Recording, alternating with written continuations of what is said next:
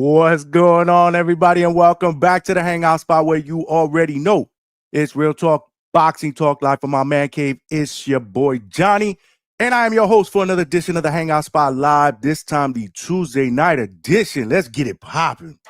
Let's get ready to rumble. Here's Johnny. And I just want to thank everybody for rocking out tonight, man. We start another week of boxing talk here at the Hangout spot late night. We are becoming the late night staple, man, for all you third shift and overnight workers. We are putting in the hours, baby. This is where it's at, man. We talk passionate boxing, we share our opinions, and we give perspectives in a safe and family laid back atmosphere. And I just want to thank everybody for rocking out on Sunday night.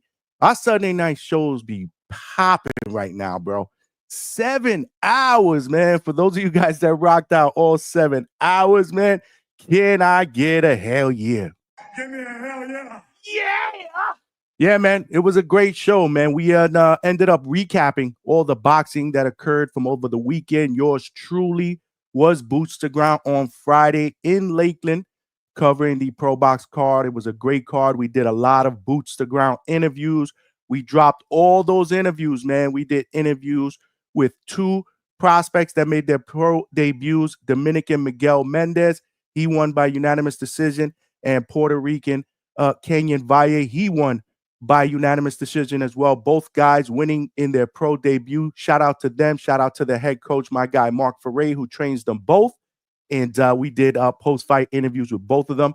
If you haven't checked it out, make sure you go to the Hangout spot on YouTube and check it out. We also did an interview with middleweight Marcus Valle, who is the older brother of Kenyan Valle, who lit up the night, man, with a first-round knockout in his return fight. He had been out of the ring for a little bit over the year after a split decision loss. And that was a great interview. We are working on trying to get him on the live show so that we can introduce him to the Hangout spot family. That interview is now available on the Hangout spot on YouTube, as well as Gary Antonio Russell, the brother of Gary Russell Jr. and the WBA 140-pound champion, Gary Antoine Russell. As you know, we did an interview with him. We did an interview with Gary Antonio after his unanimous decision win. We also did a short with Gary Antoine calling out the entire 140-pound division, all the champions, including Richardson Hitchens. All my material, man, boots to ground. Check it out at the Hangout spot. You guys know the ground rules, man. We've been popping the last few weeks, man. And it's only because you guys are tuning in and you guys are sharing the channel. You got to continue to share this channel, man. We are growing. We are the fastest growing. Me and the Hatrix, we're the fastest growing boxing channels on YouTube right now, man. Word the mother. And we continue to put in that work. Shout out to my brother Two-Tone the Superstar. And yeah, you guys know the ground rules, man. If you're watching this live on YouTube, make sure you smash that like button, man, and get this channel out. Help me get this channel out into the algorithm and homepage of other boxing fans so they know we rock out weeknights, 9 p.m. Eastern Standard Time, and our Sunday night shows, which is becoming the epic show of the week, 8 p.m. Eastern Standard Time. Not to mention, after all these fight cards, man, we go live. Right after the fight cards, we open up the phone lines and we get immediate post-fight reactions. We're also going to be doing live fight chats. We will be doing live fight chats for Terence Bud Crawford against Canelo Alvarez, which is going to be a topic of conversation today. We'll also be doing live fight chats for you know the deal, the Riyadh card that's going down November 22nd.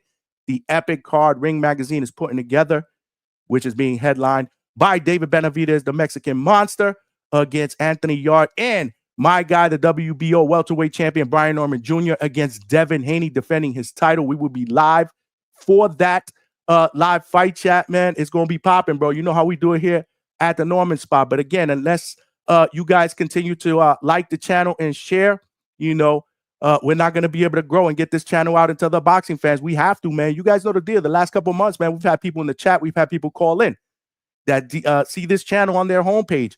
Comes up on their feed. They decide to give us a shot, and now they are family members. They are subscribed to the channel. So if you're watching this on YouTube, you know what to do.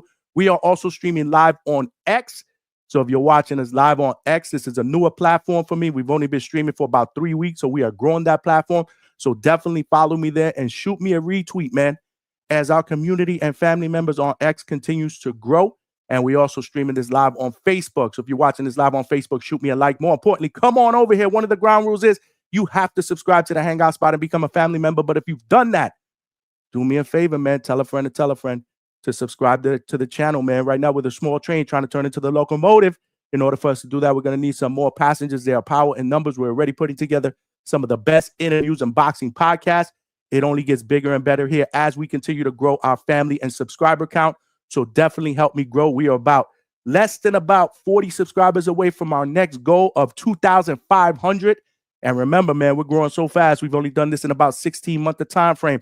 We're trying to get to 3,000 before that epic card on November 22nd. So help a brother get there, man. Like I said, tell a friend to subscribe to the channel. Last but not least, the most important ground rule is you guys must cook in the chat. Interact with each other. This is becoming one of the best chats in boxing podcasts, man. We've had coaches on here, Hector Bermudez, Coach Brian Norman Sr., everybody that usually comes on here, guests, people in the chat. They're talking hella good shit about our chat, man. They're saying that we got knowledgeable people in this chat who love to talk passionate boxing. We like to have fun. We do some trolling, but we keep it a buck in the chat. So you guys must interact in the chat. And last but not least, you know the deal. If you want to send your brother a donation, the best way to do that is via Super Chat, man. If you want to make sure you get a question, read out to the community and the family members. If you want to throw me a shout out via a super sticker or a super thank you, the best way to do that is Super Chat. I will read those Super Chats, and it provides your boy with a little bit of a donation.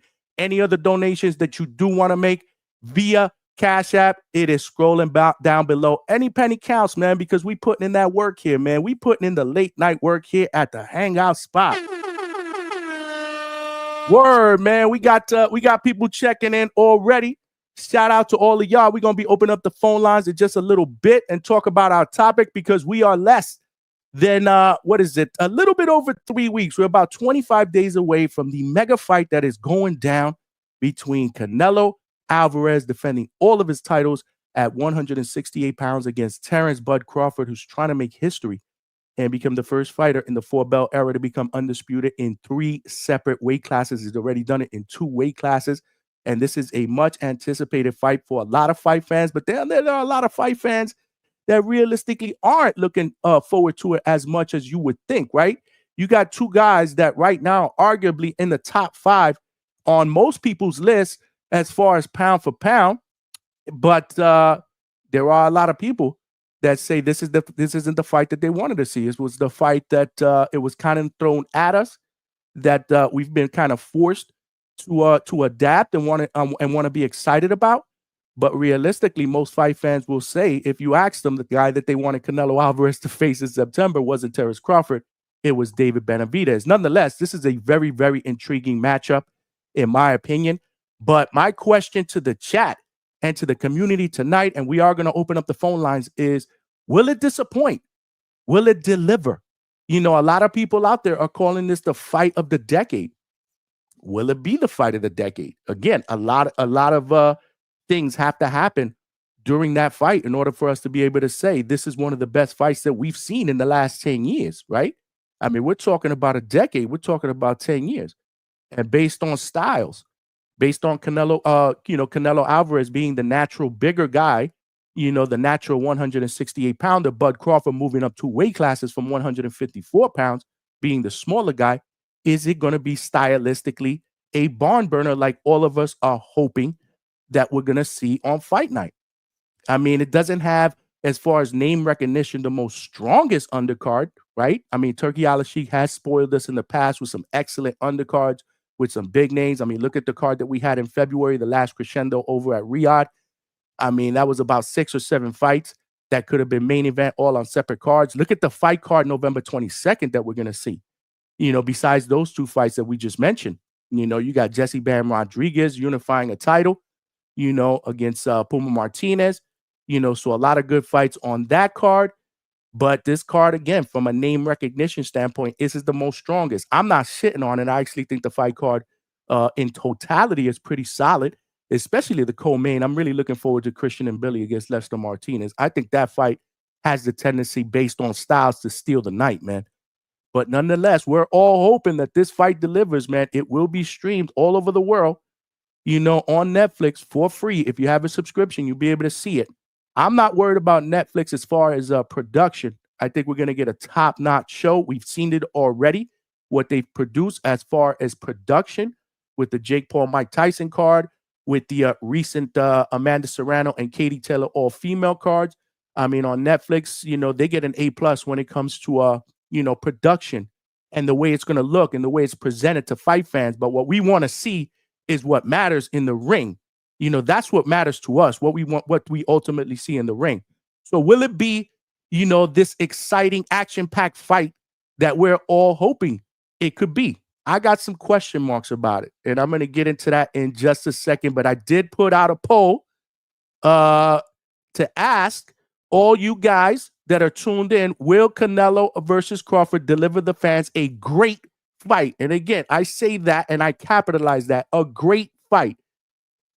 Okay, not a good fight, a great fight, because ultimately you got two great fighters.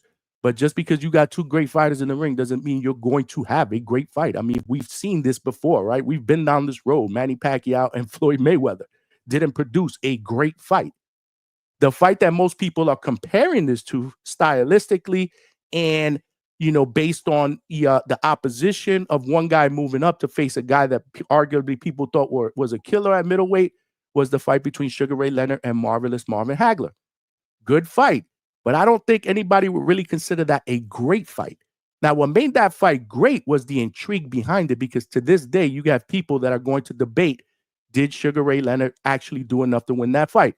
Or, as some people may say, depending on who you talk to, they feel like Marvelous Marvin Hagler was robbed, and Sugar Ray Leonard only stole 10 seconds, 15 seconds of most rounds. But Hagler did the most work, and he was the more aggressive come-forward fighter. So again, it all depends on who you ask. But that's what made that fight to me as legendary as it was. But during the fight itself, if you really watch it, it wasn't an action-packed, one of the best fights I've ever seen in boxing history. At least that's my opinion. So I wanted to ask everybody what their thoughts were. Right now, though, 73%, and we don't have a lot of voters right now. We probably only got 11 to 12 voters. So definitely get your votes in, y'all. Definitely get your votes in as you come in. Make sure you smash that like button. It is free. Text somebody, tell a friend, and subscribe to the Hangout Spot. We are growing.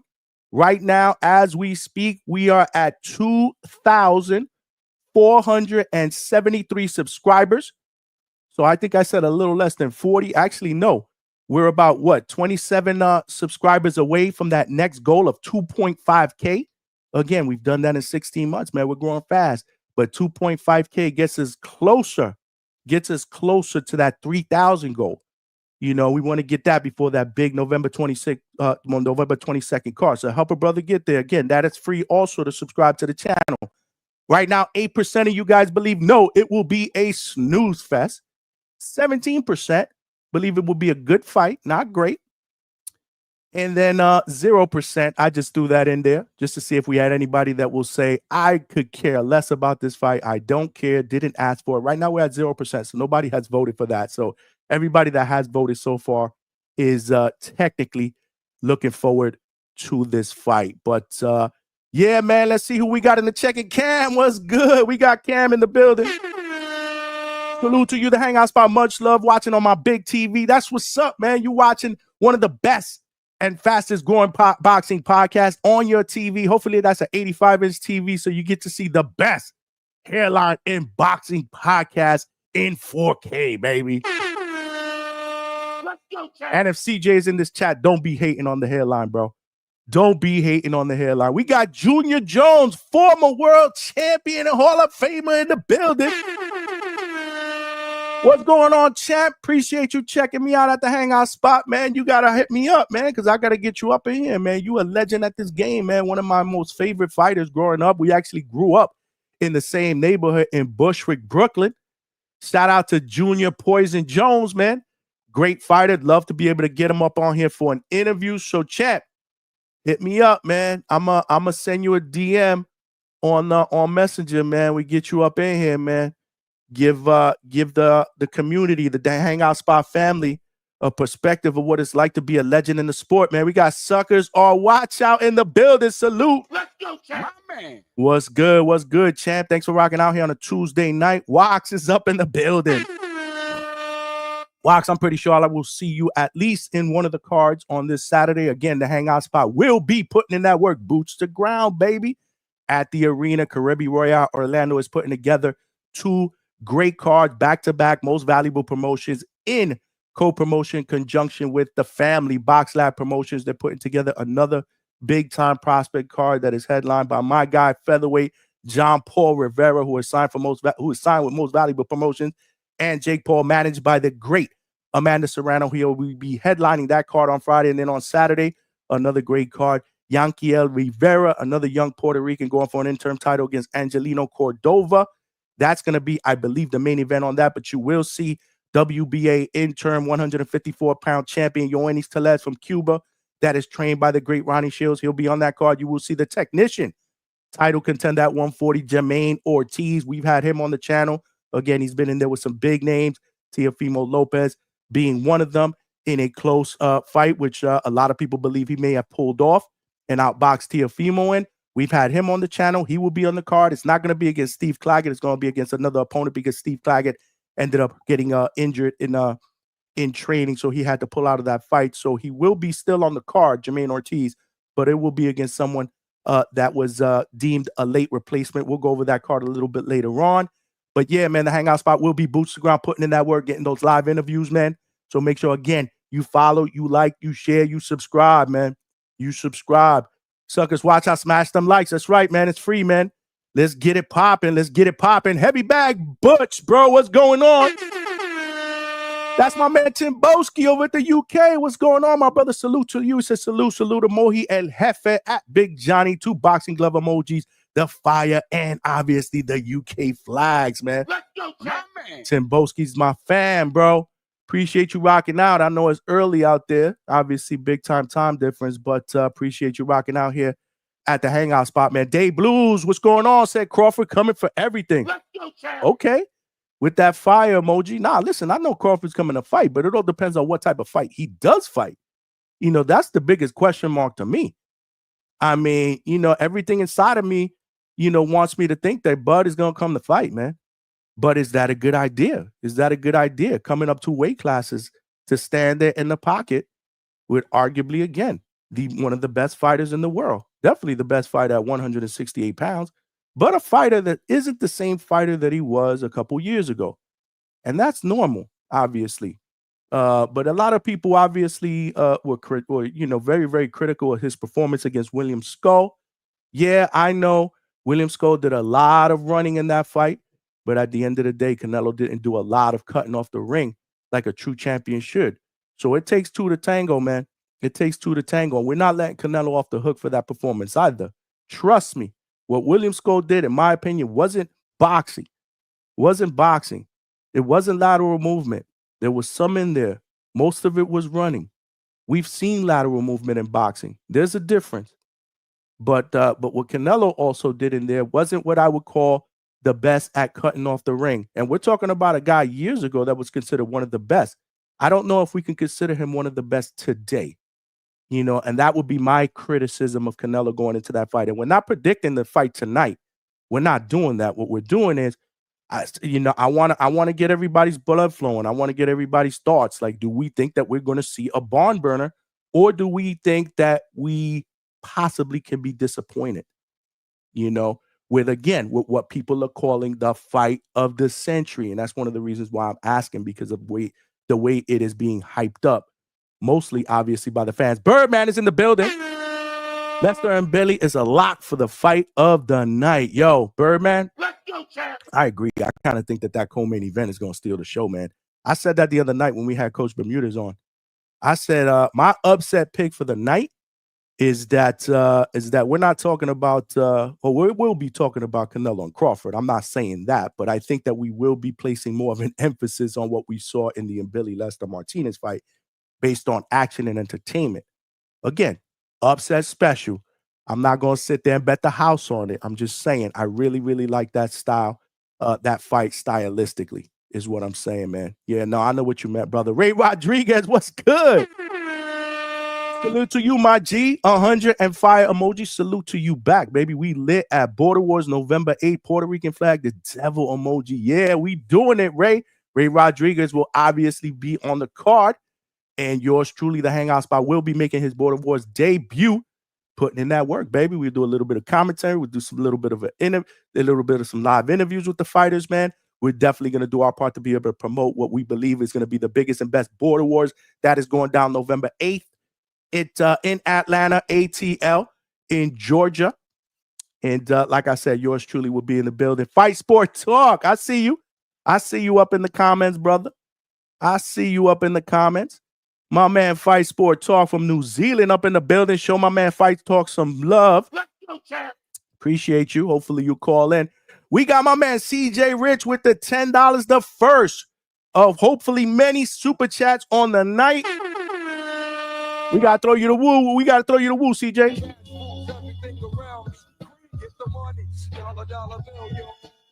Salute to you, my brother. He says, salute, homie. You got major motion right now. Keep going. Fight is fire. Unpredictable. The rack is official. Okay, so you know CJ's been looking for some sacrificial lambs to bet against. He betting, I believe, a total of 2 racks on Bud Crawford, man. Big time. He said Marco Reyes and Macau scheduled to pull up to my channel premiere Saturday the 4th, 7 p.m. Eastern Standard Time. So you got a channel that you are starting up, and and is it this Saturday you're talking about? That's what's up, man. Shout out to you, brother. Shout out to CJ, man, who occasionally jumps on here as a co-host. You know, got a YouTube channel going out. Congratulations. You know, we're gonna show support. We're gonna show support for sure. Appreciate the super chat, my brother. We got Coach Marcus Walker up in the building. Coach Walker, what's good, man? Hope all is well. Just saying, what's up, bro? Did you hear Chavez Jr. arrested for cartel ties? Oh, man. This is nasty. It smelled like a toilet full of nasty ass shit, okay? Straight crazy. That shit is a 2-pack of ass. That's crazy, bro. Arrested for cartel ties. Damn, that's crazy. Nah, I mean, that must have been today. Again, day job, pushing through, trying to get this show up and running. I did not hear that, but for some strange reason, it doesn't surprise me. That's crazy, though. That's crazy, though. Ray Rodriguez said, the only thing I'm worried about with Bud is fatigue with the weight gain. Bud by decision. Absolutely, and that's what I'm saying, man. You know, you've heard Israel Madrimov, who was his last opponent earlier this year, if I'm not mistaken, say that he believes that Bud gaining that extra weight will get him knocked out against Canelo. We got to see what type of Bud Crawford we're going to see. Again, you know, he's been bulking up, putting on the weight as he should. Obviously, he will be fighting at 168, 2 weight classes above what he's normally used to fighting. Actually, he's normally used to fighting at 147. He only had one fight at 154. But Bud is not a small guy. So I know he will carry the weight well, and I know he's been gaining that weight, trying to put that muscle on. I got to see the weigh-in, bro.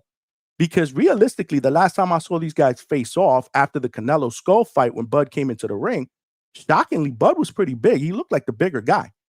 So, you know, we're going to see how physically bigger or how physically smaller. It all depends. You know, Canelo obviously is going to rehydrate from 168 probably to about 185. My guess would be close to 190. What's Bud going to come in? Is he going to come in a little bit over 168 or around the 168 limit? Or will he get up to 175, 180? And if he does, will that affect his speed? Will that affect his fatigue? There's a lot of question marks for me in this fight. And that's why I'm most interested in this fight, to be honest with you, because of the intrigue, right? We got a guy in Bud Crawford that is moving up basically for legacy, right? I mean, obviously people are going to say this is a money grab. You got some fans that are saying, well, Bud wants to cash out, you know, before he calls it a wrap. You know, he's on the, you know, the latter part of his career, pushing 38 years old or whatnot, almost 40, whatever it is. And that is true. But Bud is one of the most competitive athletes I've ever seen, whether it be boxing, baseball, basketball. The dude is competitive at everything. I mean, if I was to meet Bud and there's a ping pong table or a pool table, and I was to tell Bud, hey, yo, you know, I'm the pool master here and I'll crack your ass in pool, I guarantee you Bud's going to go and challenge me to a game of pool, and he's going to want to beat my ass because he's just that competitive. I mean, I've seen interviews. I've talked to people that know Bud. I've met Bud, you know, personally. So, you know, I don't think that this is a money grab at all. I think Bud is going to, is taking this fight because he believes that, you know, he can beat Canelo. And obviously he wants to cement his legacy as one of the best fighters in this era. Where does that put him if he does that? I mean, undisputed in 3 weight classes, beating arguably one of the best top 5 pound for pound, top 6, top 7, whatever you have him on your list, and Canelo Alvarez, the king of 168. Where does that put Bud Crawford, in the list of our era's greatest fighters? Probably up there on the top, undefeated on top of that. So I don't think it's a money grab at all, but I question, what he'll be able to bring to the table moving up 2 weight classes. That's all. To me, it's never been a skill thing. I said this all the time. It's about punch resistance.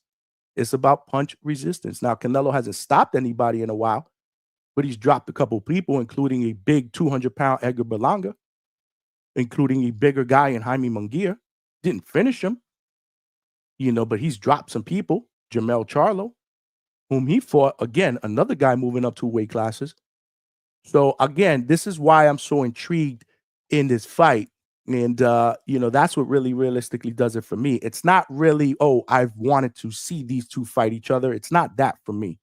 Because, again, if I had to pick a Canelo opponent, I would say David Benavidez. And people could say that ship has sailed. And I would agree with those people. I'm just saying, hypothetically, if I could play the matchmaker and, and I can rub that genie bottle and make that wish, for me, it would be David Benavidez, the Mexican monster. And I think that would be, to me, a barn burner of a fight, because I know what type of fight Benavidez is going to bring. He's going to fight on the front foot, and he's going to take the fight to Canelo. And that's what Canelo likes, right? Guys that are not hard to find. I don't know if Bud is going to fight that type of fight. You guys, again, you guys that are betting on Bud, what do you think? What do you think? I'm curious to find out what people think. In fact, we're going to open up the phone lines, man. Let's get the phone lines going, man. Let's get the phone lines going, man. Secret Dance Move, what's good? I think Blue Bud got a better hairline. Oh, this is nasty. Come on, Secret Dance Move, man. Let me tell you something. All right, I'll give you this. If he does, I'm definitely top 3 pound for pound on the hairline list. Can I get a hell yeah? Yeah! For sure. And I stand on that. And I challenge anybody in this boxing podcast game, baby. Especially at my age. You know how we doing it up, man. Secret Dance Move said the Hangout spot, the #1 Devin Haney Glazer on YouTube. That shit is a 2-pack of ass. Opposite. I like Haney though. I'm a Haney guy, but nah. This is the Norman spot here, baby. Y'all know how we do. Shout out to the champ too, Brian Norman Jr. and Brian Norman Sr. They are putting in that work already, man. I don't know if you guys are following me on IG, but make sure you follow me on IG, because I'm being tagged on shorts, clips, shit that's going down in the gym. Let's not forget the Hangout spot will be live at the gym in Atlanta at some point in September, maybe even October. We will be there, boots to ground, putting in that work. We'll be doing a live show from the gym. Remember the last time I spent the day with the champ during training before his fight with Jin Sasaki, man? We did a live, man. We put on the phone. We did a live for 2.5 hours. It was lit. This time we're going to prepare. We're going to do an even better live. Multiple days will be there. So make sure you guys are tuned in and you tell everybody that you know to subscribe to the channel, because this is where it's going down. I just put the link in the chat if you guys want to call in response to my question, which is, will this fight deliver? Because at the end of the day, that's what I question. I don't question if it's going to be an intriguing fight. I think it will be a very, today, I think it'll be an intriguing fight. I'm actually pinning the link to call in the chat. It is replacing the link for my millions.co page if you want to get a Hangout Spot t-shirt or a hoodie and support the movement. That's the link. That was the one that was pinned in there. I will be putting that link in the chat again. Make sure you check out my millions.co page. We are popping over there. We just got highlighted as one of the most fire member content creators on that platform. I think I sent it to a couple of people, and if I'm not mistaken, I think I did share it on IG. But we just got highlighted for the work that we're putting in, on our live shows, streaming cross-platform on the millions.co. So we do have a website and a page there. And on that page, we are selling Hangout Spot t-shirts and merchandise. So make sure y'all check me out there. We got different colors, different sizes, men and women's cut, reasonable prices, man. People have been asking me about them. Check me out, man. Check me out, man, and support the DHS family, man. For real, man. For real. Walk said I'll be there Friday and Saturday for MVP. That's what's up. Love it. We'll see you there. Secret Dance Move said Mill City trying to take your #1 spot, though. The guy is a hardcore Devin Haney Glazer.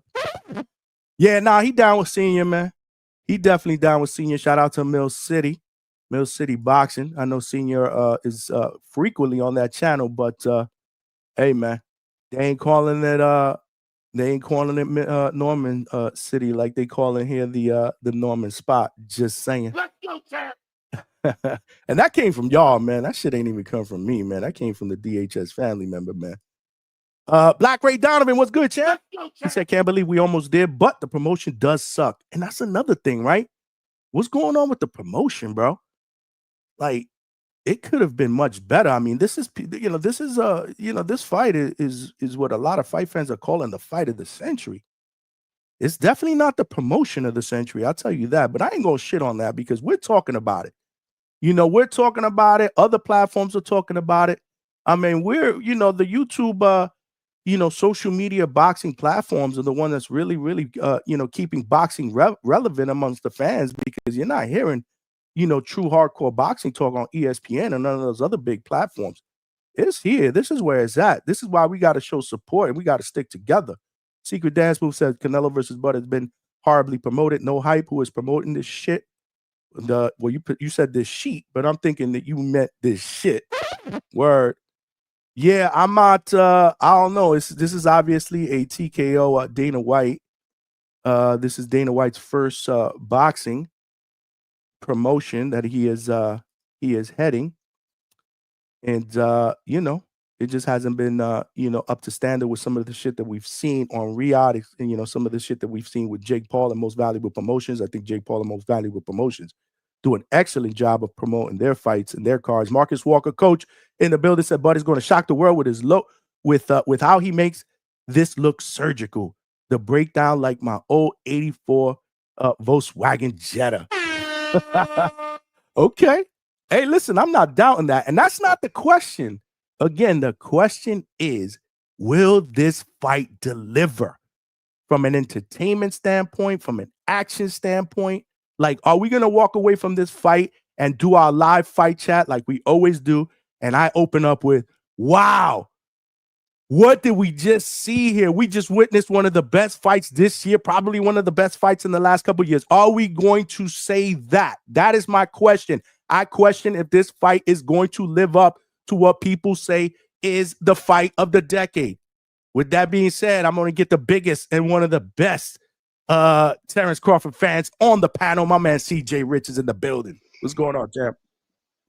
Don't do that. Let's go, champ. I appreciate the salute, but I'm not too biased. I always try to come with a balanced take, but on this one, I said it as a compliment because anybody that puts up 2 racks, you either got to be super confident or you got to be super duper of a fan of that. You believe in that person because you're a big time fan. That's just my thoughts. That's fair. And on this one, I admit I'm a Bud fan. Shout out Bud, one of the best of this generation. So am I. Absolutely. So am I. But I'm basing this on my boxing eye. You feel me? My #1 criteria, like I always say, is the eye test, and based on that, I think it's a difference in skill level. You feel me? Especially at this stage in Canelo's career. Hey, 5 years ago, you might have had it. I might have said 70-30 Canelo, but right now, with what I've seen him do lately, that's why I'm so confident in Bud. So official tissue is a rack. Both me and E-Rock sent that to Marco. So anybody say, oh, you might wiggle out of the bet. No, Marco was holding the money. I would do the same on this channel. I got another 300 out there unofficial. So I still got 700 up for grabs for anybody who's that confident. I hear y'all talking in the chat and on the panel, but nobody putting the bread up like me. So, it's CJ DiBiase, the $1 Million Man. Everybody got a price, and that's where I'm at with it. That's how I'm coming on this. But let's go. I love it. Oh, before your next point. So how many you got? You said you got $1,300 already locked in bets. How many bets? Yes. How many bets? 3. That's between 3 bets. So which one? Oh, the rack, of course, with E-Rock, and then I got another 100 and 200. Rack. Okay, E-Rock is the rack. Okay, one is 100 and one is 200. Right. Oh, and that's where I'm at with it. Another 700. Up to that's as far as I'm willing to go. I ain't about to, like you said, put the house on it, but yeah, up to another 700 is cool. Okay, so y'all in the chat, if y'all want to take up CJ, he got bills, he trying to pay on y'all time. He's got $100 bills he's willing to put up. If you guys want to bet, let us know, man. And hey, yeah, we can piece it up. No one got to do the whole 700. Let's piece it up. If y'all really that confident, I'll take 2 here, 3 there. It's whatever it is. But yeah, let's have some fun. And again, you don't got to trust me. We're gonna send that. We're both gonna cash out Johnny in advance. He's gonna take his cut, and then he'll pay out the winner, and that's it. Hey, man, let's do it, man. If you guys, anybody want to step to the plate, man, we got hella people up in here, man, and we don't have the amount of likes that matches the people we got up in here, man. Let's go, y'all. It's free, man. Help a brother grow this channel, man. We got hella people up in here. We got G-Von up in here. He said the fight needs no promotion. There's only 1,300 tickets left out of 60K. This about to be a movie, y'all. Y'all never support anyway, man. Y'all always complaining. I mean, listen, I'm just saying from a promotional standpoint, it hasn't been the most strongest, but G-Von's right. I'm not doubting that it's gonna sell, as far as the gate. But for some of us or people out there that aren't as excited about it, a little bit more promotion never hurts. Stuntman Griffin, our biggest and best prospect up in here. Ebenezer Stuntman Griffin, Johnny was good. Appreciate you rocking out here. But y'all, guys, CJ, what you think, man? Tell me, break it down. Okay. Like I said, I don't know, man. Is this fight going to live up to the hype? Will it deliver? Will it disappoint? You talk to me, brother. Yes, sticking to the topic. Y'all know my pick, but we getting way ahead of ourselves. We still got almost 4 weeks, so we got to put this in the crock pot. It's got to be a slow cook. So let me start it with this. As far as living up to the hype, I do think it's going to be exciting, only because Bud, unlike the popular narrative, I'm not saying all, but some Canelo fans say Bud is going to run. He's going to be like Charlo. You seen what happened last time a 155 or 154 rather fighter moved up to fight Canelo. He ran all around the ring. Bud does not have that in his heart. Y'all know it. I think people are a little bit timid about that. They're nervous. They project him because they know that Bud is coming to fight. I'm not saying rock'em sock'em robots. I'm saying box smartly, be in the pocket, land significant shots, combinations, be out, use that footwork, use those angles. That's where I'm at with it. So I'm fair. I'm not being biased. If any Canelo fan comes with a good take like, oh, he's just going to wear him down over the rounds, I'm going to say, cool, that's your opinion. But that's how I see it playing out. But, as far as the main topic, yes, I think it will live up to the hype for that reason, because Bud will engage. You got it. Okay. And listen, that's what I'm hoping, because the competitor in Bud, I don't think will allow him to or push him to move around the ring. I don't know if that's the smartest game plan, to stand there and fight this guy. But if there's anybody that is capable of going out there and doing it. No, he's got the feet. You've seen him out there trail running in the Himalayas. I'm training for my own marathon, so I know what that's about. Training that elevation, baby, getting it in. So he's putting on the weight. I say that to say putting on the weight over an extended period of time in a very healthy way, and maintaining his speed and agility, because you see what he's doing in the workouts.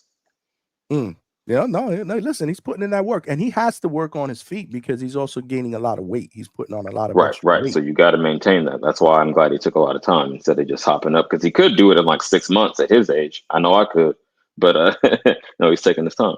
Okay. Look at G-Von said Canelo about to do Bud like Khan. Oh shit, what you think about that, bro? That's OD. Like I like to say, he's putting too much sauce on it. You could say I think Canelo's going to win, but that's too much sauce. You're ruining the dish.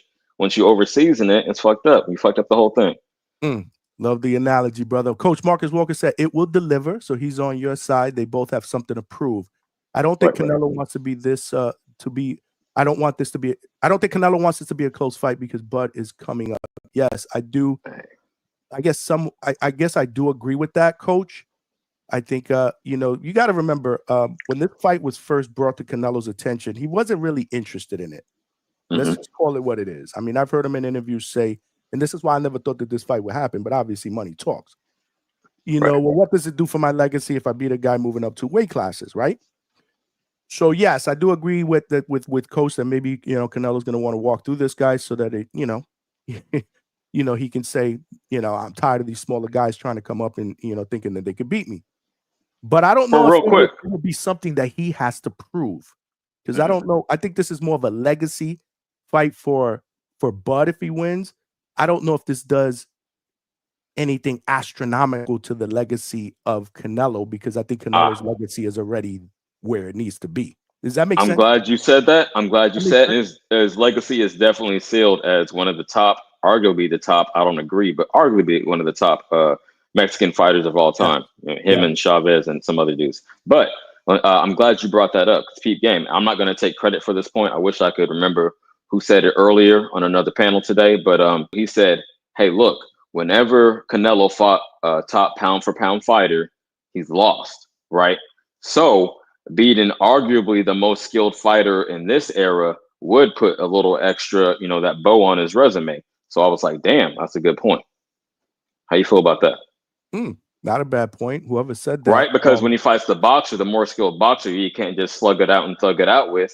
He tends to come up on the losing end, but you can't argue that the skills aren't there with Bud.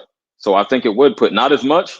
It would do more for Bud, granted, because of the weight jump up, but it would still do something in my eyes for Canelo. So I'm fair like that. I'm not going to say, oh, no, Canelo gets no credit because Bud was smaller. No, if he wins, I'm going to give him full credit, just not as much. The only difference is the weight jump up. So I'll give him props for it. That's real. So that's good. Shout out to you, CJ, because, I want to hear more Bud fans or guys that are rooting for Bud say that they will give Canelo credit. Hell yeah. If he got to be wins. fair. I think that there's a lot of Bud fans that won't give him the credit because they'll say he was the bigger guy. Or that's bullshit. Right. I'm gonna let FST cook real quick, Fight Sports Talk, but I want to wrap it up with this. Just like the pre-built excuse is what I'm going with, saying Crawford is on PEDs or all this bullshit ahead of time just in case your favorite fighter loses. You have an excuse. No, fuck that. We're going straight up. You know what I mean? If something is revealed after, then we can acknowledge that, like a test, an actual test, or some bullshit. But no, going in, no excuses. You're gonna see who the better man is. That's where I'm at with it. I agree, bro. We dismissing that whole PED shit over here at the Hangout spot, bro. Until proven guilty, we're not bringing that up. We're not like, oh shit, Bud's looking a lot better. He's got to be on some snack shit. Nah, bro. It is narrative. For people to work hard, right, and gain that weight and do it, or gain muscle and do it the right way. So I'm giving my brother and everybody, in the boxing community. I don't think you've ever heard me accuse any fighter that I believe, has gotten bigger in a short time frame of doing steroids. I don't think I've ever done that. I don't think I'll ever do that. It's got to be something astronomical. Now, if we got my man Sean King James in the building, that's another thing, right? Because my brother's like a bodybuilder. I'm joking, Sean. Okay. Appreciate you. He got Canelo.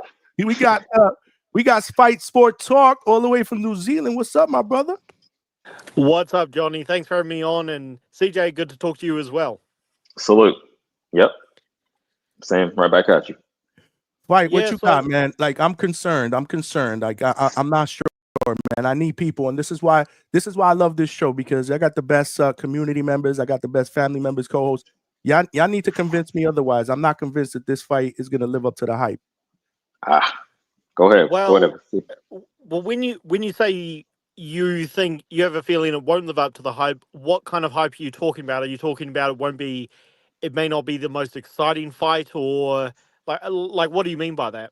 So when you have people, and there's numerous people, and I know you've heard of CJ, that are calling this the fight of the century, I'm looking at this as a barn burner, a fight that is exciting. It's intriguing, it's action packed, it's skillful. Like, I'm talking about like a fight that we would say this is definitely fight of the year candidate. That's what I'm looking for. I don't know if stylistically this will be a fight of the year candidate. So maybe, in the long story short, fight of the year candidate. Right. Well, okay. I really hope I don't sound too negative here. I'm not anticipating a fight of the year candidate, mainly because they're both coming. The thing is, they are both coming off two very cautious wins. So I can't lie to my subscribers and say, I think it's going to be a fight of the year candidate. But then again, I'm not. When this fight was first talked about, I didn't say it had to be a fight of the year candidate. What it is going to be, and this is where I feel it's going to live up to my hype. It's going to be a very high level tactical fight. And, as fight fans, we, that's what we look for as well as excitement. So Mhm. I think therefore it's going to live up to this kind of hype that I expect it to be, which is, high level. Canelo, he's definitely going to be pushed in this fight more than I feel any fight since the Bivol fight, because Triple G, it turns out, was washed and just went into get paid pretty much. All of the other guys he's fought since, including especially Charlo, just didn't have the skills, or they just didn't try to, take advantage of Canelo's, defense and, try and outbox him. They just went in there to survive pretty much. Whereas Crawford, I feel, is really going to put it on him, and Canelo is going to be under pressure in that fight. So I think he will have to fight a lot more than he has lately. And, Crawford is not an easy guy to do that against. I've said it from the very start this fight's been announced, and, CJ, we've talked about this.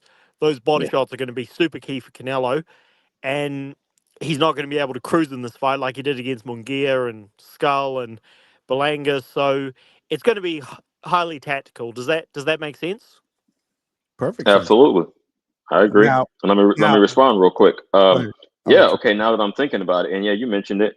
Like I said that Crawford's like his boxing IQ, to sum it up, like, in between all the footwork and the angles and getting in and out of the pocket, I'll sum it up as boxing IQ, being able to manage the fight. That and Canelo being able to land a body shot, one of those hooks, those are like the two X factors in my eyes. If even one of those happen, it'll be an interesting fight. If neither of those happen, then it will be the snooze fest. But I just can't see that. Because that's both their specialties. That's both their bread and butter. You feel me? They're going to go to that at some point. So let me respond real quick. Hey, I have no problem with a tactical fight. Remember, I'm the guy that I don't crap on Shakur performances. I think they're masterful. I enjoy the sweet science. I don't know if my expectations of this fight is going to be. I'm looking for a tactical fight, though. I'm looking for a fight. You want a brawl to break out. See, I see somewhere in the middle. I don't know about a brawl, but I definitely want, with Bud's competitive edge and the fact that Canelo is really, really good and skillful in the pocket at fighting in the inside. I want to see that. I want to see that at least in spurts in this We fight. will in spots. Exactly. You said it. That's the key term, in spots. Yeah. But I want to see it in more spots than normal. Like, I don't want to see it like 3 or 4. I want to see it pretty often in this fight. You feel me? I feel, especially as we go on in the fight, especially we start to cook, because Bud will, as the cliche goes, download. I kind of hate that term, but he's going to gather the information, see what Canelo's approach is, and then as the fight wears on and Canelo gets more fatigued, because we forget his conditioning isn't always up to par, then I think we'll see more engagement, more in the pocket from Crawford, because he's like, okay, he's slowing down.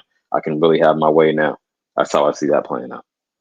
Now, before I let you go back, fight talk, one thing I want to throw out both of you guys is, who do you think is the better defensive fighter out of both those guys? Well, hey, I'm gonna let him cook. I got my response, but I've been kind of dominating. So go ahead. Well, Fight. I think I think Canelo's the better defensive fighter because, and this, obviously everybody listening would have seen this clip of him versus Danny Jacobs, which I know was a long time ago, but there was a time when Jacobs was letting loose, and Jacobs, as we all knew, was a fierce. He was a fierce boxer when he let his hands go, and Canelo dodges. I know this is a cliche, but this case is actually true. He was literally dodging like an agent from the Matrix. So I think Canelo's defense overall is better. Now Canelo's defense, that being said, he's gotten older and he's been fighting as a professional much longer than Crawford.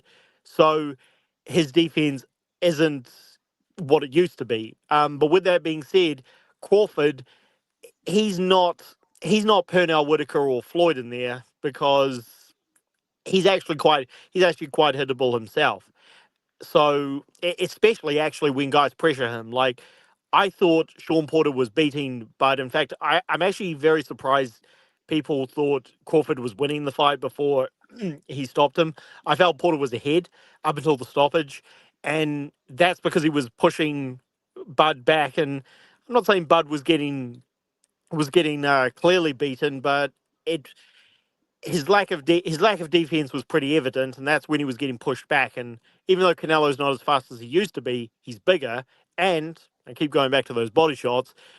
Every fighter knows when you get hit down there, it slows you down. So I hope that answers your question, Johnny. Go ahead, CJ. I got it. All right. Thank you for passing the mic. Orderly. Let me speak on this. So went over that stat the other day. I think you were up there, FST, on Marco's panel when he said that Crawford gets hit with an average of 7 shots a round and Canelo 11. So going just based on the data, and y'all know me, I'm the electrical engineer, I'm the mathematician. I'm gonna go based on the data over the eye test only in this case, because they have so much work over so many rounds. We have to watch over 100 fights to see all they work. So I'm gonna look at the data at the average. And before somebody in the chat says, "Oh, well, Canelo has fought more fights," that's not how an average works. It just goes round by round. Like if you get hit 20 times in one round, and another dude has 40 fights and only gets hit 10 times around, he'll still have the lower average. So that's not how that works. On average, Crawford gets hit less. But I will say this. The reason I think the perception is that Canelo may have the better defense is only because of the chin, because it affects him less significantly. So again, being fair, I will acknowledge that. So you might think, oh, well, I've seen Crawford get rocked more. Hey, fair enough. But in terms of just getting hit, being elusive, I got to give that to Crawford. So that's good. I think both of you guys brought great, valid points. Shout out to Roger that who said Canelo's head movement is something else. I do agree. It used to be. It used to be. Well, I don't we're know talking about the fight right now. We're not going to talk. Not talking about prime for prime. We're talking about right now. I gotta say that I think that if there's anything that has diminished more than anything else in Canelo's game, I think it's been his feet, not so much head. Now, the one thing that I will throw back at you, and this is just to give you a different perspective, CJ, I'm not disagreeing. That's not how we do here. Right. Is your point about Bud getting hit less. I also think that you also have to take the style of both of their fighting styles into consideration as well. Of course. Canelo is much more of a pocket fighter, which means he will get hit more than Bud is. Now, this is what I didn't say early that I should have said that I didn't say. This is why I'm a little apprehensive about this fight being exciting or fight of the year candidate, because we're talking about two of the best counter punchers in boxing. Okay. So somebody's gonna have to lead off the front foot, and I think that will be Canelo moving forward. I think Bud is a great back foot fighter as well. So that can negate what I'm saying as far as making it not that of an intriguing fight based on two guys being counterpunchers. But the only thing that I ask, and this is what I ask everybody, and whoever calls in, I'll ask them the same thing. We got another call in the back. We'll get you in here in just a second.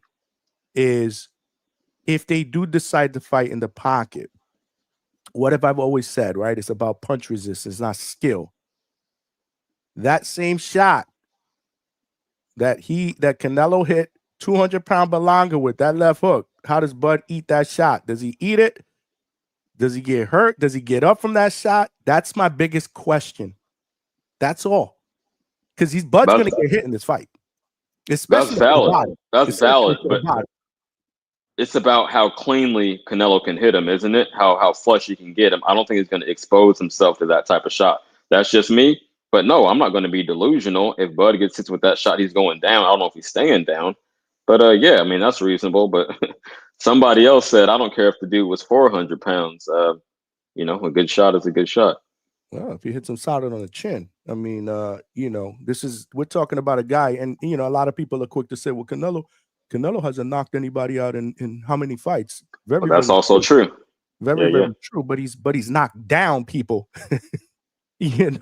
in recent fights, which means the ability to be able to land a clean shot and hurt somebody for a moment to put them down on their ass. It's there. It's there, and no one's doubting the power or his ability to deliver punches with great placement. But will he be able to see his target? You can't hit what you can't see, like three blind mice. You feel me? Yep. If he's in and out of there. Yep. Yeah, Good yeah. back and forth. Let's get somebody else. Let's get another caller in here, man. Solid as T. What's good, brother? Hey, what's going on? How you doing? I'm doing well, man. You're live, bro. What's up? Yeah, so was Canelo and Crawford topic? Yeah, so my question, the topic is we're not necessarily doing predictions. I think it's too early for that, but there are a lot of people out there. I'm watching some of these other social media platforms, fans, they're calling this the fight of the decade. And to me, that carries lofty expectations. So I'm breaking it down. I'm looking at these guys. I'm taking all these things into consideration. And my question, and this is why I wanted to open up to the best boxing family on YouTube, the Hangout Spot family, is will this fight deliver mega fight status? Like, or everybody is saying that it's a mega fight. Will it deliver on paper? Or will it deliver in the ring? And why? I believe it will. I believe it will. Why or why not? I think why. Well, these are the last two great fighters from the last generation. They both on their way out, and I think that plays a role in it. And then they're two great fighters. Yeah, the weight thing is kind of weird, but the fight is on, so it is what it is. Then also, this is controversial, but it's a black versus Mexican fight, and this is a historic. It's a historic. For real. It's a historic. I got a caller named Malcolm. I didn't mean to cut you off. I just got to tell you this. What's good? I got a caller named Malcolm that specifically called in, and the chat went crazy after that. I'm rooting for Bud because he's black. Oh, for real. At least he was being honest. But yeah, go ahead and cook. It's a historic black versus Mexican fight. You got a historical black fighter and a historical Mexican fighter. So that alone is gonna have the promotion kind of shit, to be honest with you, but I'm telling you, come fight week, it's going to jump off. So I think it will live up to the hype. Two great fighters, one's black, one Mexican. You know, people gonna ride for who they ride for. So I think it will live up to the hype. Well, that's just speaking on the hype. But what about what you perceive? Like, how do you see it going down in the ring stylistically? Well, that's what I'm trying to tell you. Why do you think it's going to be a great fight? You can't just tell me because you got a black fighter and a Mexican fighter that are, why? I need to know why this fight will deliver. I think it's going to be, I think people are really curious to see how Crawford's going to deal with that pressure and those power shots. Canelo's a powerful dude, and he start pressuring. What if Canelo fights like how he fought Billy Joe Saunders? I ain't gonna lie, I'm rooting for Crawford, but if that happens, Crawford gonna take an L. And I think people are machine for that, homie. You need a time machine. Hey, if he can pull that off, like I said, I know Canelo is getting older, but he's still great. If that happens, Crawford gonna I think he might go to sleep. And I think people are just excited to see that. Like, how's he gonna deal with this pressure? How's he gonna deal with this power? Canelo punch hard as hell. He's gonna be constantly walking you down. I don't think Crawford's gonna be able to hurt him, so he's gonna have to hit and move. If he stands and try to trade in the pocket with Canelo, I'm not confident. But then again, that's what makes this fight so interesting. What if he is able to deal with that shit and just fight through that shit? You see what I'm saying? So, and I think people are looking at it like that. Crazy. So that would even a lot of factors. A lot of factors into that shit. Somebody got a lot of background noise. I think that was Saul. He just muted up. Yeah, it might be where he's at. My bad. No, you're good. You're good. Before you comment, CJ, just want to give my little cousin a shout out, Peter Voodoo Latori, man, who is 4-0 with 4 knockouts. He's a welterweight prospect. He's in the chat, and he agrees with both of you guys because I think Solid is picking Bud. He's got Bud beating Canelo with the salute emoji. Champ, appreciate you, love you. He's got a fight coming up soon. I believe it's next week. And after that, we're going to get him on the live show so that we can further introduce him to the Hangout Spot family. So shout out to my little cousin. CJ, go ahead, man. All right, cool. Couple quick things. Solidus, I agree with your take once you got into the technical shit. Yeah, I mean, it would be a big question if hypothetically Canelo is able to land flush to the body. Yeah, that could be a huge problem, man. That's a red flag. But no, I don't see it, man. I think Crawford will preserve his speed and agility, his foot speed, and be able to work them angles in and out, like I said before. But hey, real quick, if you don't mind, I know it's your channel, homie, but not to self-promote, but I mentioned it in the super chat earlier. Yeah, I'm going live for the first time for anyone who doesn't know. Saturday at 4 p.m. Pacific, 7 p.m. Eastern. I should have Marco, Mikhail, and Reyes. Reyes Boxing, if you've seen him on here up there. So I would appreciate anyone subscribing and coming over to Pete. Let's see how it goes, man. I'm excited. Absolutely. Make That's sure what's y'all up. I'll show check it out. love. Make sure y'all show. That's how we do here, man. That's how we do. We show each other love, man. We all family, bro. We all family. I heard somebody saying like, that. does Canelo got great defense? He has great defense. He has great head movement. You don't see him get hit like that. You got to be like a real technical fighter to hit Canelo, like somebody like Bivol. I think Crawford is technical enough to hit him with clean shots. The only thing is, can you get in pause to do it? Because how powerful Canelo is. Because I'm telling you, trading with Canelo in the pocket, if he can't deal with that, it's going to be a wrap. But if he can do like what Bivol did, I mean, that's saying a lot because they're two different fighters. But if he can do that, he can beat this guy. It's going to come down to, can he deal with the power and the weight difference? That's what it's going to come down to. Because I think when it comes to skill level, I think Crawford is better. I think everybody knows that. Even Canelo fans, he's more skilled than Canelo. Canelo's up there, but Crawford's a little bit more skilled. But it's going to come down to power. But Canelo does have great defense, though. Like, he does move his head. He don't get hit. You can't be any old fighter and hit Canelo. Nah, you got to be really, really, really, really skilled to hit that dude. Because if you look at his career, those are the only dudes that have been able to hit him for real. Guys like that. I agree. Oh, to rewind the clock a little bit, I know a dude hopped off the panel, FST, Fight Sports Talk. Salute to you. We have good conversations, but you said that Triple G was already past it in that first fight. I disagree with that, champ. I thought he took it. So I just wanted to add that real quick. I see. What did he say? He said Triple G was already past it when Canelo fought him. He was trying to discredit that win. I think what he was trying to say, I thought Triple G won that fight too, but I think what he was trying to say was Triple G was like 35, 36 in that fight. So he was, age-wise, he was past it. I think that's what he meant. But I thought Triple G won as well, the first one. Okay, that's fair. Yeah, so I think that's what he was saying. I agree. That was a very, very close fight. One thing I want to throw in there, you guys mentioned the Bivol fight.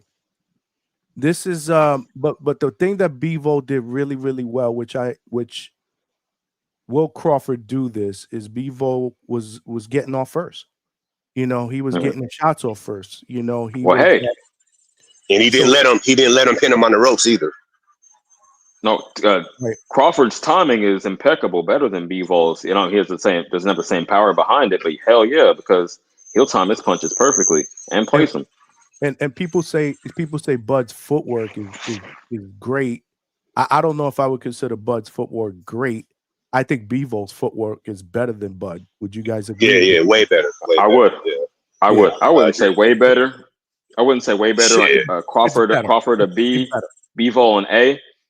It's just a different style. Okay. That's fair. Bivol is more like stalking and make sure you get that foot on the outside, but Bud is more dynamic, so it's not like it's not crazy. Bivol is bouncy, right? He can fight on his toes. He's in and out. Well, somebody disagreed with me, but I think Bivol has better footwork than Bud. But again, this is what I'm talking about, right? These are all things that I believe Bud should have an advantage over Canelo on fight night, but we're talking about a guy who's putting on extra added weight. So I'm really, really curious to see the weigh-in and, more importantly, the movement in the first couple of rounds, because in the first couple of rounds, they're going to fit each other out. Let me pause it right there, champ. Like, what specifically do you want to see from the weigh-in? Because it's not like Crawford's going to come in with the gut like he put on the weight in a bullshit manner. Again, I said it before Saul just hopped up, but I'm going to reiterate. He's out there, doing trail running, hiking, running on mountains. So I don't think he's going to be out of shape or unconditioned at all. So what are you looking to see in the weigh-in, champ? Maybe that was wrong, right? Maybe I shouldn't have said that. Maybe I should have kept wait to see the weigh-in as far as size difference, right? Okay. Because I want to see how he carries that muscle, like how muscular he looks at 168. You think he might be too swole, like that'll slow him down? That's what I'm trying to say. I don't know, and that's what I'm thinking, right? Sure. You know what I'm saying? See, it's another interesting thing about the fight. People want to see how that plays out, as well as can he deal with the power. So now I'm gonna go full circle here, right? With what you guys have been saying, especially Solidus, right? It falls into line on what I was thinking about this fight. It's intriguing, right? There's a lot of intriguing. This is why it makes this fight desirable to watch. But it still haven't gotten to the point. Y'all haven't gotten me to the point where I gotta be excited because this is gonna be a great fight. Oh, hold on, maybe I thought I landed it off top. Y'all, we got to put the pressure on my. We got the best callers, we got the best chat. Come on. Let me get Solidus' response to this because you spoke on it, Johnny. But I think this put it over the top. Bud has the mindset and the style where we never seen him run. He will engage. He wants to go out on his shield. I think he'd rather get knocked out than be a bitch about it. That's where I'm at with it. So I think by inherently it's going to be intriguing. Even if Canelo, I don't see this coming. Got a rack on it, a rack plus up to 2. But even if Canelo goes in there, he's a dumbass and just hops in the pocket. Canelo cleans his clock. They're gonna be say, "Oh, that was such an impressive performance." I don't see how it could be boring. That's where I'm at with it.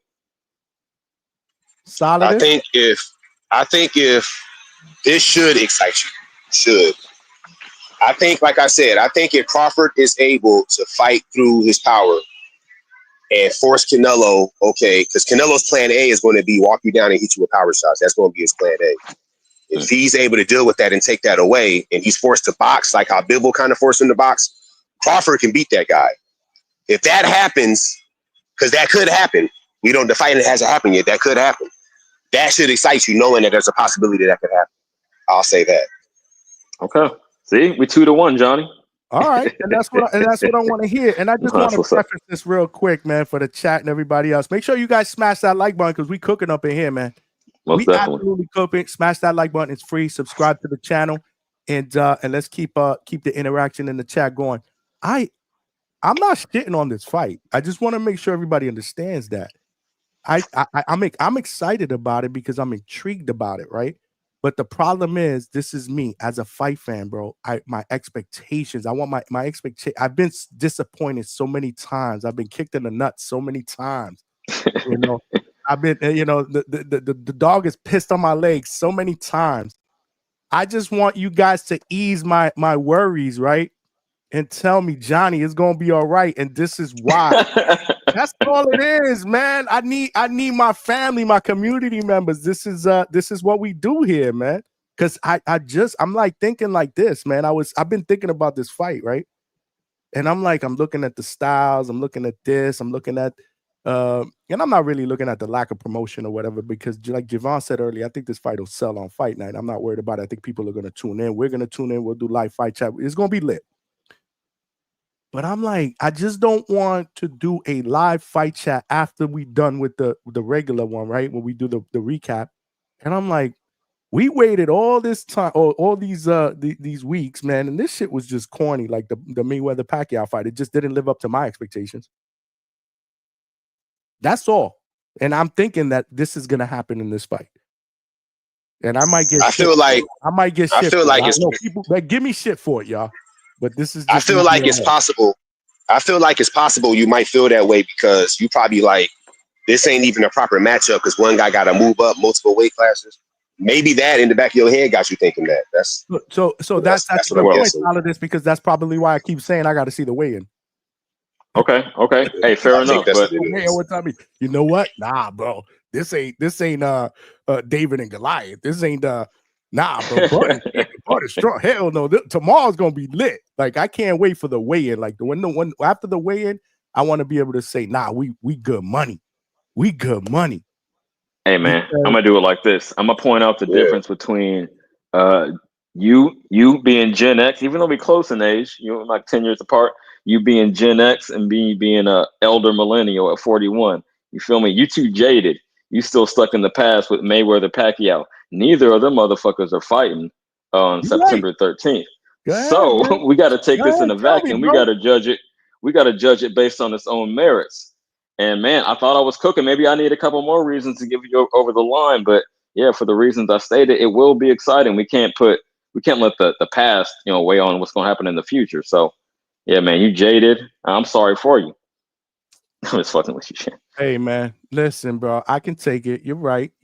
But this is what boxing has done to me because I love this sport. I love this sport more than anything, man. And I just feel hate that. I just hate when it kicks me in the nuts, man. Johnny You said, know? "If the last chick burned me, I'm not going in, without protection no more." I feel you. I feel it. Phone lines are open, y'all. We need more people to call in, man. Either you're on my again, I don't want this to seem like I'm shitting on the fight because I'm not. I'm excited about it. I just want reasons to believe that this fight is going to live up to the hype. Because my thing is when you call in a fight, the fight of the decade, that shit better live up to the hype. Because I don't. I'm see gonna say this real quick. Your bald Bulgarian homie is on the same side as you. He sees a counterpunch fest. Yeah, he is. I didn't even know. Mm-hmm. I didn't even know that. And I'm not even thinking I was thinking based on styles, it could be that, but man, the fight fan and the Bud fan inside of me feels like, nah, man, Bud's coming to fight. Coming to fight. This is why I need to get Bernie the Boxer on. Where's Bernie the Boxer on, man? Bud's boy, man. We had him on couple. When did we have Bernie the Boxer on? And I was like, Bernie. Nah, this was a while ago. This is probably like a month and a half, 2 months ago. This is a while ago. And I was like, Bernie, you got to convince me. And I walked away from that interview and I was like, you know what? Bernie's probably right. And then all of a sudden that shit wore away. Bernie, if you listen, I got to shoot him a text. We got to get Bernie the Boxer back. No, that's the definition of recency bias. Whatever you heard the most recently, you like, oh no, I could see that too. I feel you. We all susceptible to shout it. out. Hey, shout out to CJ, Johnny. Appreciate you letting me come back on the panel. I gotta run. Brother. You know, you better keep calling. Oh yeah. Oh yeah, I'm definitely gonna be calling back in. I'm gonna hit you on the next show. Appreciate y'all. Yep. Sure. Solid as T in the building. Shout out to all of y'all in the chat. Your chat's cooking right now, man. Chat's cooking. But your boy Alberto don't want to call it. He said until you get off. That's nasty work. Y'all got yo, champ. He pulled the same thing on Marco's channel earlier. Yo, I was really trying to go the whole night without even mentioning it. I've been talking strictly X's and O's, strictly boxing. But man, if you want to hear what happened, I'm gonna fill you in. But it's a reason to beat this back up. The 2-minute version though. Yeah, the cliff notes. It won't even take that long. Okay, so you know how he been saying for a while. If anyone sends in $200, he would cam up, right? Mm-hmm. Basically, I did that. I called his bluff on Marco's channel a couple days ago over the weekend. Called his bluff. He said he was going to do it, and then he dropped off the panel, and now he hates me for that. For asking him to stand on principle on man shit and to back up his word. That's why he hates me. So, I mean, I understand if you're insecure like that, it's going to be a problem when a real man pulls up and says, hey, back up your word. And $200? Let's peep game, Johnny. Okay, I'm gonna wrap it up with this. You said 2 minutes. It's ridiculous. I would even have to offer that shit. It's ridiculous that I would even put up $200 to see. I don't give a fuck what you look like. I just want to see if you back up your word, and you didn't. And now there's not coming back from that. Now you're not gonna hop on any more panels. You're gonna tuck tail and hop out of the chats eventually. And that's where I'm at with it. I tried not to do it, homie, but you was just bullshitting too much. So I called your bluff. If you got a rebuttal, pop out. I'm not gonna cuss you out. I'm gonna talk just like I'm talking to you right now with straight facts and keep it respectful. But I'm not even gonna call you a B. But you know what it is, champ. But I gotta be honest, that's not really that bad. I thought you were gonna say something about like you guys I'm just simmering. Said something racial to each other. Like I believe the first time it was something. I don't do it like that. It was deeper than that. I don't want to get into the source of the beef. You don't have to get into it. It wasn't nothing racial. It wasn't me disagreeing about a boxing opinion. It was personal. So, hey, you want to make it personal? I'm gonna take it to the highest level. You see my name, CJ Rich, the $1 Million Man. So that's not really that bad. You guys can come back from that. Like I thought it was some crazy. He's scared to even pop out now. He's always asking for permission. I don't want to come up there when he's up there. Why not? I mean, we're just talking boxing. If you keep it boxing, I'll keep it boxing. If you want to get into some other shit, I'm gonna take it there. Y'all know I'm halfway from the hood, half from the suburbs. So I'm down for whatever. I could out debate you, or I could turn into some other shit. It's whatever, man. I just told him to jump on. He said he wants to wait till you split. I don't know, man. Attorney Hey, I'm for that, I'm gonna stay up here all night. He said you splitting the Marco's channel because your loyalty is over there. Hey, I rock with both of y'all. I mean, I'm gonna be real. I only heard of you because I had stopped watching TBV, so I got acquainted with you through Marco. So yeah, I rock out over there slightly more, but I rock with both of y'all, dropping super chats, hopping on the panel. You feel me? So it's all good. It's all up, brother. Attorney Bailey wanted me to read this. He said anything possible, but with a B-U-T in capital letters. Spence and Porter, not runners, coming at you, boxer, puncher style, both stopped by Crawford. Canelo like Spence and Porter. So fight shall be exciting. Okay, you see, this is what I'm talking about. I like that, Bailey.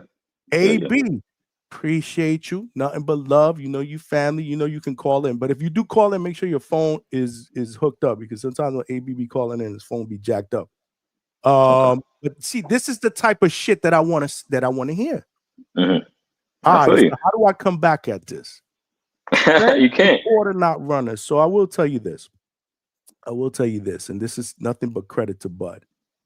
Bud is very, to me, Bud is comparable to Tom Brady, right? It's hard to bet against this guy. I picked against him one time, and that was the Spence fight, and I got burnt. Mm-hmm. And why? Because I thought Spence was the stronger guy, the naturally bigger guy. Again, I'm not getting into my prediction yet. That's coming. So this is not CJ. You see me? You see me dodging bullets here, right? Matrix. So this is good. This is good coming at you. But again, we're talking about Canelo, bro. Okay. Canelo, hey, to be fair, different, bro. Devil's advocate. No, Canelo does have a superior chin to either of them. I would say that in a vacuum, but nobody's hurt this dude. Champ. The last time he was hurt, he was 19 years old. Go ahead, brother. I'm sorry. Neither of them had been stopped either before Bud did it. Unprecedented shit. Right? Right. Well, again, at a lower weight class. I'm weighing everything out. You feel me? But neither of them been stopped. But I don't know. The only thing that I think that's capped when people, because I get people that comment on old shows, they DM me. I'm getting a lot of comments and DMs and stuff, which is good, man. It's a testament. We're growing, man. Appreciate all of y'all. Smash that like button, by the way. Let's continue to grow and subscribe and get more subscribers.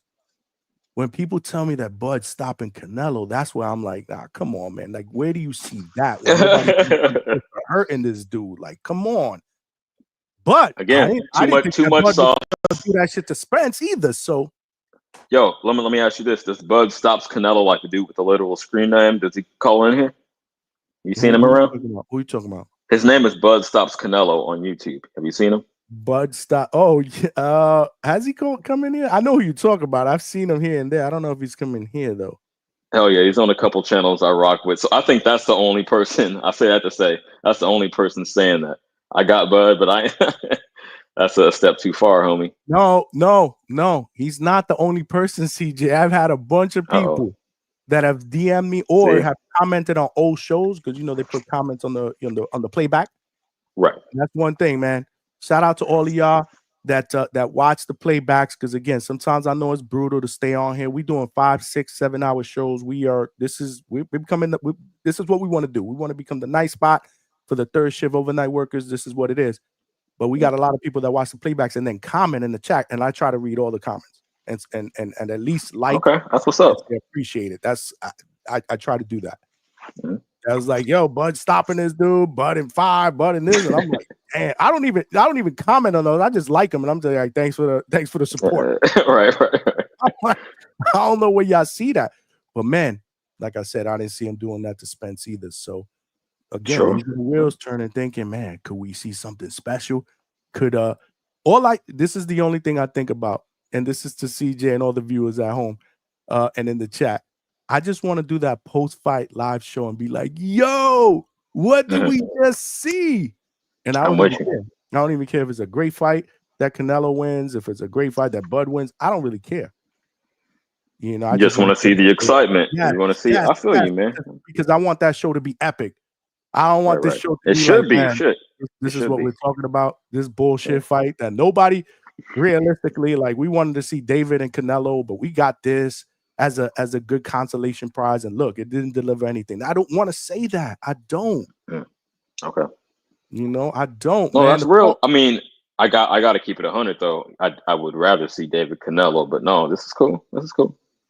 No, this is a really, really good consolation prize. And shout out to Solidus because he was just saying everything that I've been saying for the longest time. The reason why I'm so excited about this fight is it's so intriguing.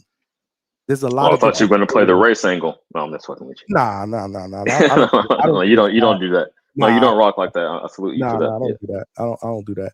I don't do that at all. But some people do, and I don't think it's racist at all. But it's not racist. I'm gonna say it like this: it's not racist. It's racial. Like tribalism. You feel me? Like everyone tends to go for their home team, but very few people are honest about it. Like you said, old boy called in the other day and said, "I'm going for Bud because he's black." Did you hear that? Did you hear that call? No, I didn't. I didn't peep that. That's hilarious. I'd have been cracking up. I don't take it that far, but it is a tendency to root for your own. But then, you know, I don't let that mislead me to the point where I'm just delusional like some people do. I'm always going to look at it technically, you feel me, and go with that. But all things being equal, even I'm going to admit, I'll probably go for the black fighter, all things being equal. But if it's a disparity, like, yo, I picked Canelo over Charlo easily. I was like 100%. Ain't no way. So I don't put that much sauce on it. But yeah, I do get it. I'm not racist, but it can get racial. I guess, yeah. I mean, you said it, so I mean, it's fair. I mean, it's fair. Yeah, I'm not trying to put words in your mouth on your channel. That's just my perspective. You know, but Attorney Bailey is back. He said, I want to read this one because I want to comment on this one, and then I want to get your take on it. Again, guys, if you guys want to call in, I got the link to call in pinned to the chat. We are taking calls. I'd love to get some more perspective on why you either believe this fight is going to live up to the hype or why you believe this fight is going to be a dud. It's okay. This is the hangout spot. We can share our opinions and perspectives. Nobody's getting yelled at. Nobody's getting cursed at. Nobody's saying I'm right, you wrong. This is not how we do it up. So I am going to put the link in the chat again. Let's definitely get some callers in so we could keep this show rolling. He said, and Spence was more intimidating. He said more with capital letters than Canelo. Crawford stopped Spence. I don't know about that. AB, I disagree with you, brother. Yeah, man. And you know I love you, man. Shout out to you, Dwayne Styles. Happy Tuesday, my brother. Thanks for tuning in. No way. I mean, Spence was a unified champion at 147.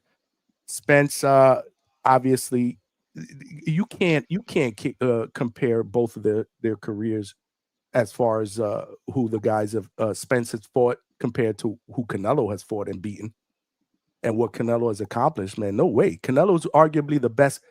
One of the best fighters in the world, pound for pound, top 5, depending on who you ask, and the best 168-pounder. There were questions if Spence was the best welterweight in the world. And why? Because he had Crawford in the division. There's no question right now who the best 168-pounder in the division is. It's arguably Canelo. Am I right or am I wrong? No, that's a fact. Shit. Again, I'm not hating, but no, to say that, man, AB, sometimes agree with you 80% of the time, but sometimes you be tripping, man. No. Spence does not have the intimidation factor over Canelo. I'm gonna tell you why. Just like the aura around a Canelo because of all the wars he's been through is more proven. You feel me? Has more power. No, even I wouldn't say that. I'm sure no, absolutely. Before we get to our next caller, Smoking Mo Frazier with the $2. Alberto versus CJ at Border Wars, Los Angeles. Question marks. Thinking. I gotta be honest. I agree. Stupid. Make that shit happen because it seems like you guys are never gonna get over your beef until you throw hands, bro. Again, I've been simmering down. He reignited it the other day, and I got to respond. I can't allow fake shit to prosper in my presence. You feel me? That's not how I rock. Listen, I don't think that last beef was that bad. Smoking Mo, appreciate you. We need 7 more super chats to get to our goal, y'all. Make sure y'all smash that like and help a brother real out. Quick, before you move on, just quickly. I'm not asking you to shit on dude, but who would you, if someone offered you $200 to push a button on your phone to turn your camera on, would you do it? And would I do it? Absolutely. For $200, okay. I'd probably do it for $100. That's it. Okay, y'all got it. Dwayne I'm just wondering. I thought maybe I was tripping. Keep cooking, man. Hey, hey, listen, I no comment, man. Alberto, my dude, both of y'all my guys, man. You know y'all all family, man. Dwayne Styles said, Johnny, sorry for your loss. Praying for you, here for you. God bless. Appreciate you, man. Appreciate you. Show up, Mrs. Hangout Spot. I'm sure she's probably in the chat somewhere. Show her some love, man. She's getting over a tough loss of her dad, but she's doing better, man.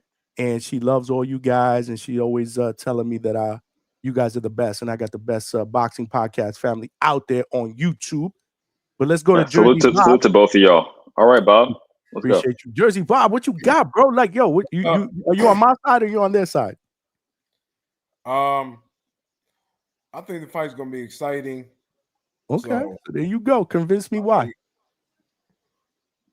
I think that Bud is it's a fight he's been aiming for. It's a fight he's wanted, and I think he's gonna come and bring the fight to Canelo.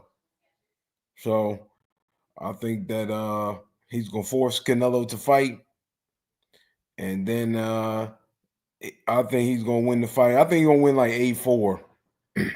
I've been saying, man, Canelo, he's a very rich man. He's been fighting mediocre guys last 5 fights, whatever it is. I keep asking people, when's the last time Canelo looked great in a fight? It had to be, what, 2021?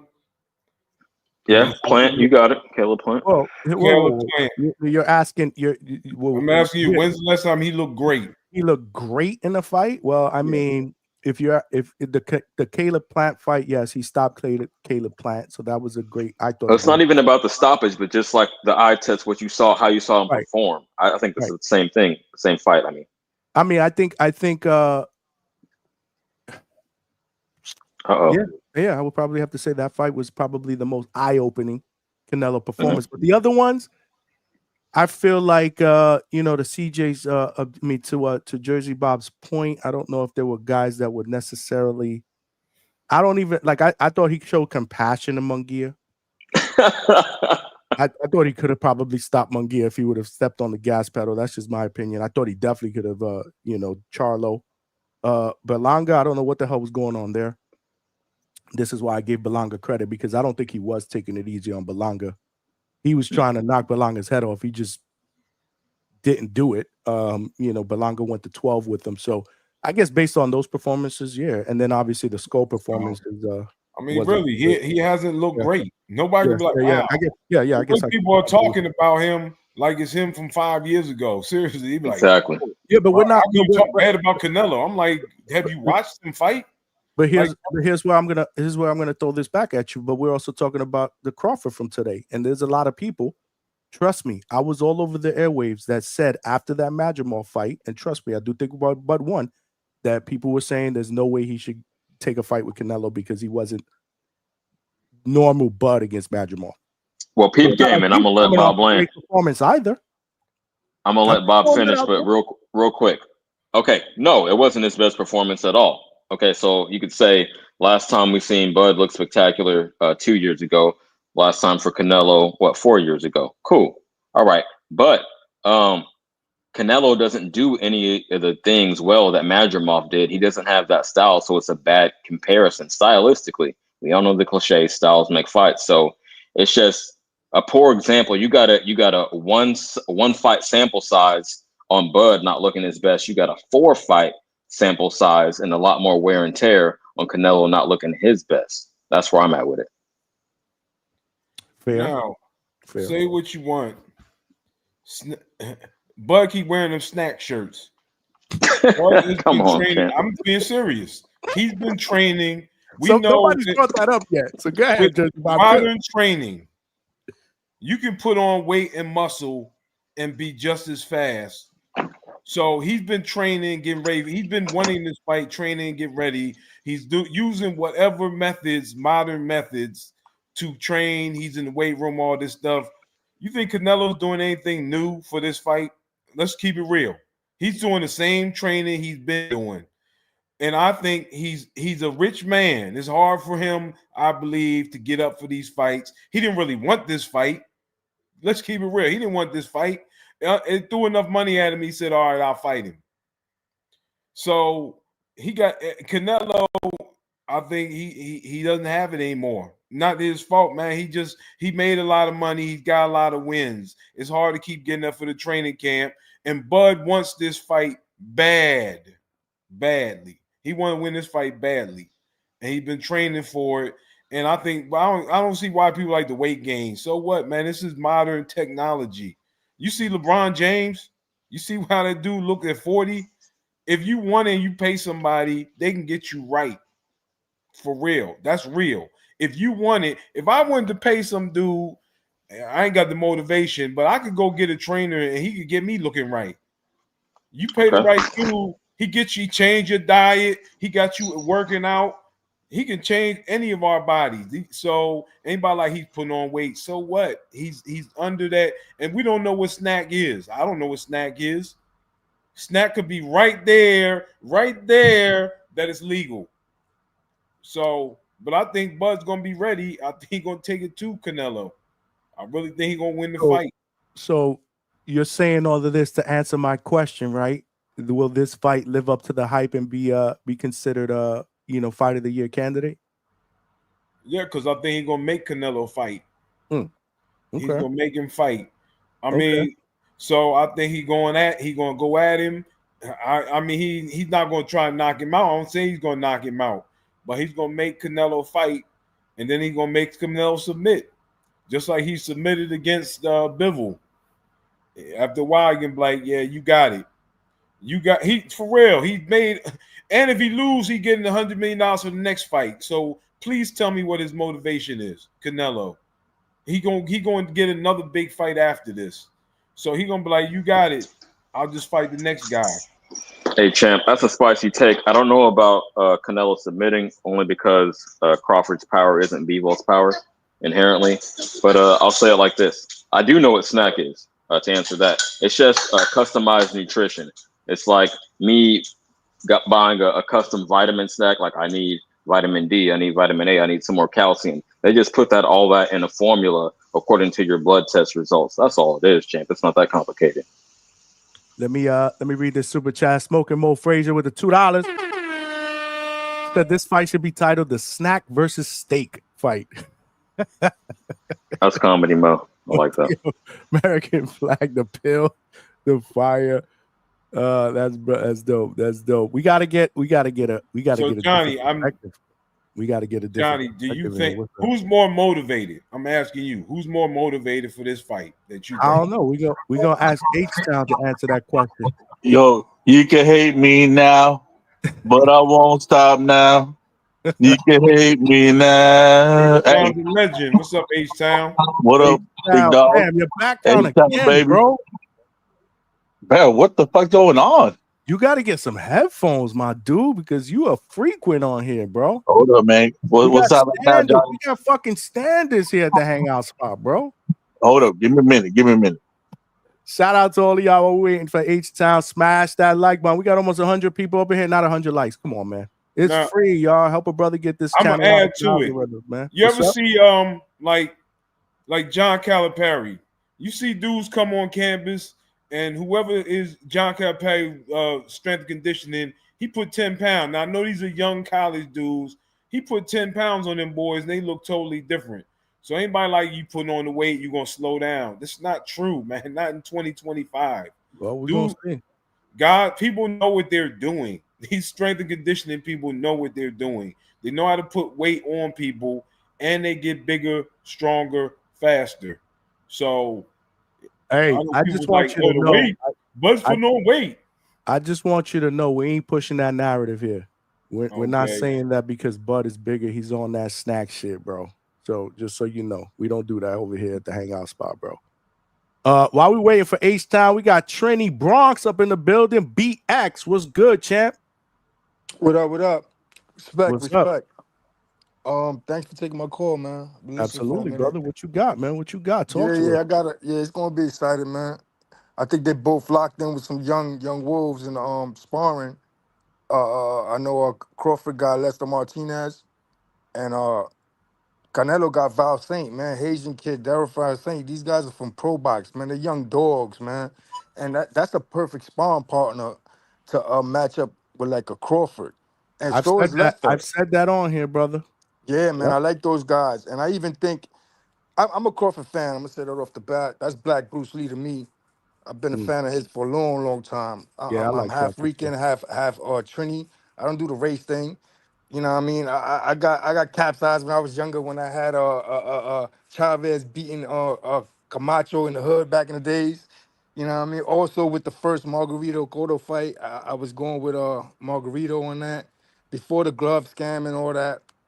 At that point, I dead ass had coquis in my house, bro, that I hatched. Dead ass. There's rumors that they don't live outside of Puerto Rico, but when I was at my uncle's house watching that fight, everybody was against me, man. I said, listen, I got coquis in my house. You don't get more Puerto Rican than that. But Mm. anyway, let me get back to to this fight. Uh, I'm going with Crawford. I think it's gonna be a tough fight. It's gonna be by decision convincingly. And it's because them young dogs. And even if Crawford do lose, Bomac gonna get a second chance. Because Lester Martinez gonna knock off Billy. And Lester Martinez Canelo Alvarez to happen next year in Cinco de Mayo weekend. Thanks for taking my call. Respect. Nah, man, you got to keep calling in, brother. Nah, for sure, for sure. For Yeah, sure. no, I appreciate you, man. Appreciate you. Where H Town went? Trini BX in the building. See, there we go, y'all. New caller. New caller. We got to continue to share, like, tell other people to subscribe. I forgot to ask him where he found the channel at, man. Hopefully on the homepage or the algorithm. It works, man. AB 2 times is in the building, man. Let me shoot a couple of things down because people like Bud is older than Canelo, but we already know. Look at all the fights Canelo's been through. Canelo had more fights, more training camps, so I believe Bud is the fresher fighter out of the two. Okay. Trini BX, real quick. Where you found the channel at? Boxing voice, man. Ah, okay. Yeah, All right. yeah. You see And you me on the remind me of my boxing list. homie Johnny from the Bronx. They used to come through my uncle's house, man. You never been about Morris Ave back in the days, man? It depends on how far back you're talking about, because I did live in the Bronx for a little while. Nah, those times, the Margarito Cotto first fight that year, around those times. It His might name have was been. Angel, rest in peace. His name was Angel, rest in peace. That's my man. All But you right. look like one of his boys that used to pull up and check him. He had a brother named Ruben. I don't know. You look just like him though. Respect. But Damn. yeah, we around the same era. I feel you on on the boxing voice. That's why I discovered you, and I've been listening, and I'll keep calling in and stuff. You know what I mean? I like sharing the boxing knowledge and stuff Bro, you like got to that. You know keep what I mean? calling in, brother. Thank you for the support, man. I appreciate that. DM me, man, because I'm thinking we probably know somebody. All right, that's what's up, man. All Respect. right, my brother. Peace. One. There you go. You see what I'm saying, man? We growing, man. The link is pinned to the chat. You guys are asking Josh, Josue Rizzo. The link is pinned to the chat if you guys want to call in. We got a couple of people back here, so I don't want to have like 5 different people up in here. So let H Sound go first, and then Yo, can you hear me? Josue. Can you hear me, Johnny? Yeah, I can hear you. I just hear a little bit of the background, but it's not as bad as before. Nah, man. You know this whole narrative about Canelo's rich, he's not motivated. That's wrong. But he's been rich forever. He's been motivated forever. The whole slow feet. He's always had slow feet. He's never had the reach advantage. Bud has looked special in one fight. One fight. He's been a good fighter in all the other fights. He's looked special one time. Off of that one time, we built this narrative that he's Superman now. And it's wild to me that they're going to just dismiss everything Canelo's done. They're going to pretend Bivol is not a top 10 fighter of his generation. They're going to act like Floyd was just the old guy when he was the best guy at the time. You know, that's the equivalent of telling, hell, who can we say is green as heck?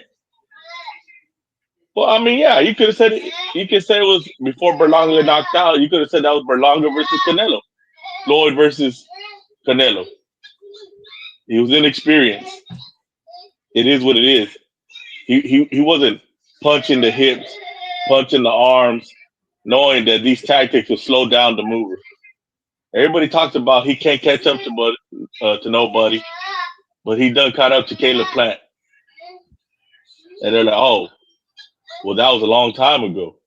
Hey, bro, When's the last time Bud fought? A year ago? He's been out the ring. You really think he's in there getting hit with 10-ounce gloves right now? Hell no, man. This guy's going to be the first time he gets hit by 168-pounder with 10-ounce gloves, and y'all think it's not going to do nothing to him. He's got this magical punch resistance that Bud is going to walk him down. I pray to the Lord that Bud tries to walk him down, because it'll be the biggest mistake of his career. And when he's on the floor and y'all screaming, "Get up, Bud," and y'all realize he ain't going to get up, y'all going to be back here talking about, well, he was older. I mean, I was never really a Bud fan. I was just, he should fight Benavidez anyways. Let's not talk about that fight. Benavidez is the guy that should beat him. Benavidez is the man. Man, y'all tripping.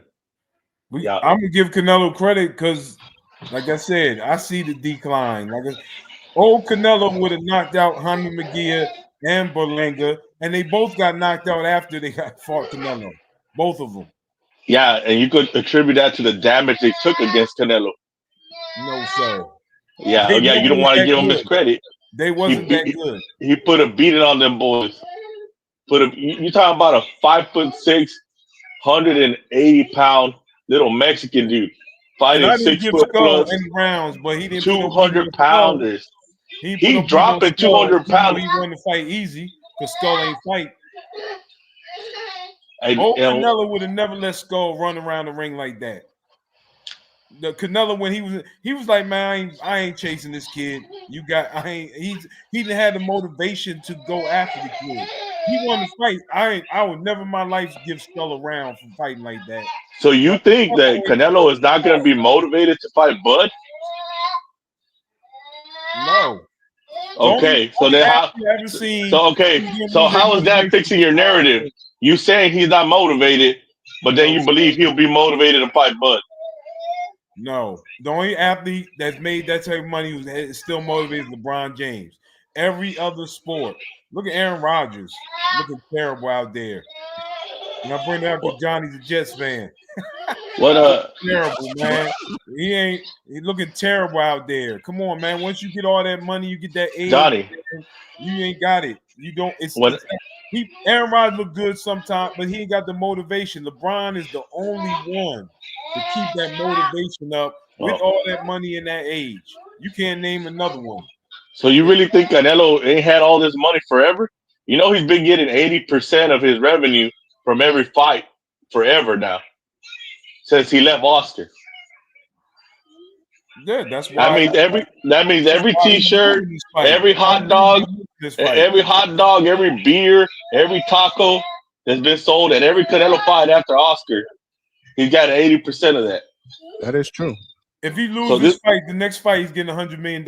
What's his motivation? He's had $100 million already. He getting another $100 million after this. It's like Floyd. More money, more money, more money. The motivation's the money. It's not. Yeah, no. You want to believe that to have a narrative and have faith in Bud. That's it. But this man been rich forever. Entertainers. How many entertainers after they start making all this money? Then you look at Kevin Hart. Kevin Hart terrible. After he started making money, he horrible now. Horrible. You know it. It's There's this guy named Dave Chappelle that's made a shitload of money and he's still great. There's this guy, named Tom Brady that refused to quit and was still great. They're out there. But you just don't want to give Canelo that title because you ain't a Canelo fan. You want to support Canelo, so you don't want to give him that title. You want to say, you know why he wears those silk pajamas? He wears them for the haters. Because y'all been saying he's been in silk pajamas forever. So he wears those Dolce & Gabbana silk pajamas for y'all. So I can say, damn, he's wearing pajamas. This motherfucker really wears pajamas to troll y'all. I mean, and you think he ain't motivated? He's petty enough to troll the haters. Man, you gonna be sad, my man. You gonna be sad. It's all right though. It's I all love right. this back and forth. I love it. I love I'm it. not This really is what I'm sad because talking about. I picked James Tony over Roy Jones a long time ago, so I've been wrong. And I Oh put yeah, no, Tony you were on that. wrong that night. And you know what? I was picking James Tony that night too. So I can't. I ain't even mad at you, Jersey Bob. And the only reason I bring that up because I thought James Tony was talking reckless to Roy Jones. I'm like, man, James Tony from the hood, he gonna get Roy Jones. So I've been Word. wrong before. That might be my worst when I was wrong.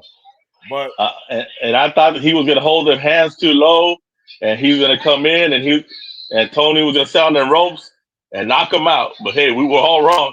We were all wrong on that one, man. Shout out to all of us, man, for admitting it, man. Yo, let's let Jose Rizzo quick, bro. What's up, all Jose? right, What's up? I'm gonna let them. Thanks, Johnny, for letting me on. Always, brother. You know your family. Oh, you're always welcome, brother. Oh, my Yo, bad. what's Ishan. up?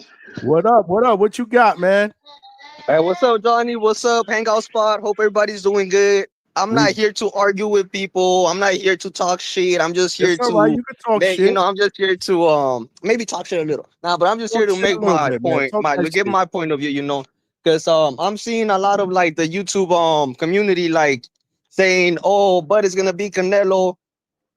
And don't get me wrong, I know Bud got a lot of fans, but I don't want fight night to come and people think that Canelo got to go in there to beat Bud, because it's the other way around, homie. Like Bud got to go in there to beat Canelo. So Bud can't just go in there and play the defense game because he's the challenger. He's the one that called out this fight. So I don't want to see Crawford playing no defense game. He better go in there to beat Canelo. That's what I'm hoping. That's what I'm expecting, because because I want to use a skull for example. Like some people criticize Canelo for not cutting the ring, and if I'm not saying that Crawford does that, but if he ends up doing that, like, and I hear criticism towards Canelo for doing that, I'm gonna say that it's kind of one sided. That like I don't know, because I'm already expecting Bud fans to give that a pass. Like if he does all that running just in case, I get it. He might not have the same power as Canelo. I get it, but if he don't got the power as Canelo, if he can't go in there to fucking fight a guy, then why you calling the guy out to begin with? So I'm expecting this guy to walk up in there, be the challenger, and go beat Canelo. He got to do enough to beat Canelo. And I don't want to see no Mayweather, Oscar de la Hoya, where if fucking Canelo ends up out punching Bud, I don't want to see no Oscar de la Hoya, Floyd Mayweather result. So I don't really have a lot to say. I think I just expressed most of the things I wanted to say from what I've been hearing on the community, But I just wanna make that point of view that it's not Canelo that gotta go in there to beat Crawford. It's Crawford who gotta go in there to beat Canelo. No, I got it. I got it. But here's a quick question I want to ask both of y'all real quick, because I got somebody else in the back. Do you feel like this fight is going to deliver as far as excitement, as far as what people are talking about? People are saying out there that this is the fight of the decade. Do you think this will deliver from that standpoint? I don't think it's a fight of the decade. I don't think so. But I do believe if both guys play their part right, if both guys go in there trying to trade and go in there for the win, like it's gonna be a good fight. I'm hoping it's a good fight. I'm really hoping that it's a good fight. Is it the fight of the century? No, but I do know that it will be a good fight if both of them go in there with the winning mentality and actually fighting to win. And Johnny, first off, I'm not saying Bud does not have a chance to win. I'm just saying the way people think he's gonna win, he can't win like that. He's gonna have to box, work angles, off the back foot, use the whole ring, try to get a point victory. If he tries to trade and make it an exciting fight, 9 times out of 10 times he's gonna get knocked out. I'm gonna say that Canelo can run around and still win, but Bud can't do that shit because he's challenging, homie. He's the one going up 2 weight classes saying, I could beat Canelo, I can do this. Well, then go prove it and go fight that guy. I don't want to see no outboxing skills. I don't want to see that shit. I don't want to see that shit, homie. You better go up there and go fight the dude, homie. Okay, hold up, champ. CJ Rich back in this bitch. I've been off for a while. Let me tap back in. Josue, you my dude, man. I normally rock with you. I see you over on Marco, but you tripping tonight, champ. I'm sorry. Like, I hate this narrative that, oh, it's A side, B side, so you got to take a motherfucker's head off to take his belts. That's not how boxing works. We judge it round by round, and it shouldn't be any inherent bias cooked into the result. That, to me, that just sounds like, oh, if Canelo wins on the cards, even if he underperforms and gets outboxed, that you're just gonna say, oh, that was cool because Bud didn't come and fucking decapitate him. That's not how it works, champ. I don't like that. Yeah, man. But I do agree with H Town. It's going to be have to be working angles. You feel me? He's I not agree. going in Oh, there. hold on, Okay, okay, my hold bad, on, hold CJ. on. I agree with you. I agree with you. I completely agree with you, dog. And I'm hoping that we get the Bud that you're speaking of. Like that's what I'm hoping. I said in case he doesn't and it goes the other way, then I won't give him a pass. Like if people say, "Oh, he won because y'all boxed him," I won't give him a pass, dog, because he's challenging, brother. Like he gotta go No, up no, no. there Okay. and fight the See, dude. So he that's can't my get main no pass contention. by You just saying outboxing him up. he can't Like he outbox him can't, to a like victory is ridiculous. The sport is yeah. called boxing. Canelo is the To say defending you can't champion, so outbox someone he and can win sit is just around, crazy. he can sit, run back if he wants to, because he's the defending champion. He ain't got nothing to Oh, prove so at you just give him a 168. It's pass. So but hold on. It sounds like you're saying I got a two-part question. Correct me if I'm wrong. Number one, it sounds like you're saying unless Bud stops Canelo or like just totally shits on him, then he doesn't deserve a victory. Second, and more importantly, do you believe it's a middle ground between running and just rock'em sock'em? It sounds like you're leaning towards if Bud wants to win, I do he has to believe there's a just middle ground. hold on. Let me put 5 more seconds. You said something like you're saying if Bud wants to win, he needs to just go in there and trade blindly just on some cojones shit. I don't agree with that. It's called boxing. If he outboxes him, he should win. You got it. I do agree with you.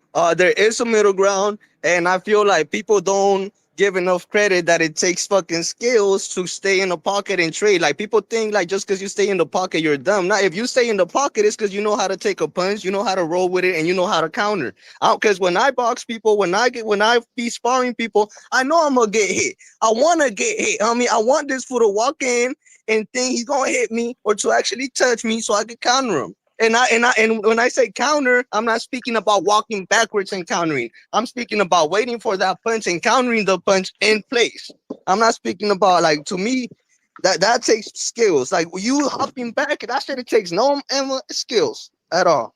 No, I would say that both take skills. I get your point. Hey, and I'm gonna be straight up like this before anyone tries to diss me. I never been in the ring. Only ring I've been in is a pro wrestling ring. So I feel you probably got more perspective on than me. But as far as a fan, yeah, I think he can outbox him and still deserve the victory. You feel me? I don't think he has to come in there hunting heads and looking for the kill. If he presses too much, in my opinion, that's the wrong mentality. You feel me? It's like that's how you get KO'd. I don't like that. Yeah, I don't expect him to press like all like too much because I understand that might not be his like his strength. I understand, but I'm just saying like you said, like the middle ground. I want to see the middle ground. Okay. Hey, I don't that's fair, expect him homie. to go, Okay. yeah. But I think that's about it. But I just want to say shout out to you, CJ. I respect you, my boy. I Hell got yeah. nothing against you, nothing but respect, brother. No, likewise. We wasn't beef. We just had a disagreement and we talked it out. Hey, salute. That's how we should talk boxing. Yeah. Absolutely. Okay, That's well, how we do it up. Josue, appreciate you, yeah. brother. Have a good one, man. Have a good one. Hanging out spot. Salute, sir. You All already right. know. You already know. We got Hey, people in the back though. I need to bring in y'all, so I'm gonna have to flip flop a few of y'all for a little bit. let me just get this out, Johnny, and hop off. Go ahead. Nah, man. See, I'm on the other spectrum. I think Bud can win a decision, and I think even if it's a close fight, they're gonna give it to Bud. They're in Saudi. It's more than apparent that he's Turkey's guy. More than apparent. Turkey's made it known that that's his guy. So there is going to be favoritism there in the judging and all that. Like, Canelo's really going in under the gun. He's going to have to beat Bud decisively to get the win. They're not going to give him the win if it's a close fight. I don't know about that, champ. Nah, CJ, they're not, bro. And we all saw what Turkey did with what's his face? Shiraz, you talking about? No, not Shiraz only, but goddamn, was it the Dominican kid or that he went up there and he was like, hey, yeah, it was with Shiraz, right? When he fought Goddamn, was it? Thought it was Shiraz and Adamas. That's the only time I've seen Adamas, anything it was questionable. another Adamas fight. He went up there and talked to everybody about that. So, you know, He didn't say, "Hey, y'all acting like we caught him on camera saying, "Hey, fix the fight. I need Shiraz to win." He didn't say that. Man, He we all did. He know did what what happened. oh boy. CJ, He did what we are Crawford's not trainer children. said. Hold We on, all know real quick. when the money moves, we all know what the money does, bro. Hey, he did what Crawford's trainer did. He said you down, and then dude turned up. That's all it was. He didn't say fix the fight. But That wasn't it. that's not Crawford's trainer. That's the guy that's paying for everything. You know. Oh, okay. You're right. All right, y'all. I gotta move on. All right, I'm out. Appreciate you, A-Sound. CJ, you staying in here? I gotta. Sorry about that. Yeah, I'm gonna We rock got out for Jay a bit. Will up in the building. Jay Will, and we got my man Ryan for Boxy Talk up north. What up? What's good? What's What up, going Ryan? on, Jay- everybody? We in the Oh, building. the 6666. That's what I'm talking about. What's good, Shout out to my Johnny? guy Ryan. Jay Will is in the building. Wait, you First say up hit north? let You him- from Toronto? Not to cut Yes, you off, Johnny. sir. I'm Okay, from I got you. Toronto. Salute. Big Leaf fan. And I'm from that Bay Cowboys Area. and the in Blue hockey, Jays bro. fan. They in first place right now. The Blue Jays, Hell man. yeah. Okay. My Yankees are trailing them, but it's all good. It's all good. But before we let Ryan, could Jay Will, what you got, brother? What's going on? Man, nothing much, man. I was sitting here listening to H-Town them talk, man.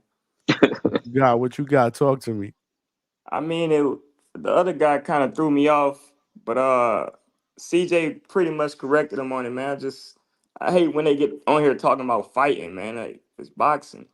It's like Right. it's like if you don't convert to their style, then you can't win. If that's the point, it's just crown whoever is the best person, just gonna sit there and throw the most punches. Like, they just ruin the sport with talks like that, man. Yeah, man.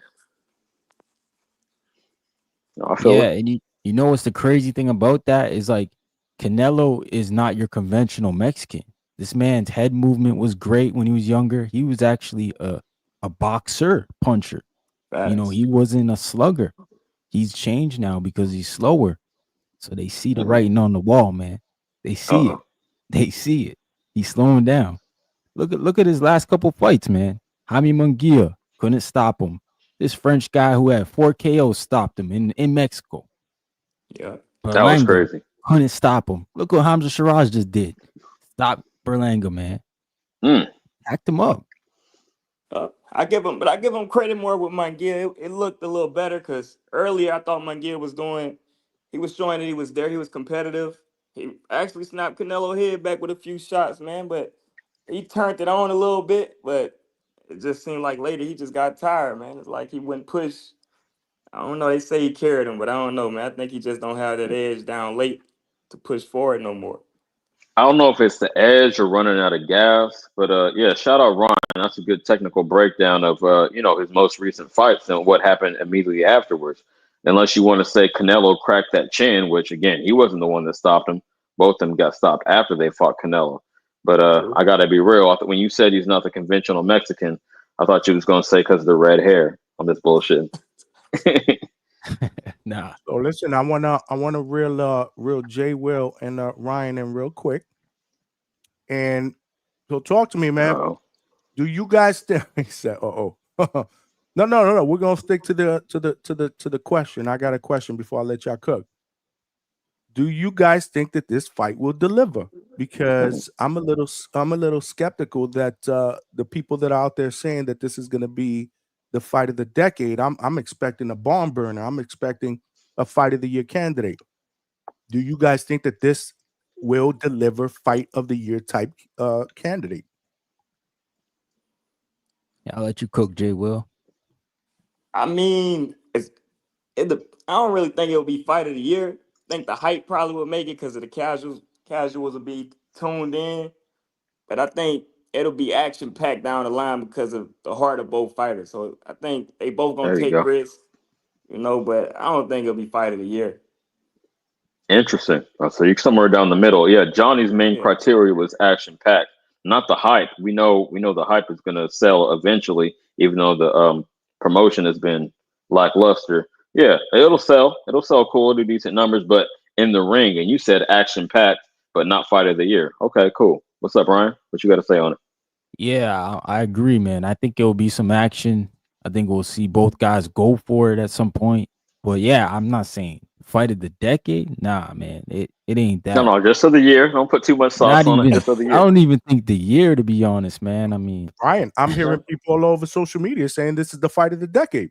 I ain't capping. I'm nah, hearing that shit. I'm that's like, just I ain't really? hearing. Well, casual. convince That's me just why. casual. Yeah, Yeah, yeah. convince me why this is the fight of the decade. I get it. You know, you're talking about arguably two of the top guys, top 5 pound for pound guys in the on the boxing list. I get that, but I'm looking at stylistically, right? We still got a lot of factors into play. I think this is probably the most intriguing fight of the decade based on Word. storylines. The fact that this guy's moving up 2 weight classes, blah, blah, blah, blah, blah. But I want to do a live fight chat after this fight is over and open up the phone lines and say, yo, man, we saw one hell of a fucking fight. Fight of the year candidate, and nobody's able to convince me so far that this is going to be that fight, except for AB. Attorney Bailey actually got the closest.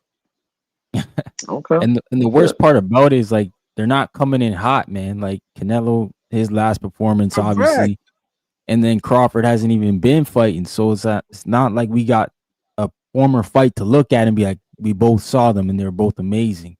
So they're not coming in hot, Not man. immediately. Not The immediately. first I made the 4 point rounds earlier. are Go gonna ahead. be like it's gonna be feel out rounds. Yep. It's gonna take a while. I think Yeah. probably like the ninth on. I think that's when they'll really get cracking. Both of them be trying to take the fight at that point. I What think what, they'll what have round you like said, Jay Will? probably around the ninth where they'll I start don't think it's cracking a gonna little take bit. that long. It can't Damn, take that man, if you long. We telling got. I me don't that, know, bro, I gotta man. wait 9 rounds for this shit. Nah, I Hell think it's no. gonna be some shots landed in between, but I'm talking like when it really get cracking, it's gonna be in the night, man. None of them, they not gonna take risks too early. They gonna respect each other IQ too much in there. I don't think I'm it's gonna. gonna be just all out that early, man. I No, no. can't I'm gonna see say it. the midway point. I'm thinking like 5, 6. Then like, okay, I really got to go in. You feel me? Because you can't give up 7 rounds. That's gonna be the. I don't think they'll with them filling each other out both. I think the rounds will be so close early. It's gonna be hard to say somebody giving up 7. Mm. Mm. Hey, Yeah. listen, and at the end of the day, I'm not asking this question because I want to shit on the fight. I don't. I'm actually excited because of the intrigue around it. I just want y'all to help me convince me like, yo, Johnny, this shit gonna be this shit gonna be Man, good.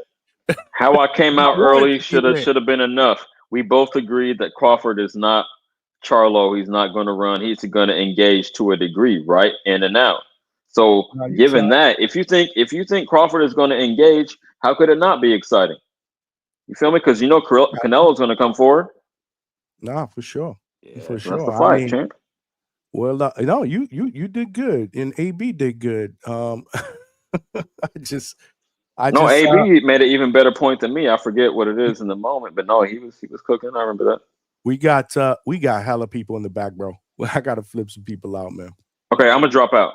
I've been up All right, here. brother. Appreciate you. Peace. Yep. Hey, Always. I know Trini BX was back there. He wants to get his point across real quick. We got some more people, so we'll try to keep it at 3 or 4 minutes. What's up, Trini? Yeah, I'll be quick with it. Just want to pop in. Yeah, man, you gotta think back to. I'm thinking back to how many times I had to rewind them. The Spence fight just to catch a glimpse of them Crawford counters, man. Especially off the rope. Canelo get excited when he gets somebody against the rope, man. He gonna fall into some traps in there. yeah. And H-Town, man, yeah, I'll be listening for a minute too, man. I'll be feeling his points and all that. But Crawford will walk Canelo down in the late rounds. You gonna walk him down. He Mm, gonna gas out Canelo, man. The power shots that he gonna be missing in close range, counter Mm. shots are coming right behind that. It's not gonna be just Crawford moving out the way of the punch. Everything time with that man. It's gonna be body shots, uppercuts coming with that. So he gonna be winded by the 10th round. And everybody talking about the stoppage out of this world. It's not to me, man. It's not to me if Canelo be who he is. You know what I mean? And if he not, everybody gonna know that's the only way it's gonna be boring.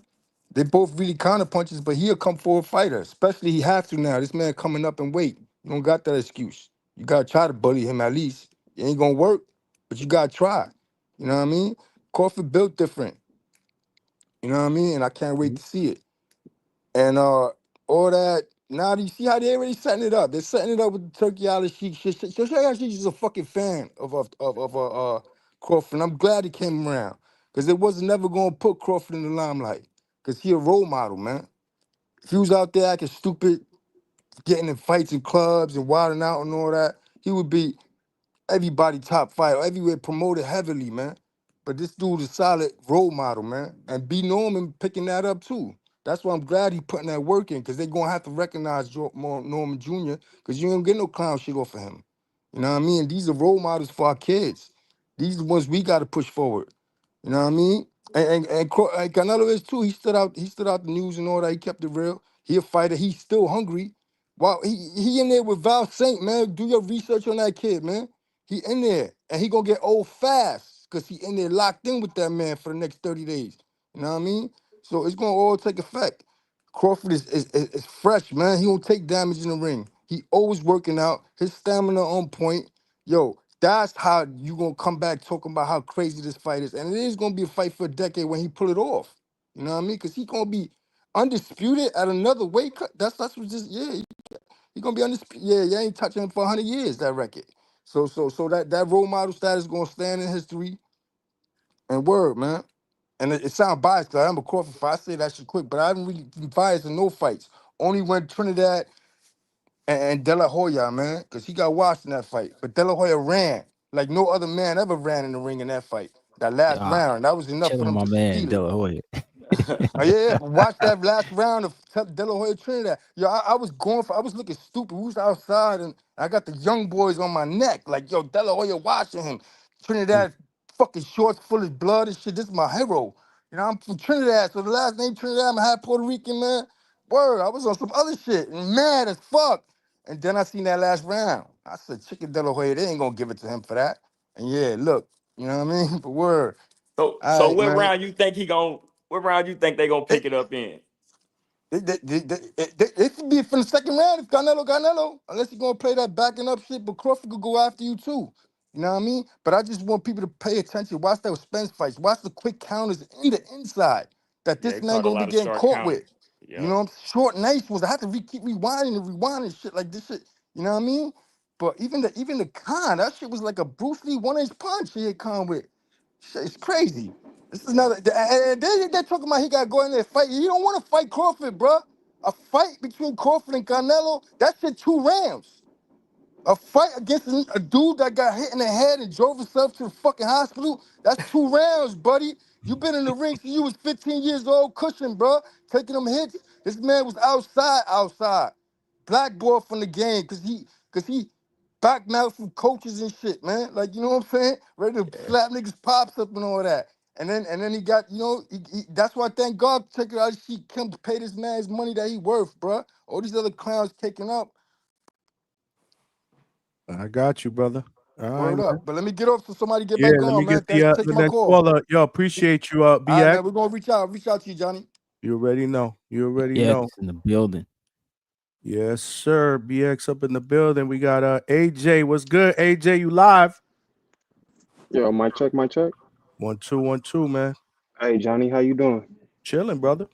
Good, good, good, good. Hey, I always retweet you on X all the time. I always like your podcast. You know, Thank you, my it's really brother. I good. appreciate that. I think I from Boxing Voice. So you know, I know if you're a new caller, you should say where I guess where I found you or something like that. Yeah. Appreciate you, man. You know, you family now, man. DHS family here.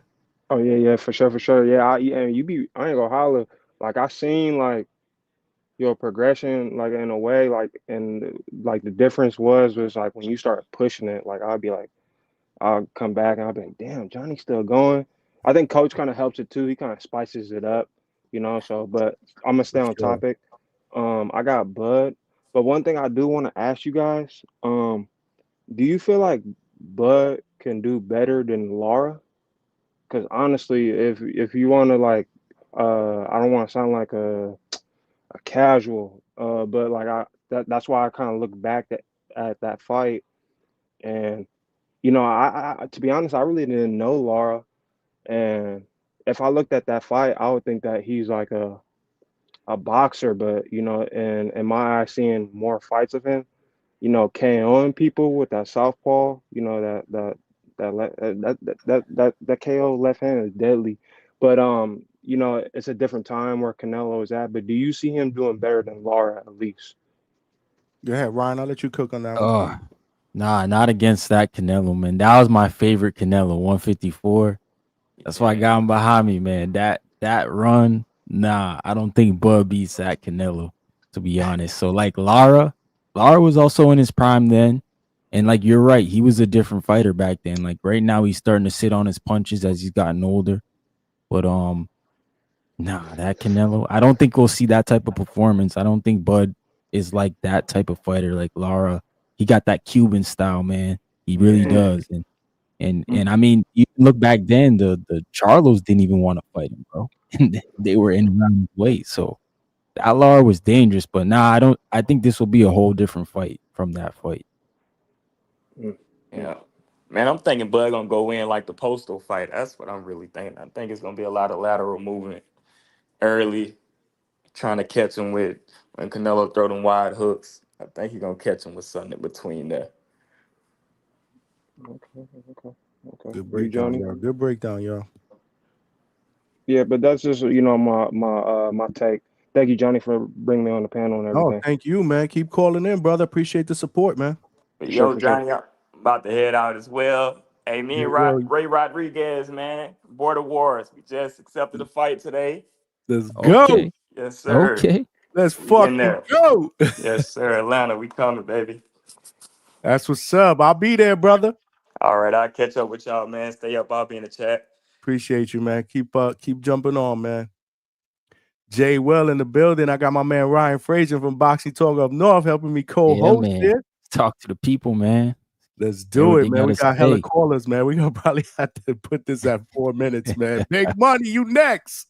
Oh, all right, cool. Yo, what I up, want to Johnny? get everybody up in here to get to their causes. So that's what I'm saying. I don't want to put like 8 people on the panel. So All right, that's cool. I'm gonna try and move this along. You dig what I'm saying? do it, baby. Do it. You family. What's up? Talk What to up? me. What up, Ryan? What's good? What's good, man? What's good? I can't call it, man. But to your question about this fight, yeah, this might not live up to the hype. This is a big fight. I think for casuals, this is gonna be major, but for hardcores and dudes like us that like watching these type of fights, I agree with you, Johnny. I think we're gonna see a chess match up into the 4th round. And then after that, I think somebody's gonna pick up the pace. I think if anybody's gonna pick it up, it'll be Canelo, because he's gonna be like, man, I can't do nothing with this guy unless I press something. Now I don't think that Canelo is not smart. Canelo's smart as hell. He's dealt with a lot of styles. But at the same token, I look at a guy like Bud, and I see how he is when people press him. I always go back to that 8th round with Gamboa, and that stays in my head when I think about it. Now I get that Canelo thinks he's a way better boxer than a Gamboa, and he's definitely bigger, and he may not get put down by those type of shots. But I just know that Bud is the kind of guy that he's a sophisticated brawler. Like the way that he approaches even that inside fighting is very different. He can make him miss, he can make him pay. And Trini was saying before about the mental toughness of Bud. I give you that, but to that I got to tell you is not Canelo. You got to give Canelo his props. Remember when he was fighting Rocky Fielding and the cartel kidnapped his brother? He negotiated with the cartel for 3 days up to the lead of that fight. That was during fight week when they kidnapped his brother. You know what I'm saying? That's a lot of pressure. And he negotiated his brother getting released at that time. You know what I'm saying? So I think that ain't the same as getting shot in the head, but it's still super stressful. And I think that just illustrates that he can operate under this kind of pressure as well. You know what I'm saying? So I can't dismiss Canelo in that regard. The same way I can't outright say I know one guy's going to beat the other. I think it's going to be a real interesting chess match, and it's going to be about who makes the mistakes that cost them the most as the fight goes on, because Bud can take it to the deep waters, and so can Canelo. Neither one of those guys particularly gas out to a point where you just be like, oh man, this guy ain't worth it. You know what I'm saying? So I kind of see it like I still kind of see it 50-50. You know, I'm still on board with let's wait until, or I gotta wait until personally weigh in. I need to see what they looking like, and then I'll be able to make a little bit more of a determination. But for right now, I just think it's going to be fascinating. I don't care if it's a chess match the whole way through. You know what I'm saying? I'm going to enjoy it. You know, I'm not looking for 8th round Adelaide versus Hergovich that we just saw, which was an amazing 8th round. I ain't looking for that to be this kind of fight. You know, I know these guys don't get rock up sock 'em like that. But you know, that's my take on it. That's what's up. No, I get that, man. And that's you know, like I said, I just want to get everybody's perspective on what type of fight that they are going to expect. You know, because there's a lot of hype around this fight. It's, you know, amongst the fan base, and I just want to walk away saying that we saw one hell of a fight, and I just need to be convinced that that's what we're going to see when the fight plays out in the ring. That's all. Right. Yeah. Yeah. Hopefully it's not a dud, man. Yeah. Hopefully it's not a dud. That's all. And I'm not trying to be, you know, that you know, it's just, you know, boxing has done this to me throughout the years, right? You know, I get hyped up for something, and then all of a sudden, you know, I get kicked in the nuts. So I get, you know, the dog pisses on my leg. Oh. No, but I hear you though. It gets like that, you know, especially on these high level fights where we're expecting, you know, fireworks. We're expecting the world. We're expecting all of this great entertainment, and then we're stuck with, you know, trash. You know. I mean, the expectations are high because we got two great fighters. No, indeed. I mean, two great fighters. So we're going to expect. I mean, true fight fans are going to expect a great fight. But do we get a great fight? It's just my question. That's all. I hope we do. I really, really hope we do. And you know, a lot of that has to do with you know, Ryan said that both of these guys are coming into this fight not with the most, you know, not with the best momentum, obviously based on prior performances, but I'm hoping that motivates both of them, you know, to step it up, you know, and give us something memorable. I want to see something memorable, man. That we're gonna be proud to talk about years later, because realistically, if Bud was to win this fight, man, I mean, where do we rank Bud as far as you know, how great he is in this era? He's got to go down as the greatest fighter that we've seen in this little era after Floyd, right? I mean, oh yeah, sure. I want to agree with that, and I'm not against looking at it from that perspective, but I wonder what it would be like. You know, would you be willing to defend those belts once you get them off of Canelo? You know what I'm saying? Like that would make, for me, that would just take it another level, because he never defended after he took them belts off of Spence. He just moved up. You know what I'm saying? Yeah, that's a different conversation. I don't know, man. Yeah. I guess we'll cross that bridge when we get there. But true. We got, you know, we got to go one step at a time. It's just when you make me think about what makes somebody great, you know, is, I think taking belts is one thing, but you know, you defend them at least once, bro. At least show us, you know, these were yours and nobody took it from you. You know what I'm saying? For sure. But you know, that's it for me, man. I'm gonna let y'all rock. Appreciate you, my brother. All right, man. Peace. Yes, sir. Big money up in the building. Make sure y'all smash that like button, man. We cooking up in here, bro. We cooking. We got Nas up next. What's up, Nas? Yo, what's up, man? What's up, Johnny? What's up, Ryan? What's good, champ? What's good? I'm chilling, man. Just want to speak on the topic real quick, man. I just I feel like when it comes down to this fight, I feel like we is gonna get what we paid for, because we gonna find out something, right? I think when it comes down to, I think Bud is going to step to him. He's going to do what he do. What Bud does best, he finds something that work in a fight, you know what I'm saying? And he keeps going to it. He keeps going to it, breaking you down. And the difference with a lot of different people, you know, like when Floyd, when he found something that worked, when he adjusted to you, he just beat you up, right? If he found a combination, he didn't need to necessarily hit you with power and knock you out. But Bud is different. Bud is going to find what works, and he's going to try to knock you out. You know what I'm saying? So I think when we get to that point in the fight where Bud figure Canelo out, and because it's going to happen, we talking about two great fighters. It's not going to be a whole bunch of posturing. No, if Bud figure him out, and it's going to happen, Canelo. It's either he going to be the old Canelo that we know that's going to that's going to hit him with the equalizer and put him down, or Bud's going to step on him. I think I think this is that moment. I think Bud. This is what Bud came for. He came for the belts, man. He coming for it, and he coming for his head. The build up to this fight, like Canelo disrespecting his resume. It's only one thing to do. You know what I'm saying? When you get on the big stage, and I feel like when we talk about Madrimov, we forget that he just came off 11 knockouts prior to that, and then knocking Spence out on the biggest stage. Like Madrimov wasn't that big of a fight, and we talk about getting up for fights. I mean, can we agree on that? Like Madrimov, like not saying you get what I'm saying here. I get what you're saying. Yeah, no, Nah, I I get see what you're saying. Not a Yeah. big name. Mhm. I get You what know, you're saying. it was Madrimov. He won. But this right here, this is one of them fights like Earl. You know what I'm saying? Like, if he could step on somebody like Earl, we not carrying people like Canelo. Ain't none of that. No, no, no, no, no, no, no.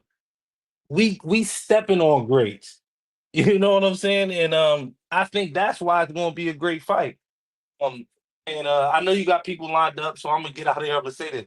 If he wins, and I think he will, if I think it's only right that he go fight William Skull and step on him right after, just to show people how you Oh do hell no, things. nah, man. No, William no. Skull, nah, he don't You deserve no more bold, Nas. time. You bold, Nas. What? He gotta step. Look, just you get what I'm saying, though, Johnny? Go back Nah, and show you. Look, no, this is how you step on him. he You know what gonna I'm saying?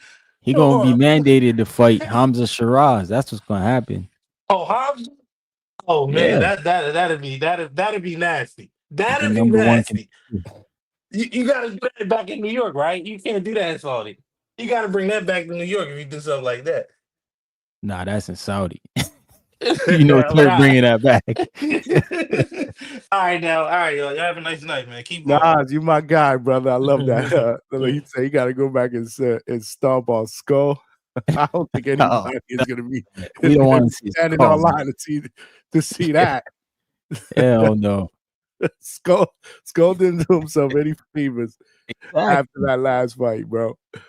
That's crazy. Kerry G with the $2 was good. He said at Javon at the beginning of the night, it is what it is. Okay, so that super chat was for Javon, not for me. Okay, I get it, but I do appreciate the $2. We need 5 more super chats to get to our goal, y'all. Let's go. We cooking late night Hangout spot. What's up, Brian? Nah, I'm saying let's get the goal, man. Everybody, Let's get get Johnny it. his goal. We need 5 more, yo. 5 more super chats to get to our goal, man. We cooking here. We the late night spot here at the Hangout spot. Speaking of late night, we got late night unbiased Brim in the warehouse. Brian, Johnny, what it do, gentlemen? What's good, champ? Brim? Man, doing my 9 to 5 thing right now, just checking out stuff. Figured I could pull up on you while I get a chance, because the hardcore boxing fans, and I understand it, but we pessimistic as hell overall, bro. I mean, do we have? Hey, listen, man. It's hard for us to be optimistic because of the shit that we've that boxing has put us through, bro. No, because not to be inappropriate, but we stick our boxing wee in the game and it get burnt. You know what I mean? Absolutely, brother. Yeah, hold on. Yep, you get a shout out for that one. Yep. You know what's been amazing listening to, as a person that thinks this is going to be a close fight, right? To hear both sides is crazy. Like, I don't listen, Errol Spence and the Terence Crawford situation the first time made me want Bud to, beat Spence, right?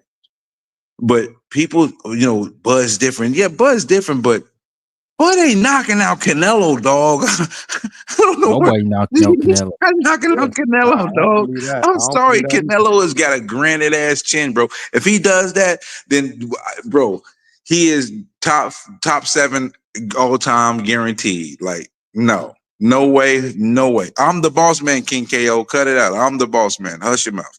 All right. So he's not knocking nobody out, but Canelo is a little slower. So, but that extra weight has got me concerned for Bud. You know, it's like I feel like the extra weight is going to help him be able to take a Canelo punch, but it might slow him down and mess up his own offense. And I do see the fight being like 1 through 3, fill out, 3, 2, 6, boxing, 6 through 9, you know, scrapping, the back end, a little bit of a war. Like, yeah. And plus this, and I think we're so pessimistic that we're forgetting how important this fight is. You know, this fight is really important for the sport of boxing at the point that we are.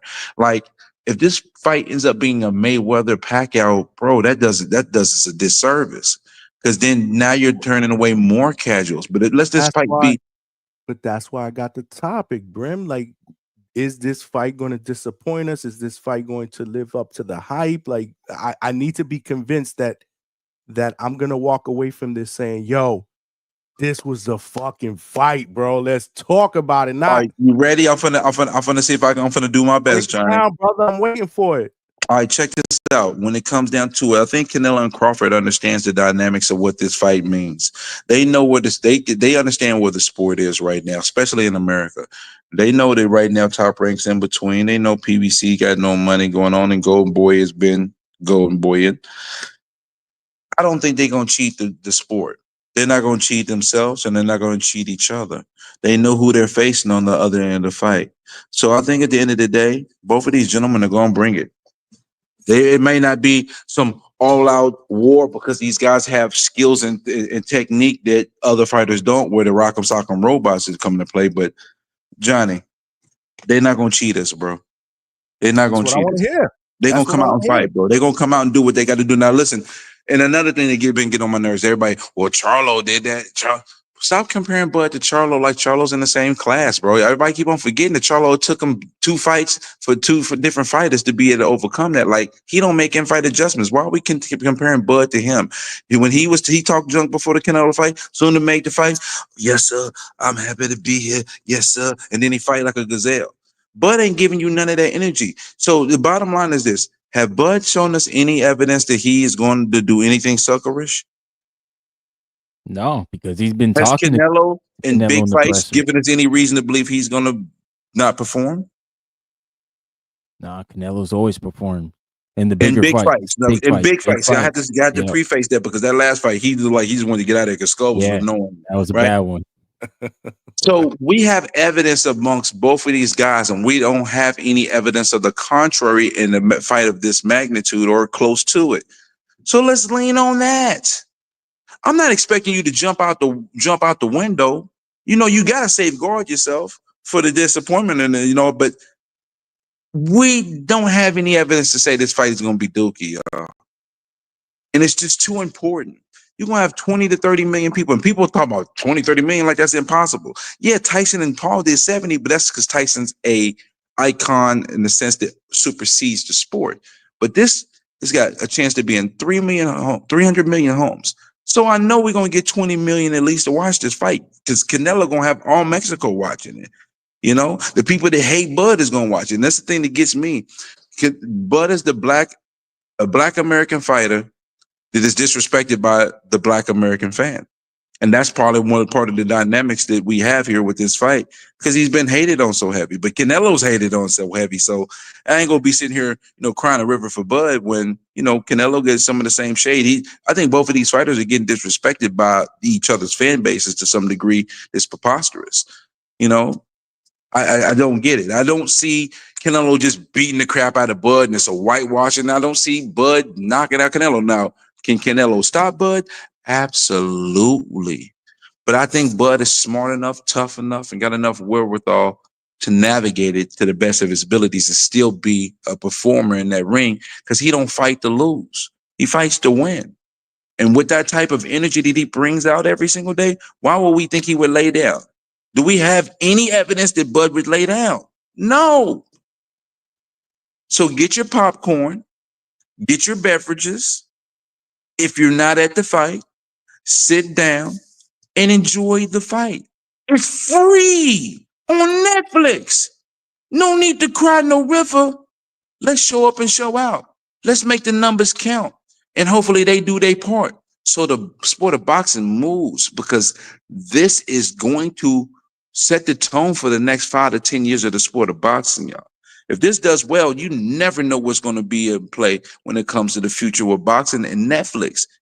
And that type of reach can only grow the sport. So this fight can't suck, dog. If it sucks, we in trouble. Yeah, and I agree with you, Brim, and that's why I was getting on Ness's helmet and I was saying this card sucks because the future of boxing is not involved. We don't have young guys who are going to carry the torch on the undercard. So, like, when we watch Jake Paul and Mike Tyson, a lot of people were talking about the Amanda and Katie, and even Abel and Mario, like, because those were great fights. Hold up, did you say there's no young fights? Hold up, are you forgetting about the co-main? The co-main is a banger. Yeah, but let's be real here. Is Lester Martinez or Billy going to be a household name? Well, you said, are they going to be a household name? They have an opportunity to perform in a way that their name value and recognition will shoot up. I mean, because think about it, if they're the co-main that's before Canelo and Crawford, no worse than 7 to 8 million is going to be watching them. That's more than anybody has ever watched them probably combined in their career. So yeah, they're going to have some eyeballs. So they have an opportunity to do something, show up and show out. And if they do, then yeah, they can become, I ain't gonna say stars, but their value increases significantly. No, it will. It will. But I don't think they'll be pushed to superstar. I don't think those guys, I think it's past. Actually, I think both of them are past, to be honest. Like, really? Especially in Billy. People don't even talk about in Billy. You had Edgar Berlanga saying, I don't want to go to Canada. Who knows in Billy? Yeah, but let's be real. This is that American, we want more than just good boxing. We care about the spectacle, the goofy stuff that comes behind a lot of the things that don't be making fights. You're caring about guys' purses and wardrobes and earrings and who they sleeping with and all that. I don't care about that crap. I care about how they perform in the ring. So if Billy does a phenomenal job in the ring and has like a statement KO, it should have value. I mean, I agree. American boxing fans, we suck, bro. Overall, we do suck. But we suck because we're a product of the product. Like, there's no, I like to say there's no representation of America on this card outside of Bud. What do you mean? I thought isn't there a Vargas on this card? He's a representation of America. Last time I checked, he was born in California. And Callum Walsh is with Dana White, so he might get sparked. Just because he's with Dana White don't mean he's gonna lose the fight, but I understand what you're saying. Nah. I'm saying Dana White in boxing now. He's not in the UFC. He know what this is. Yeah. Yeah, but when you said it wasn't no young talent, and we just naming names of guys that's on a come up, I think youth-wise, there's a decent amount of youth on this card. Not really, man, because Callum Walsh probably's got the highest ceiling on the undercard because he's Irish, and we seen what Conor McGregor did. Well, look at Vargas though, but Vargas is showing something. He's not even the most popular one. His this little is brother is Emiliano. See, the thing is though, but you're forgetting, wasn't this supposed to be an opportunity for you to become popular? It ain't about just everybody on the undercard already popular. It's a chance for you to become popular based on your performance. Are you picking Vargas to win titles at 54? Because that's where he's at. That's where his fight's at. We got to see after this performance. That's what I'm saying, bro. This is a big step up for Ryan. Why you shut me up like that, bro? Right. It's a stark division, boy. Yeah, that division is crazy. But you know what? Matter of fact, I'm gonna leave that alone. I'm gonna leave the pump fake alone. I ain't gonna even get into that, Johnny. You know what I'm talking about. I'm gonna leave that pump fake alone. Yeah, pump fake. That's what that was. But listen, man. I hope everybody's spirits is up and everybody. I love your call though, because when it comes to the main event, because this is exactly why I put this topic out there, because I wanted calls like that. Oh, my brother. You know, I was talking a little junk on Twitter. I said I made a post, you know, talking junk. I knew people was gonna talk junk to me. I said, you know what? I said, low key, I got some of the best takes in boxing.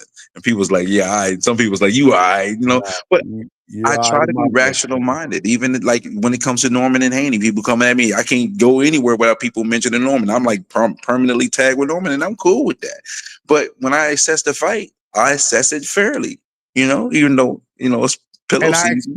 expect you to be part of this live fight chat because I'm doing a Haney Norman live fight chat. I'm sure you're going Oh, to. you know what, man? Listen here. Look I might here. have to have you on the panel. Bruh, don't you gonna be acting the fool? Because when I say, oh, boy, he's down, Haney's down. Oh man, we're gonna have to figure that out, bro. But you can't be working, and you got to make sure that your D-Tex batteries are I off. don't work on weekends anymore. I'm off Saturday and Sunday, so Good for you, brother. I'm in there like swimwear, brother. But let me get back to work. I appreciate you, gentlemen. Let me hop on and rock out with y'all before I go back and do this 1-2 stuff. Shout out to all the late night people, the truckers, everybody in the chat, man. Remember, keep your spirits high, man. I understand you kind of pessimistic because boxing, but I think these guys are gonna give us what we need. The sport needs it. Let's do it. All right, man. Appreciate you, my brother. You already know it. Family up in the building, unbiased Brim, man. And I got Ryan with me, co-hosting. Ryan, look, $2, Kerry G. Hey, shout out to the spot. Good to see this collab with Ryan. Yeah, man. I love having Ryan on the panel, but Ryan be busy. Yeah, bro. man. He's always busy. Yeah. You know, he's doing Now my his son thing. was playing some good baseball this summer, so I was locked in with him, man. He had a good season.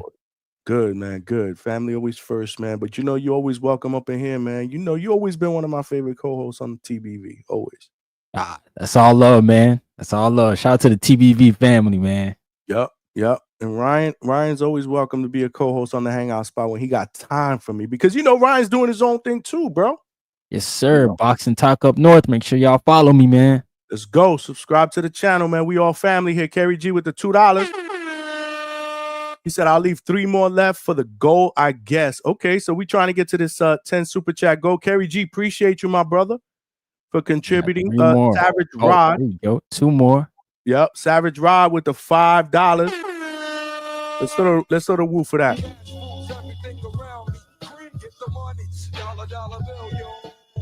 I'll let Ryan answer this. He said, when Canelo wins, how much credit will he get? Is he a top number 3 pound for pound?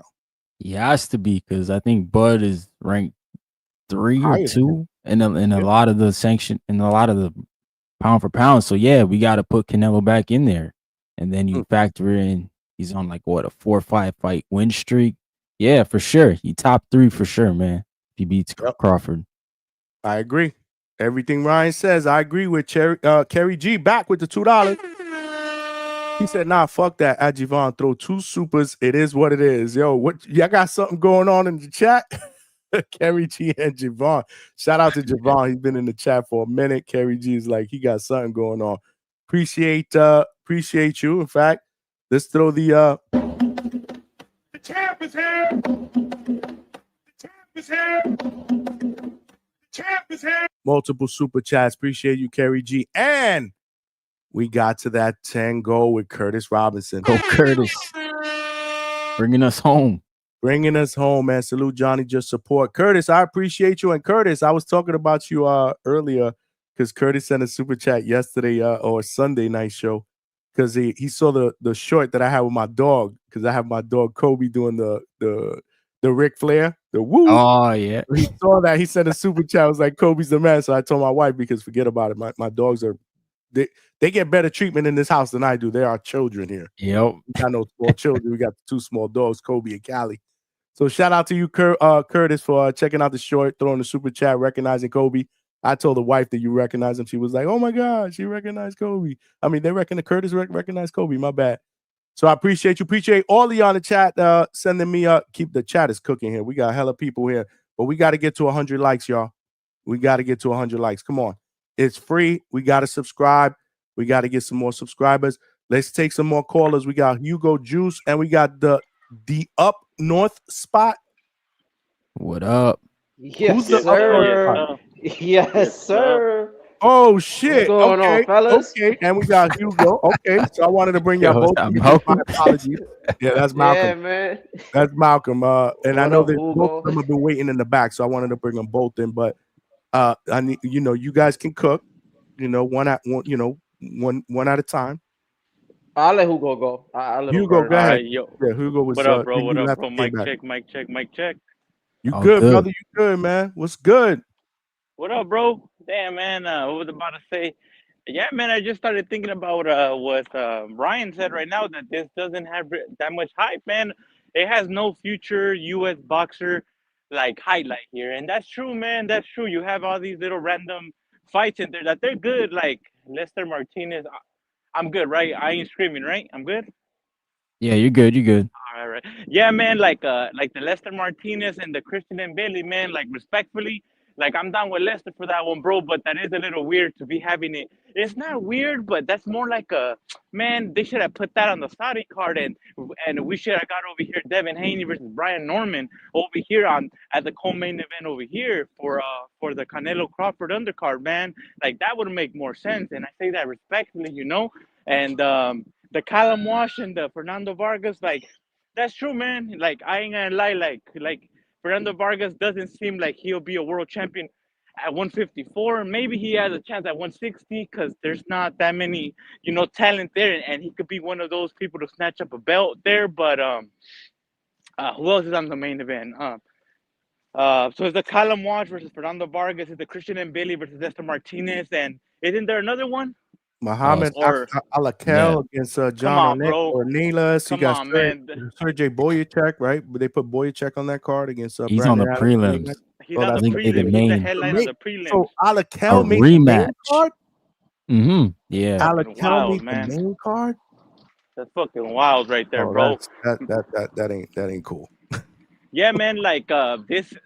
I mean, that's why I'm not really like so excited for it as the November card, because the November card is obviously like a blockbuster, Now that's a card different. right there, That's man. next Like level, that's bro. different.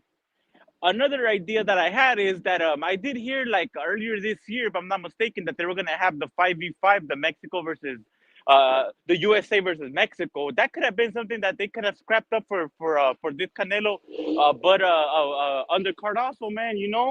There was heavy talks about that one. It would have been cool to get some matches right there, like a Shakur versus a Pitbull. Hold on, like a He's Shakur flushing the versus toilet. Pitbull. Nah, bro, I'm at the park Holy getting a little shit! running. You talking to me while you on the toilet, bro? Nah, brother. That was I don't know what the fuck car was that. I was like a SR2 or whatever. But anyways, back to the boxing thing.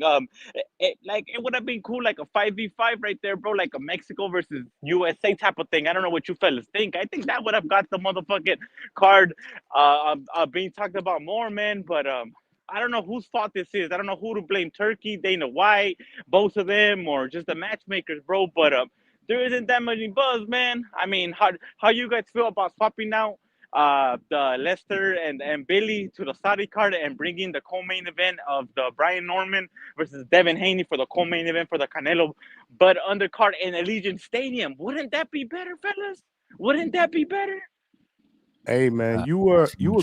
crapping on the card when it was rumored, the undercard when it was rumored. So in fact, when all these fights got officially announced, you were missing. We were like, yo, where the hell is Hugo, man? Because we know he gonna crash out, because he crashed out when they were just talking about putting some of these fights on there. It is what it is, brother. The only thing I will tell you is that Turkey never ever said, correct me if I'm wrong, Ryan and Malcolm, he never really said that this undercard was going to be star-studded with names. Yeah. Right. I mean, did, there were. Yeah, he complained about the money. Yeah, we were He trying made to a statement bro. about that. I just wish that we would have got Ryan's brother on this card. That would have been dope. Shout out to Joshua. Hell yeah. For real, man. Yeah, that was. Yeah, because the whole thing with Turkey was, send me some names or whatever, some ideas of people that we could put on the undercard. It's not going to be this this big star-studded name recognition undercard. And that's the problem. We've seen, the last crescendo earlier this year, all those 7 fights. We've seen what they put together November 22nd. But man, at the end of the day, I still think it's okay. It's not the worst undercard I've ever seen. I think the co-main I like, and Billy and Lester from a stylistic standpoint, I think it could be a good, decent scrap. But we can't get it every time. And at the end of the day, this is free. At least they're not charging us $80 That's for it. true. That's true. Well, Well, how do you guys feel about the prelims that just got announced today? The free prelims on YouTube. What is it, like 7? Yeah, like, it is like what 7 it is. fights? I mean, none of them really, make me want to do backflips. But it's boxing. It's free Yeah. boxing, and it leads up to what we're talking about today, right? The fight of the century. Y'all Man, we mind I should have jump been in getting real the quick? Richard Torres of the world Let, on this card, man. We let, should have been getting Richard Torres. Let Malcolm get up in there, All right. now. My bad. Nah. Hugo, because Shout outs Hugo to can Hugo, go Nah, I'm 5-10 done. minutes without breathing. I'm done. Go ahead, Malcolm. Nah, shout outs to you, Hugo. I actually like your calls, bro. Like you valid. You brother. funny at times. You feel me? But I rock with you, man. But yeah, shout outs to Johnny and Ryan, 2 best hairlines in boxing podcasting. Yeah, I seen Ryan without the hat, and I'm like, damn, man. Ryan, Everybody else, they hold on. Ryan's up there with me, pound for pound. Nah, it's there. Like he got the lineup. It's not getting pushed back. It's nothing weird going on. I seen him without the hat, and I'm like, oh damn. Okay, my guy, You know? my guy Ryan. Okay. Yeah, it must be nice. It must be nice, fellas. Must be nice. But yo, so wait, before I even start everything, Boacek got moved to the prelims. They hit him with the Stephen Fulton. Yeah. Yep. Damn. Yeah. Yeah, that's In a magic work, rematch, man. he got stopped in. Yep. Damn, prelims, man. Well, this is But he's gonna be the main man. event. He's gonna be the main event of the prelim. So gotta throw Yeah. that in. Oh, you know Yeah, what? yeah. That's glass half full. That's glass half full right there. I like that thinking. But yo, look, I think the fight's gonna be good. We just talking about the main topic in general with Bud and Canelo. I think it's gonna be action paced. I feel it. Yes, some of the bigger fights they kind of let us down. Mayweather Pac-Man is a very notable one. I was actually at a fight party for that. But I told people all the time, I'm like, it's gonna be a boring fight. Style wise, no, Mayweather's not gonna give him a lot of opportunities. Y'all gonna see somebody come forward and not be successful, and then y'all just gonna get pissed off and say it was running, And this fight alone, Canelo just knows one way. It's just forward. You know what I'm saying? Like if he's in a car, he never goes reverse. He just steers forward. That's how he's gonna fight Crawford. He's gonna steer forward. Crawford got angles, good footwork for the most part, counter punching, and he's there in the pocket. I understand he's a bigger guy. We said the same thing with Spence. There was a hand chunk of people like, oh, he's probably gonna box and fight off the back foot a little more. I remember hearing a lot of people call and give those kind of takes. And he was just there, and he just proved to be stronger than we really thought he was. You know what I'm saying? The man deadlifting 4 plates in jeans and black Air Forces. You know what I'm saying? So that's a strong guy. So I'm kind of expecting him to bully his way around. And like I said before, the only thing I don't know is how he's going to take the power. That's the one thing we can't account for. Nobody can give an accurate breakdown on that. You know what I'm saying? Like Canelo just hitting different. He's not stopping anybody, you know what I'm saying? But he's getting knockdowns. He's just not finishing it. Dropping people. He dropping people though. He just ain't finishing them. Yeah, he just can't finish. Like we could just look at it like that because he loads up all his shots. He's not throwing like 4 or 5 piece combinations anymore. He's not like he was before. But they're accurate shots. And I think it's just gonna be an action-packed fight, unless Bud somehow pulls a Jamel Charlo. But Bud never gave me that kind of energy as a fighter at all. Jamel, there was a lot of talks that, he kind of just fronts and he be flexing, like him and his brother act like that, but they're not really like that. But I don't see Bud doing any kind of running unless he get hit hard. You know what I'm saying? He get hurt and he might have to like do a little bit of lateral movement just to save himself. Then I can see that happening, And then Ryan, it's a shame, bro, because I like this undercard. I think it's decent. Every time, bro, you go down this hill, man. But I get your angle because it just sounds like your angle is more of they could have had better U.S., I guess, future contenders or prospects on the card. Especially, you know what I'm Vegas. saying? Like this is not a Riyadh card. This is in Vegas. Right. In the States. This is here.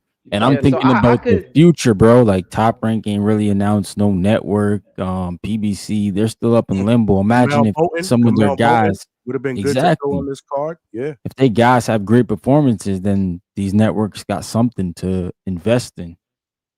But isn't Camrell signed with Floyd though, right? Yeah, well, Floyd said he with PBC, so Yeah, that's that PBC show. So I don't know. There's like certain fighters. Like I thought about Kermel Moulton, and I don't know how much he gets paid. You know what I'm saying? Like, I don't know what's his purse.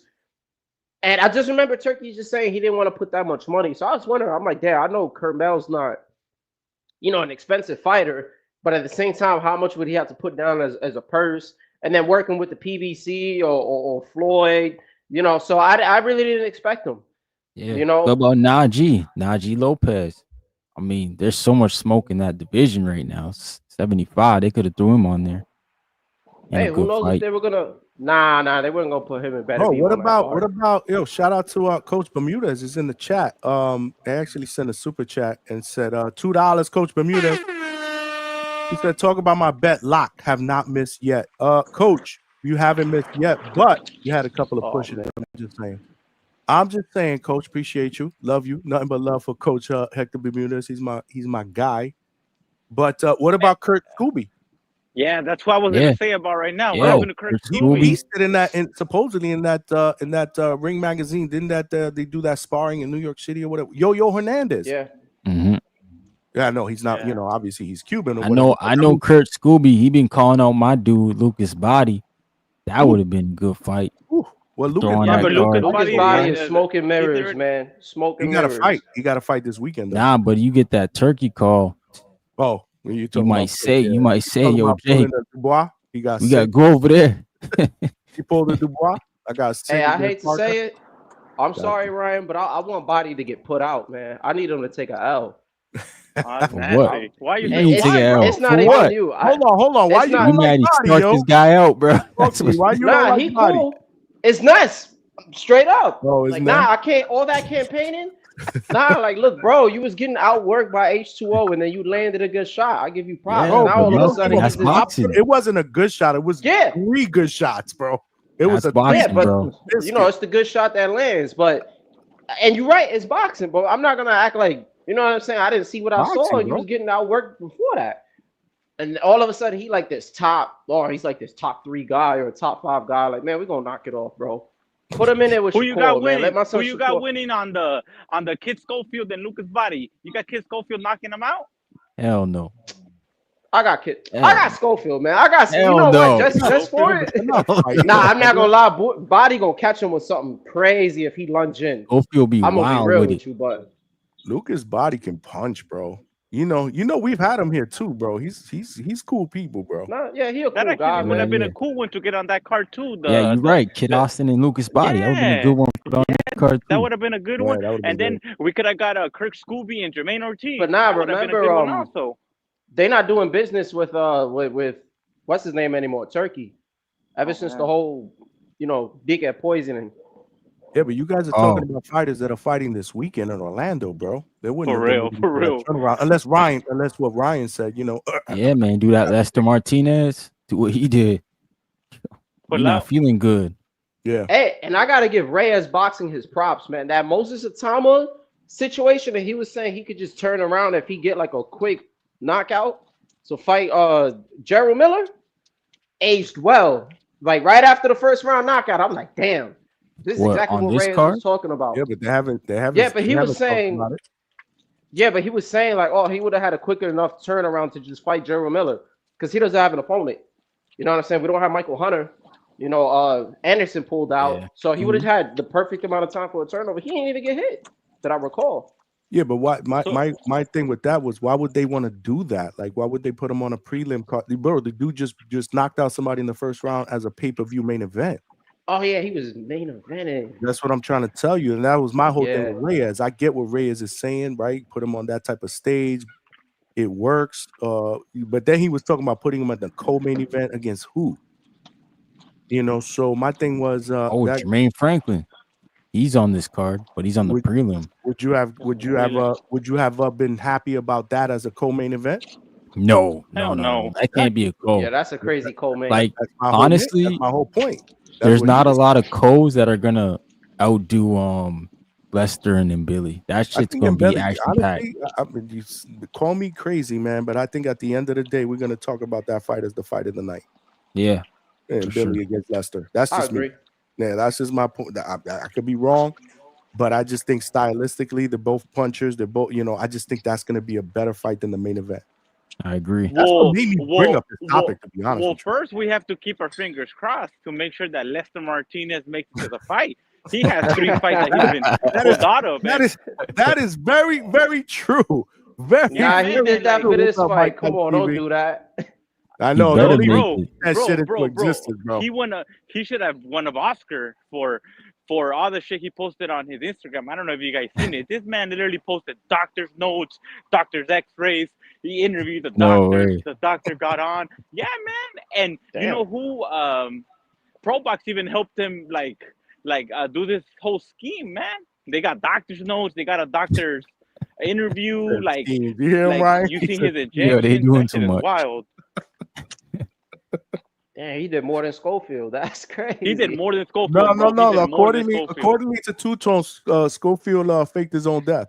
Ain't nothing worse than that. Yeah, man, you got Bivol faking back injuries. All of a sudden, you Oh, taking what? surgery. The man Oh, said man. Bivol was faking.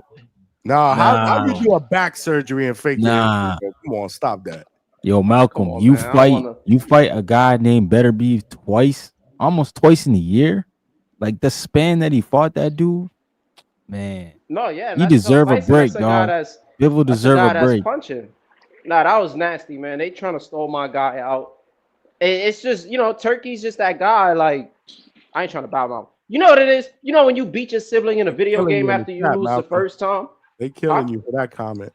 Yeah. He had surgery. He had Malcolm. surgery. He You wilding wild. out. Yeah, he had surgery. Nah, I don't want to hear that. That man ain't had no surgery. You see what I'm I saying? don't know it. We didn't hear it. Listen to me. We didn't hear a single thing about a back injury.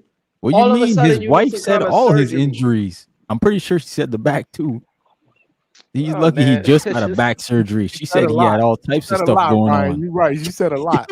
Yeah, Nah, I ain't seen nothing. She definitely said, "Wait, the ex-wife or the wife?" yeah, I don't the even know if he was- ex-wife. She said he had all kinds of injuries. She can't be trusted, bro. She not loyal, man. She can't be trusted. Come on. Hey, fellas, and do we know if there's actually going to be like a televised Thursday event? Because you know how the rumors were that it was going to be Isn't it supposed to be didn't they announce a 11th fight with Jarrell Miller and Michael Hunter? I don't know if that's But still then- going down, but yeah, there's supposed to be something on the open workout, like a card. Yeah. Did he Yeah, get the blocked open by workout. Don King? Yeah. But then you seen Dom King crashing out online saying that he won't allow that, right? Yeah, he tried to send the cease and desist. Yeah, he did say that. Yeah. So Nasty. that may be dead, but I mean, there's so many question marks, and here we are, 25 days away from this shit. You know, I mean, at least we have the bout sheet already. I mean, that would have been crazy if we didn't even have a bout sheet, right? Yeah. No. At least we got that. point. At least we know what we're gonna see on the 13th. I just don't know what the hell is gonna happen on the 11th and the 12th. Because remember, they were saying there was gonna be couple days, like Ryan said. I just don't know the specifics of it. I'm not gonna pretend that I do know it. But this hasn't been the greatest promotion. Yo, where Hector at? He got to tell us if Kurt got the call for one of those. Nah, he ducking, bro. Workout. Smoke, bro. Yeah, We nah, tried he's to get that out of him the other day when he was on the panel. Okay. We almost did though because Coach Bermudez was on the panel. What was it? Was it Sunday? All Nah, right, it was maybe they last- told him not to say nothing. Maybe Well, it's we a had surprise. Yo-Yo Hernandez and his manager. Shout out to my guy Big Rob.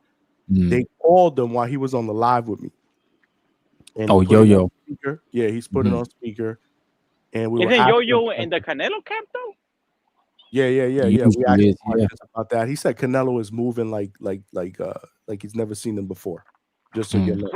Bro, now that I Working think on the about football. it, why didn't they get Yo-Yo on that undercard and No, De we Los thought, Santos on that that was undercard? gonna. Yo-Yo and Janibek. We thought that was gonna happen. We thought Scooby was gonna be on that undercard based on that whole sparring shit, but they haven't announced anything, so I'm thinking it's not gonna happen.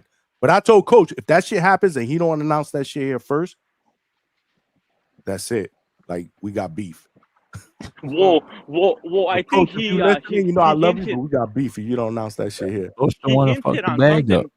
He What's hinted up? on something like that on the Spanish podcast he was on.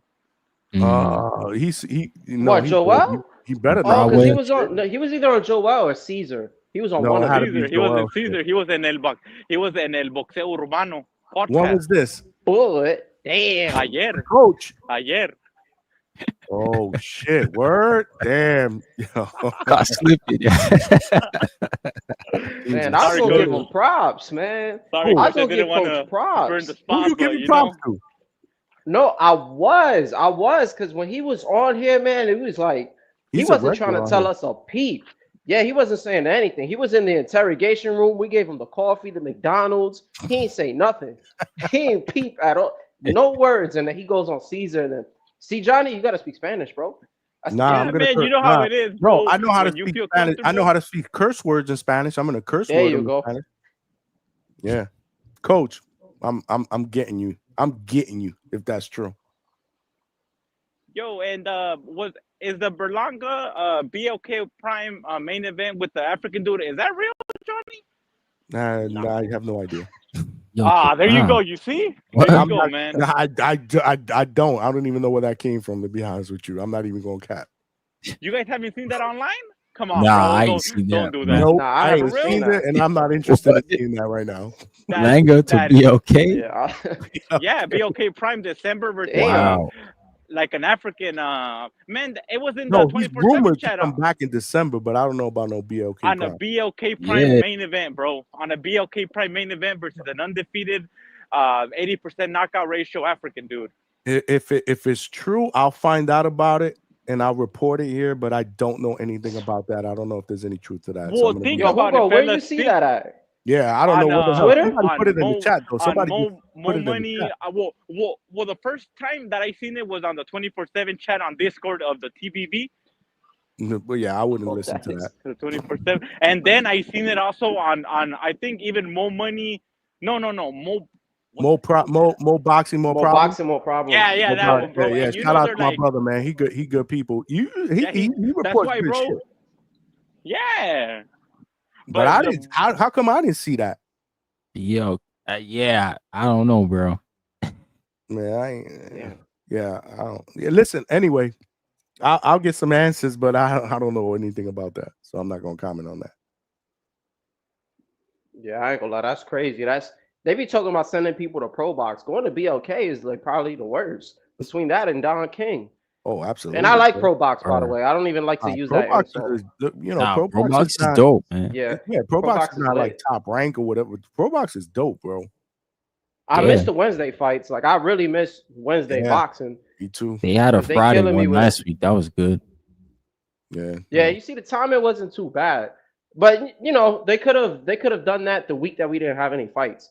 Like that's what really pissed me off. We had a whole week of no fights and then all of a sudden we had I think the WBC Grand Prix and just everything in like a couple of days and I'm like, yo, y'all wilding. Yeah, we're But, not gonna have no fights. We're not gonna have no fights on Labor Day week either, right? Weekend. Yeah, No no, fights yeah, on Labor that's Day true. weekend, right? The end No of August, fights. beginning of September. We'll actually be out. I won't be doing any shows that first week of September because me and wifey are going away on a cruise, man. I need to just get away, man. R&R. Hell Yeah, I need do some that, bro. R&R, That's man. that I've been killing it, R&R. man. Day job, night job, 6, 7. Yo, Ryan, we did 7. Both of y'all, Malcolm. I don't know if you know Malcolm and Ryan. I did 7 hours on Sunday. That's wild, man. That shit. Yeah, is you and crazy. Treese was double teaming me. Yeah. Calling me a bag beater. I remember that. Yeah. They was calling you a bag beater. Yeah, just insulting me, bro. It's crazy. It spilled over here, man. Listen, I say that shit with love. I think that's one of the best Nah, it's nicknames all good, bro. in the Hangout spot community, bro. Back Nah, beater it's is just dope. crazy. It That just shit sounds dope. crazy. I'm like, God damn it. Like I I scoff actually from think time it to sounds time. dope. I don't even think it sounds crazy. Bag beater. Nah, man, it's an insult, bro. Nah, you good though, man. You good, man. It's an insult in TBV. It's actually love at the Hangout spot. It's different. I appreciate that, John. That was a backhanded compliment. Kind of. Like I see that. He just But yo, overall, you put that on the like bed when you fight at Border Wars, brother. you said what? You put that Oh, on listen. the bed when you Yeah, fight I at don't Border want Wars. I don't want to speak too much on that and keep talking about when I do that. Okay. So I was talking to my boy about that, yeah, for sure. Cause I would just talk mad shit. I'm very good at trash talking. Oh, shout out to what's his name, Trini BX earlier. Yeah, That's he his was name. on. Yeah, He was yeah. in here. He Yeah, called man, me. a lot of passion. You New know what I'm caller saying? too, I bro. like the New caller. yeah New caller. the energy, the choice of words. It was a very good call. I was like, you know what? I can hear this guy more often. That's like right when I jumped on, and I just heard something about blood, and I heard a couple F bombs. I said, this guy's going places. I'm like, he's going places. Right up your alley. A couple of F-bombs. Yeah, man, but I cleaned it up a bit. You know what I'm saying? I cleaned it up. You actually But cleaned it up a lot, brother. yeah, thank you, man. I gotta try, man. Appreciate I you. can't be going off the rails, bro. I can't be wilding. Man, Motherfucking F backbeater in the building. Look, I just killed it. Motherfucking backbeater. there you go. You gonna get flagged. But overall, like I wanted to say, I think the card's gonna be good. Just like a general rundown. It more depends. Like sometimes names won't do it. It's nice to put names out there. As long as these guys fight and they put on a show, I think it's gonna be great. I've said this before. I've been to some fight parties, Mayweather Pac, and nobody paid attention until the main event. Everybody else was chilling. So maybe the names probably wouldn't have had, you know what I'm saying? They're not gonna have that much of an effect. But if everybody's just, drinking, eating, just mingling, and then all of a sudden you hear, oh, he's hurt with a left hook, they're gonna stop and they're like, oh shit, look, he's beat his ass. You know what I'm saying? They'll stop and they'll start watching the fight. Like that's normally how the casual public is.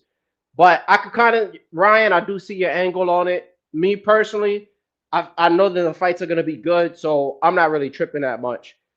But yeah, I want to give a shout out to both of you guys. You feel me? The best two hairlines in boxing podcasting, man. Good content on both of y'all ends. You know what I'm saying? I'll keep tuning in.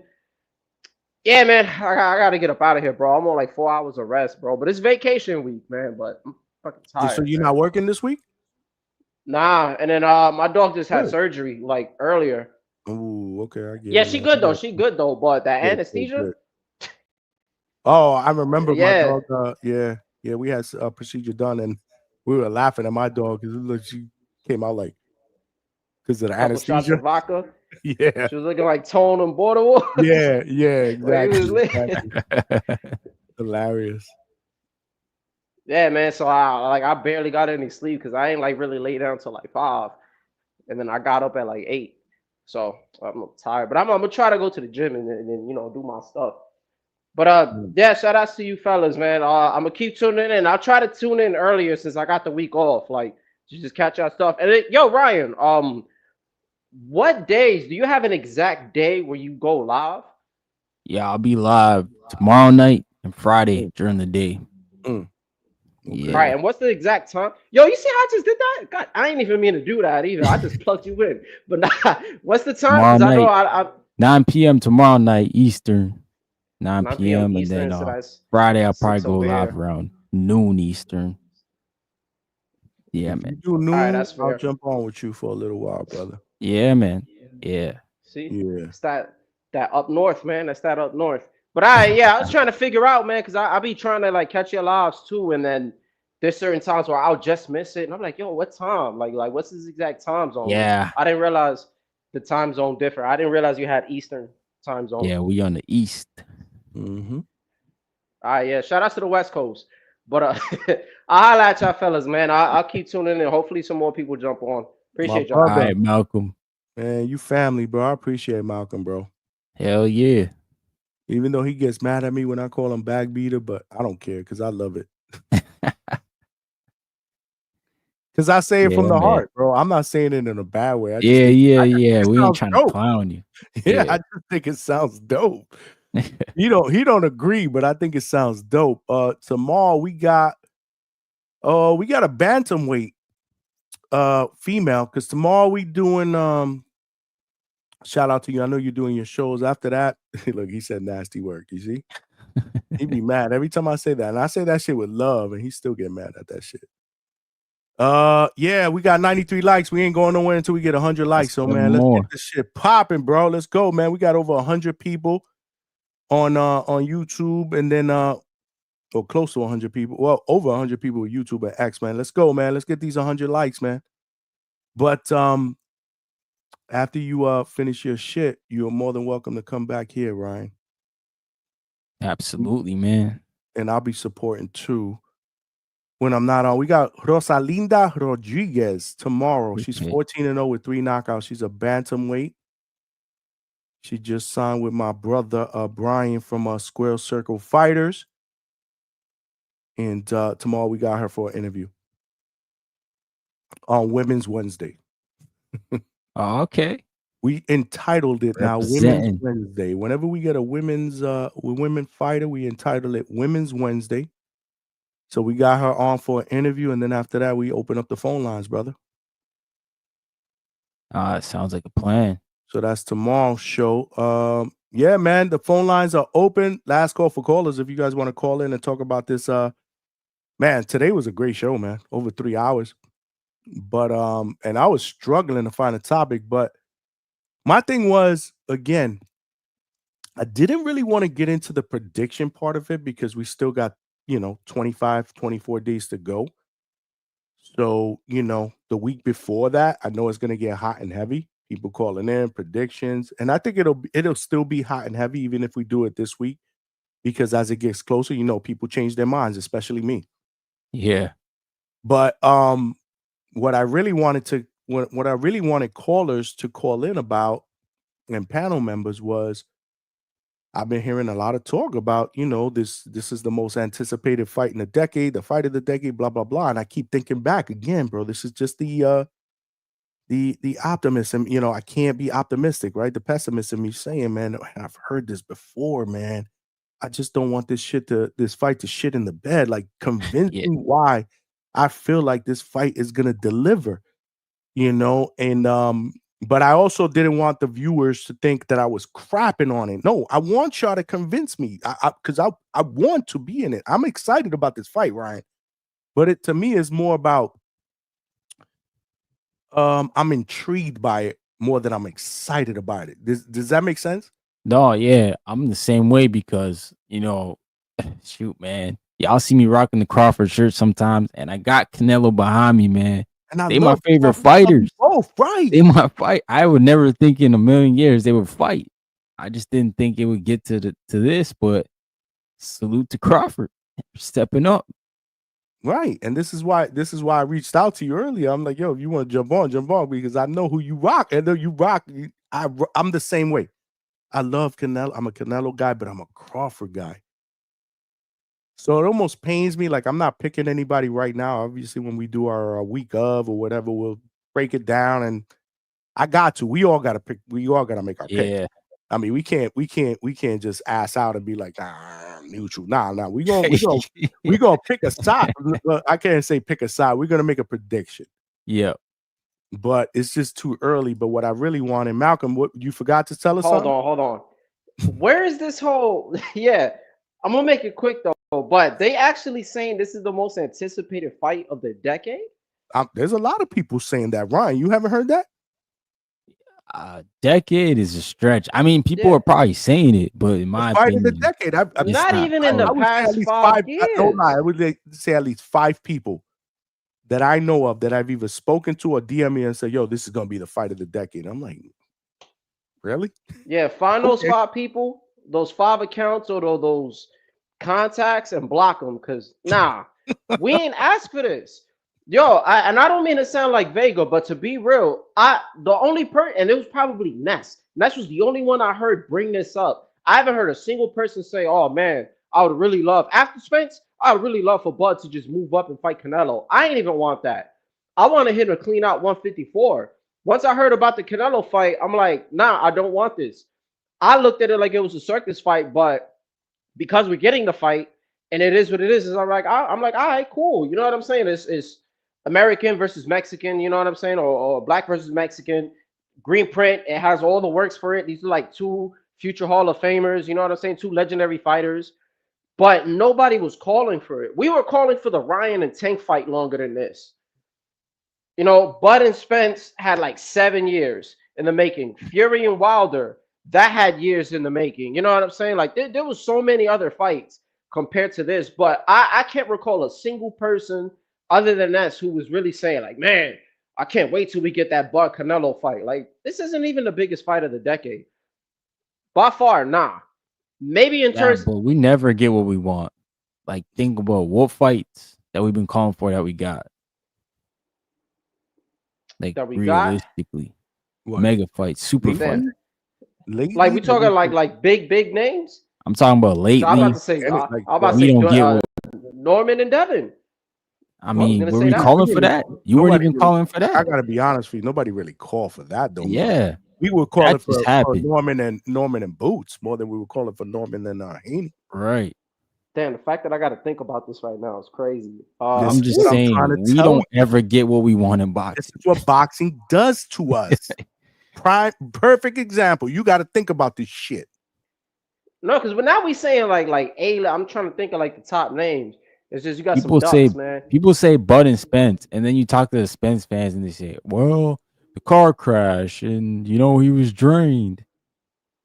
Pacquiao and Mayweather, way Well, you too got to late. remember, That was well, we way too got we late. got Crawford and Spence again after the expiration date, right? I'm not saying Yeah. it wasn't Mayweather Pacquiao, but And it was Tank a few and years, Ryan, right? They were talking Tank about and that fight Ryan for a is the few years. worst one because Ryan's Wait, unaccomplished. are we talking about best of the best, or are we talking about big names? Because then if we say No. best of the It could best, be I'll either just say or. Bevo better be. How long these guys were supposed to fight? A lot of That's people what I'm trying forget to tell that. you. Everything Those is dudes were always supposed to past the fight. expiration date. I'm sorry, Yeah. Ryan. I And didn't yet, cut but you you off, brother. see, that kind of brings me to my point. But I was saying, like those real fights that we want, they usually got some kind of marination. I'm not saying I'm okay with some with marination or like those highly anticipated fight, but this just happened like that, like Yeah, this ain't mad got no quick. There's marination. no storyline, like you know what I'm saying. There's no kind of like drama in the mix, or nobody pulled out of a fight to take another fight, and you know what I'm saying. It has just nothing. Like there's no storyline to it except a guy moving up 14 pounds Right. off of a year layoff. Right. Like this is crazy. Like you know what I'm saying. Like now I'm really thinking about it, and I'm still rooting for Bud. Can I interject? Yeah, I yeah, am yeah. 444. What's What up? good, bro? Welcome to the chat, brother. Hey, how's it going, panel? Is this your first call in? Yeah, it's my first calling. Appreciate you, man. Welcome to the family, brother. Oh, thank you. I'm a little confused of him waiting out a year. We're acting like he's out a year and he's just like sitting on his hands. But he's a Who year you and he's referring to? You focusing. talking to Bud? You talking about Bud? Yeah, I'm talking about Bud. Like I hear like to the Malcolm, I hear you saying about it's been a year and he hasn't and no one's calling for the fight. But I think the reality doesn't take away from the fact that it is a good fight, even though no one was calling for it. This is a dynamic fight. And him being out for a year, it's not like he's out for a year clubbing. I mean, he's out for a year focusing, aligning his body and mind to do something impossible, something great. I would have loved for him to clear out 154, but let's be honest though. If Canelo's looked as the big guy, the big fish, the guy that's the face of boxing, and I have an opportunity to go for the top guy, why not go for that? I mean, that to me, that supersedes anything at 154. If you're able to go several weight divisions and beat the guy at the top, that speaks a lot. That's dynamic, man, in my opinion. Now, I real don't. quick, I don't know. my I bad, don't my know about brother. that. Inactivity kills fighters. That's a Yes, it big does. thing that I Yeah. stay on. Even if it's just a year and you're sparring, there's a big difference between sparring and then getting in there with the 10-ounce gloves and then actually having somebody try to take your head off. Plus, Correct. Bud is I think he's like 38 now. So just not, you know what I'm saying? They're not acclimating properly. Like he could have just gave us a fight at 160. Could have been anybody. You know what I'm saying? Correct. Just to slowly move up and we would have had like a better gauge, but I feel like that year off, and I can't believe I'm doing this, man, because I'm rooting for him, but I got to be real. But I feel like that year off is going to be the biggest hindrance. Not even the 14 pounds, but 38 with the year off and moving up is just a lot, man. Like you need to get in the ring and fight. Like all that sparring is not going to mean anything. Well, it's going to mean something, but it's not the same as actually having a fight. Correct, but I think I think you were gonna make a point to the other brother. You were saying something you didn't agree as Yeah, well. I'm just saying that the way I look at 154 right now is kind of like how I looked at it when Oscar and Felix and all those guys were in there. Ike Corte, Shane Mosley. Like 54 right now is full of names. So if Bud went through that gauntlet, it looks good 5 years from now, because those guys, you got Xander, who's very young. He can be a champ again. Sebastian, very young. Like, those guys can all have great careers when Bud leaves, which makes sure. his wins over them look even better. Where if So he you- beats Canelo, right now people are going to say Canelo's on the decline. He hasn't stopped anybody in 4 years. He hasn't looked good his last fight. Like, there's a lot of excuses. Where if he Yeah, but beats I the think younger cats, Yeah, but I think you looking at it. I think regardless of people's perception of Canelo, I mean, there is an element of just people just hating against him. I mean, I'm not a Canelo fan, but I don't hate against him. So I get the excuses. I mean, excuses are always going to exist. Canelo is still at the top of the food chain, no matter how we want to look at it. He's a Hall of Famer.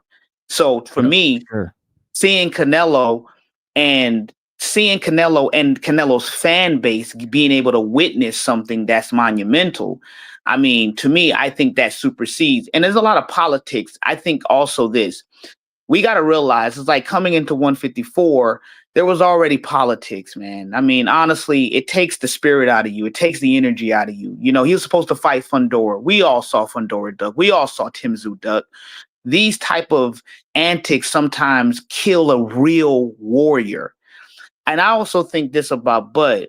I think Bud is kind of a little bit of, I think we're underestimating, because I don't just see him just as a normal boxer. I see him as a complete athlete.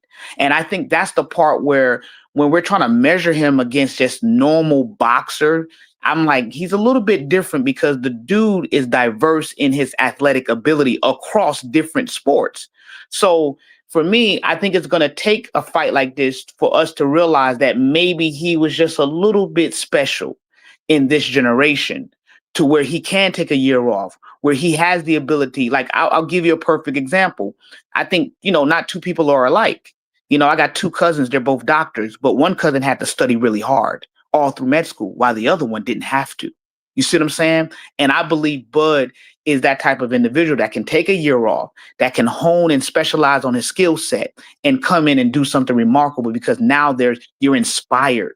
I mean, I'm kind of excited because personally speaking, watching the politics and I got to give Canelo credit to just be able to just step up and do it. I'm not going to take this. If Canelo wins, I'm not going to take it from Canelo. I'm not going to do any of that. I think Bud is a generational talent. So if Canelo beats him, he gets high praise from me. Let me give you some pushback, just a little bit. Yeah, not a problem. Who's the generational talent? Because I totally disagree with that. In my eyes, Alexander Usyk is this generational talent. That motherfucker beat somebody 60 pounds bigger than him twice. Key word. Look what you just said.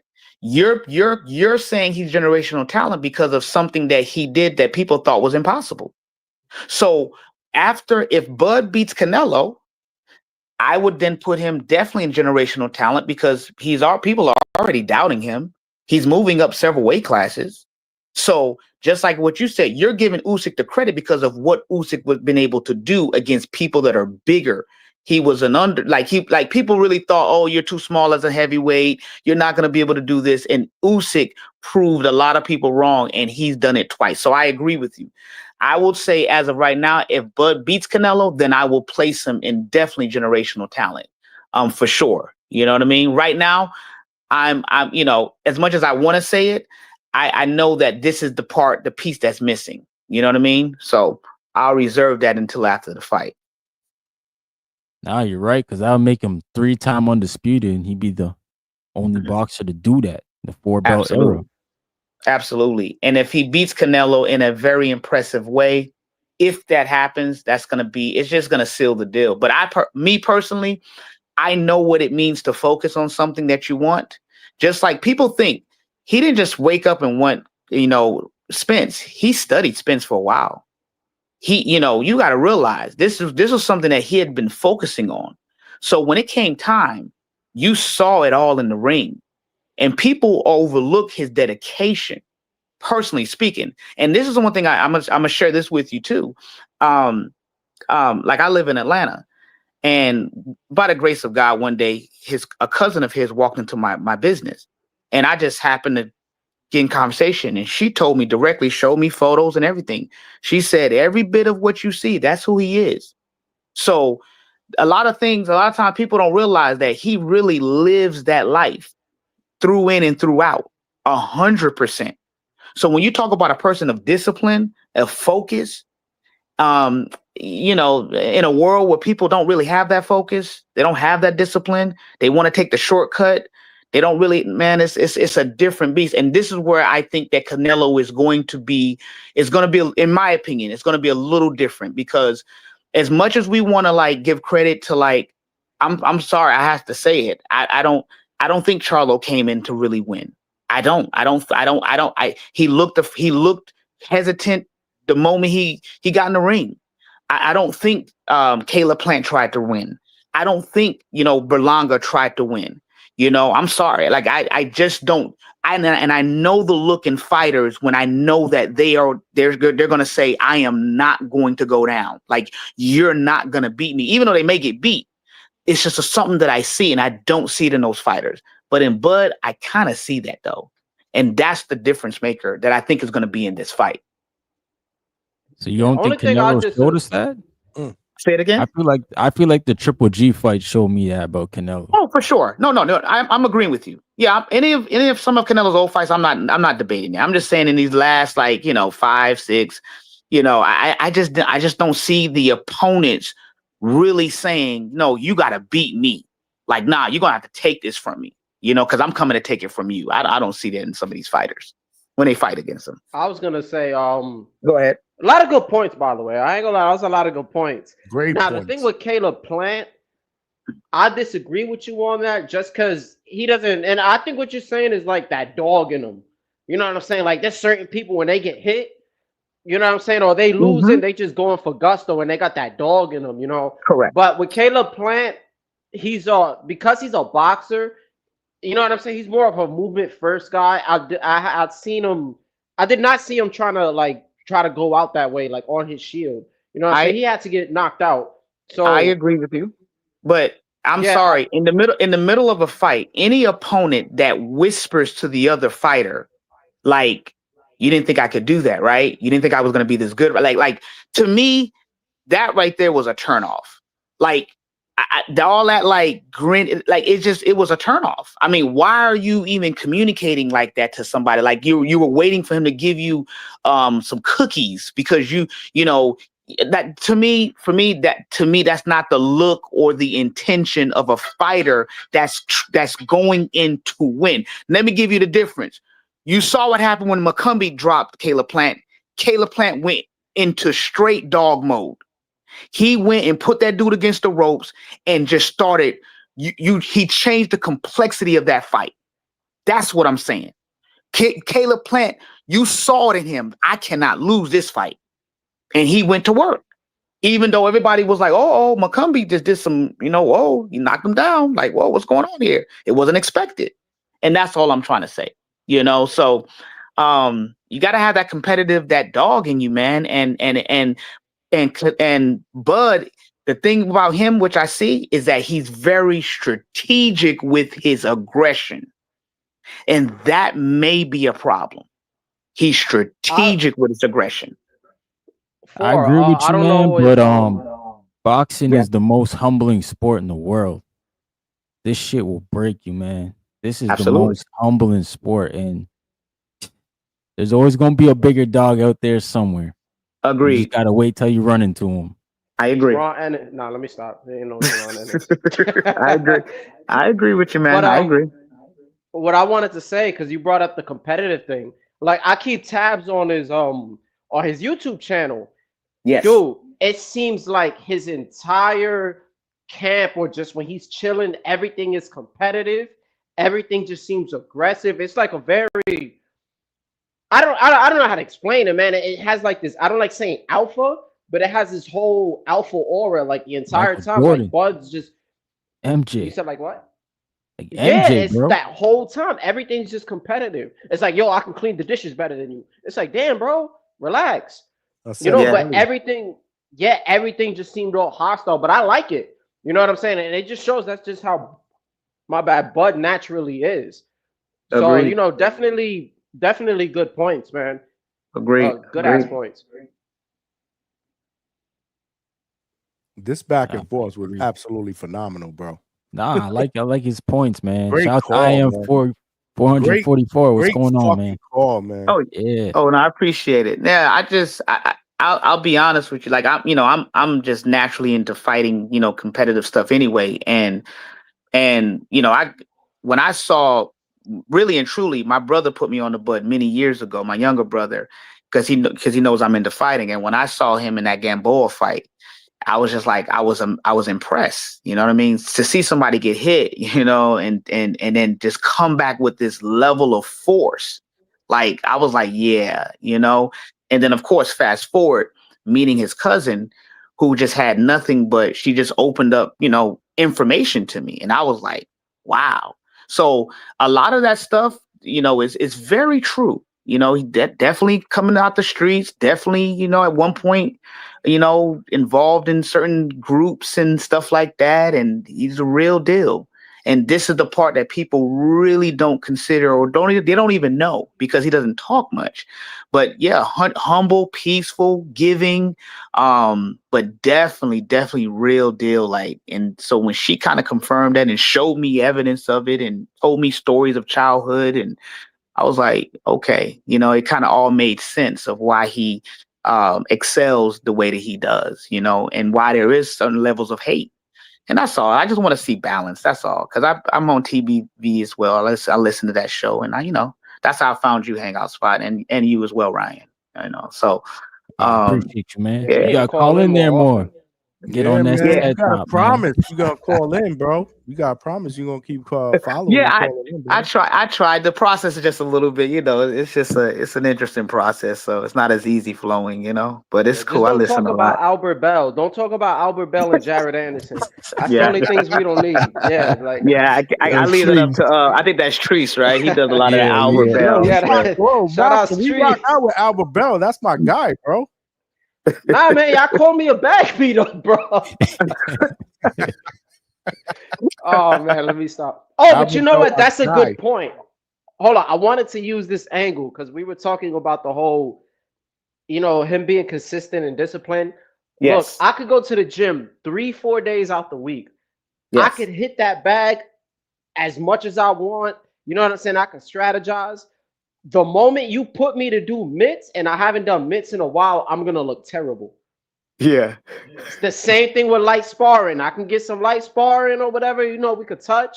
But the moment we do some kind of heavy sparring, and I'm like, damn, I haven't really done no heavy sparring in like a year, it's a whole different ball game. So I wanted to use that angle for the same way with he can be competitive, he can be yes. training, he can just be doing all of this in camp. But that layoff and not being in the ring with the crowd and having somebody try to take his head off, I still think is going to play some kind of factor. And he can adjust in the middle of the fight. He can get warmed up, but at 38, you know what I'm saying? Like you don't warm up and your athleticism is not the same as it was when you were 30 and 31. You know I mean, what I'm saying? I agree with you. I mean, that's the other side of the coin. So then let's look at the other side of the coin then. Can you paint a scenario that's more optimistic? In terms of what? Wherein a person takes a year off and yet they come back even more sharp, more cleaner, more aware, more everything because of Only the person type I of can see training. doing that, I think Floyd has done it. Floyd Okay. But he retired came and then back and he came back. fought. Yeah, he came back. He done it a few times. He came back and fought Marquez, cleaned him up. But that's Marquez moving up in weight. But I think he missed weight. And again, Yeah, Floyd was missed younger. weight, yeah. I got Yeah, you. and Floyd was younger. So I can't think of anybody who was 38 that kind of did that. I follow you. With the I mean, caliber of a fighter. I think Go on. the age. I get what you're saying, and I definitely can see that aspect. I think the age thing, though, I think we get a little lost in ages, and the reason why I'm saying that is like you look at someone like, and I hate to jump over here, but you look at someone like, let's say, like a LeBron, who's like 40, and people, they focus on the fact that he's 40, yet and still they don't focus on the fact of what he's putting up statistically, right? That he's averaging, the same as a 25-year-old, 22-year-old, 28-year-old, you know what I mean? And yet and still he's 40. So it's like, I agree with you. I hear what you're saying, but I think you might be in for a surprise because I think at the fact that Bud takes care of like it's a lifestyle for him. It makes a whole difference. I'm telling you. No, Like I'm playing devil's that advocate because is I'm yeah, no, rooting I'm with you. No, I'm with for. you on I'm with you on it though. I'm with you on it that. Like I'm 100% with you. I'm just saying I think a lot of us overlook though when something is a lifestyle and it is you through in and throughout, what may look like fallback or anything might not be so much fallback. You know what I mean? We might be surprised because he eats, lives it, breathes it. Everything aspect of his life is all discipline, and that makes a whole of a difference, especially when you're in a competitive sport. All right, four. Now let me ask you. You don't mind me Yes. just saying four, right? I don't No, want to you say go. all Yeah, three. no, you're straight. All Yeah, right, you're yeah. straight. Four. But all right, Oh, so that man fall. four. Oh, shout out to You that good? Joe. You call me But four. Triple. yeah, Triple four. so 444. you said the LeBron thing. Now Yeah. let's relate that to in terms of boxing. Can you think of anybody who was in there, like you could say 39, 38 in that realm, or that dominated older, but has to have a similar style to Bud? And the reason I'm saying that is Bud is naturally an athletic fighter, and he has Yes. all these fundamentals correct. But we Yes. can't compare him to somebody like Bernard Hopkins, who has more of a defensive, laid-back style. You know what I'm Gotcha. saying? Bernard I Hopkins' feel. style. So yeah, older Bernard Hopkins is. Oh man, and Teresa's here. Shout out to Albert Bell, man. Nah, but Hopkins has a certain style, Been and waiting for a Mayweather has minute. a certain style of fighting where it Agreed. age. You know what I'm saying? When you age, it's better. But I if Manny agree. Pacquiao style, it's not gonna work. Like he Understood. still looked bad on Barrio. You know what I'm saying? So Understood. if you can give that comparison to somebody who kind of did that at like 40, but has that athletic style, I just appreciate it. You know what I'm saying? Your question, you're right in that frame. So I agree with you. I won't be able to give you somebody that has that type of athletic stuff, that 40, etc. But what I can say is this: can we agree that Bud has the ability to show different styles? And I think there are moments where he can show some defensive kind of, awareness where he can be like, I'm gonna be honest with you. I think the Majamov fight, yeah, people talk about him getting hit with that was it the right hand or the left hand, whatever that punch was. Yeah, I think it I was the mean, right. outside the right, but outside of that though, he kind of fought a very different type of fight. We didn't get to see the killer, right? We saw more strategic.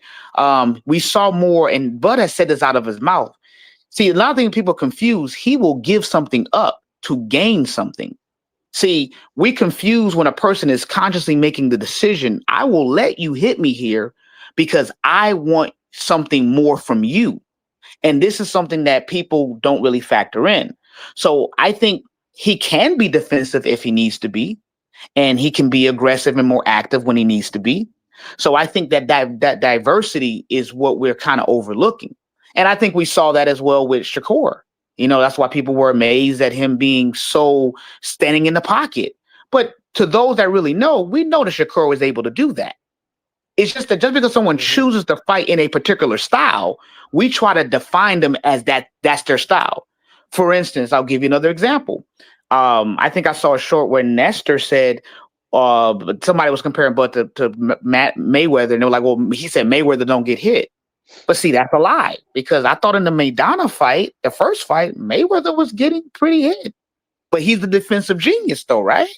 But he was getting hit by Maidana. Why? Why did that happen? But it's so interesting. We overlook those things. It happens in boxing. Different styles. Absolutely. And personally speaking, I don't think Mayweather expected that. So he corrected it in the second fight. He did a lot better. And that's all. So Bud being able to adjust in the moment is for me, one of the major key factors. So I agree with you, Malcolm, but I was just adding something else to it though. Yeah, the one thing I ain't like that you said in there is Yeah. Bud said if he's willing to give something, Yes. you know what I'm saying, to take that Yeah. risk, it's always that one shot. So you could I be willing to agree. take a shot, but if you see it and you roll with it or you slip with it, you'll probably be fine and take minimal damage. I But agree. once you get in that realm when you like, you know what, I gotta take a risk and I gotta do this little exchange so I can get something off. That's what happens. That's how you really get hit. And yo, that chin on Canelo's crazy. His power's there. I'm gonna go on record. Look, I got Bud winning, but I feel like he's gonna get dropped. Like Canelo's just been dropping everybody. He's not knocking everybody out, but we I might got possibly at least get a knockdown. I got a question for everybody on the panel. Being that Hamza Shiraz knocked Berlanga out and Canelo was not able to knock Berlanga out, would you guys say that Hamza is more, I don't know, has more power than Canelo, or no? Help me understand it. Nah, can I just say it real quick? Yeah, one at a time. I was gonna say no. He has leverage on his shots. The main thing, Canelo loads up on single shots. Hamza was doing combination work. And I feel like Berlanga was he was way more comfortable with Hamza than he was with Canelo when it came to the power shot. So he kind of, and it's not to discredit Hamza, but he took him a little more lightly in terms of being able to think you could take his shots. But that combination work is what opened the door. If you're trying to land a hard shot or two hard shots, they're a little easier to see and brace for. But Hamza, again, combination work. He was able to just let it go, and then he just has very good leverage, especially with the uppercuts. So, I mean, that's my take on it. I agree with Malcolm. I don't know about you, Ryan. Man, I don't know, man. I think Canelo's a great chess player, bro. I think this is gonna be the toughest fight for Terence Crawford. Yeah, he's obviously a bigger puncher than Hamza Shiraz. Dmitry Bivol said he punches harder than Beterbiev.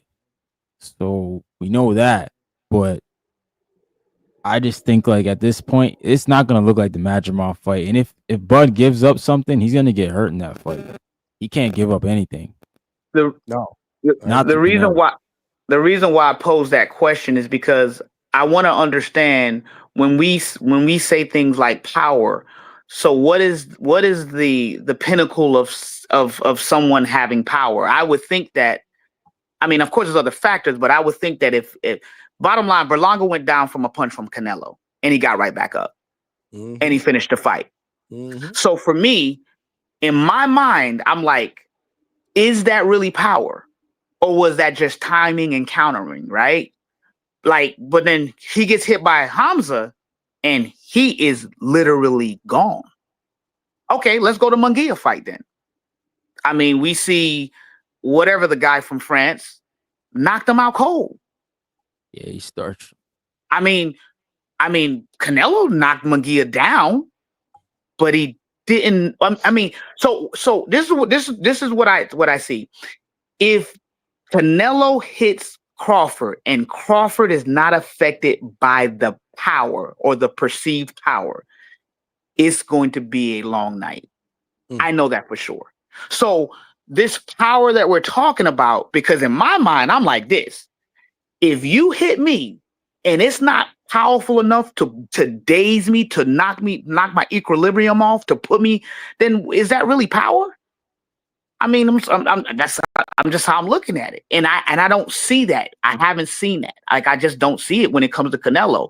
His countering on point, getting hit. Yes. Timing on point, but this power, I'm like, where are people getting this from? I mean, since when has he knocked someone clean out? And we see it in boxing. I mean, we saw it. Go ahead. Can I say something for it? My bad. Yeah, for sure. I'm about to jump you good? off. No, you good. You good. Go ahead. No, you're good. Yeah, because Treese was waiting. I'm about to just jump off. Oh, my bad. I seen he jumped off. Nah, you good, man. But when it comes to power, right? I'm trying not to curse. If you hitting, you're hitting. You can see it when guys get hurt, when they get dropped. You know what I'm saying? Especially like the pinnacle to me is a one-punch knockout.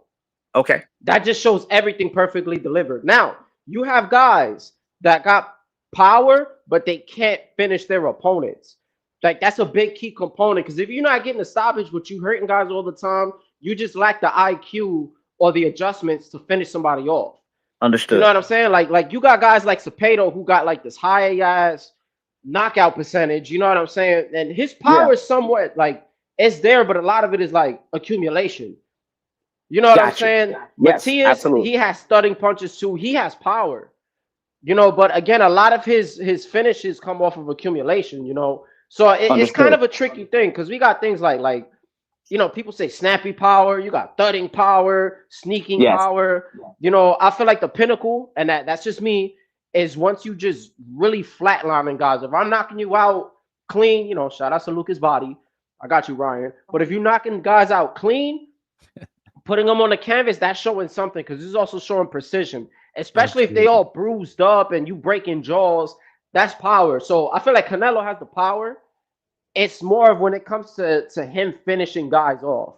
When it comes to him finishing his opponents, I don't see it there. And I do agree. If Bud doesn't get phased by the power, if he somehow doesn't get phased by Canelo, yeah, Bud's gonna just wipe him out, man. Because even though I'm getting called crazy Wipe him saying out. that Bud could, yeah, no, I'm saying if he doesn't get hurt, no, if he doesn't feel like jack shit, it's possible. Because what I'll tell you, look, accumulation of punches will do some damage.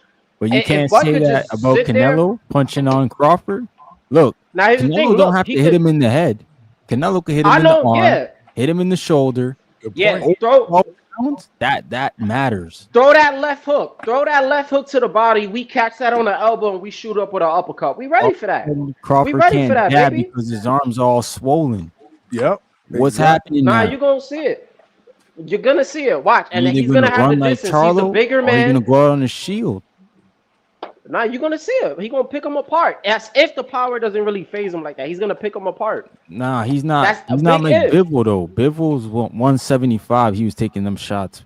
Mm-hmm. Precision and accuracy beats power by We're far. gonna If he's see. precise with his shots, and let's just say you get a nice little cut, you cut him or you just overwhelming him, and Canelo's getting tired, and you just piecing him.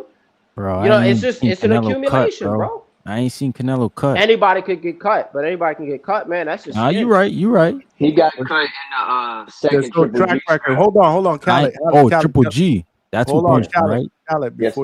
before you What's comment, let me good, just Khaled? read this one. Attorney Bailey with the $5. He said Johnny Panel earned this, bro. The panel's cooking, bro. We need Coach Malcolm perspective on this.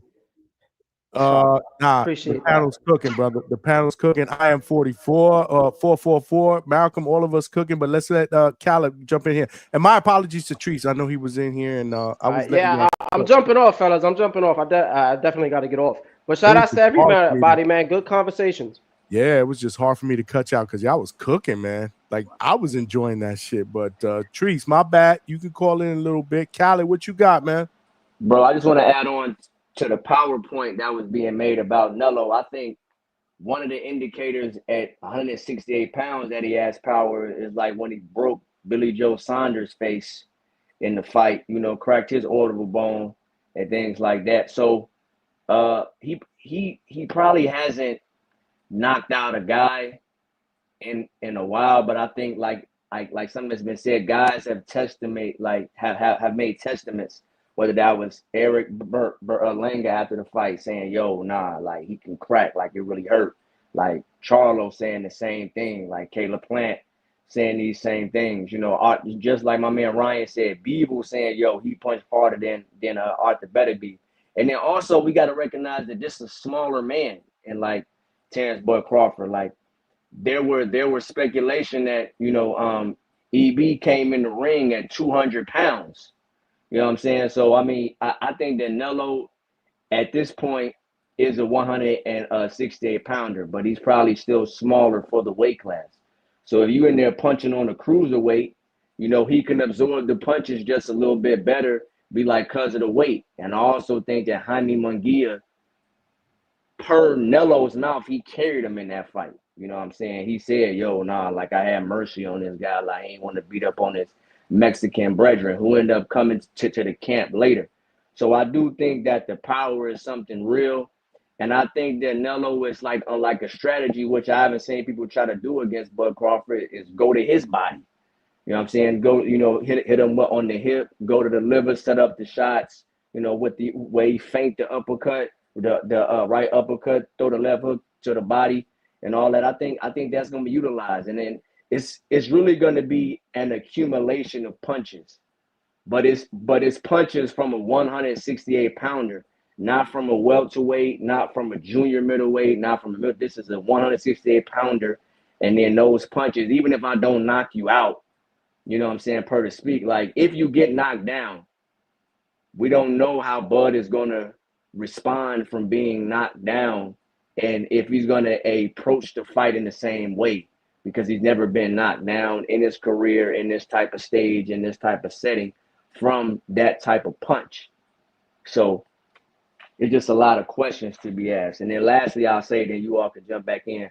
I think the power isn't a key. I mean, like, it is a key. It's something that's a major talking point. But I think that Nelo's defense is the thing that's going to neutralize Terence Bud Crawford. I don't think he's been in a guy with this type of head movement, this type of guy who can parry, roll off shots, you know, just take things away, tie you up very well, and just has impeccable head movement. I think that that's going to be something that, like, you know, we talking about Terence Crawford jab. I mean, Nelo knows how to take away the jab through his head movement and just being in range, parrying his shots and things like that. So I think the defense, because Bud ain't never been in the ring with a defensive fighter as elite as Nelo. And although Terence Bud Crawford is an incredible fighter, through my 62 fights, I've seen remnants or certain styles or certain aspects of what you bring to the table as a fighter.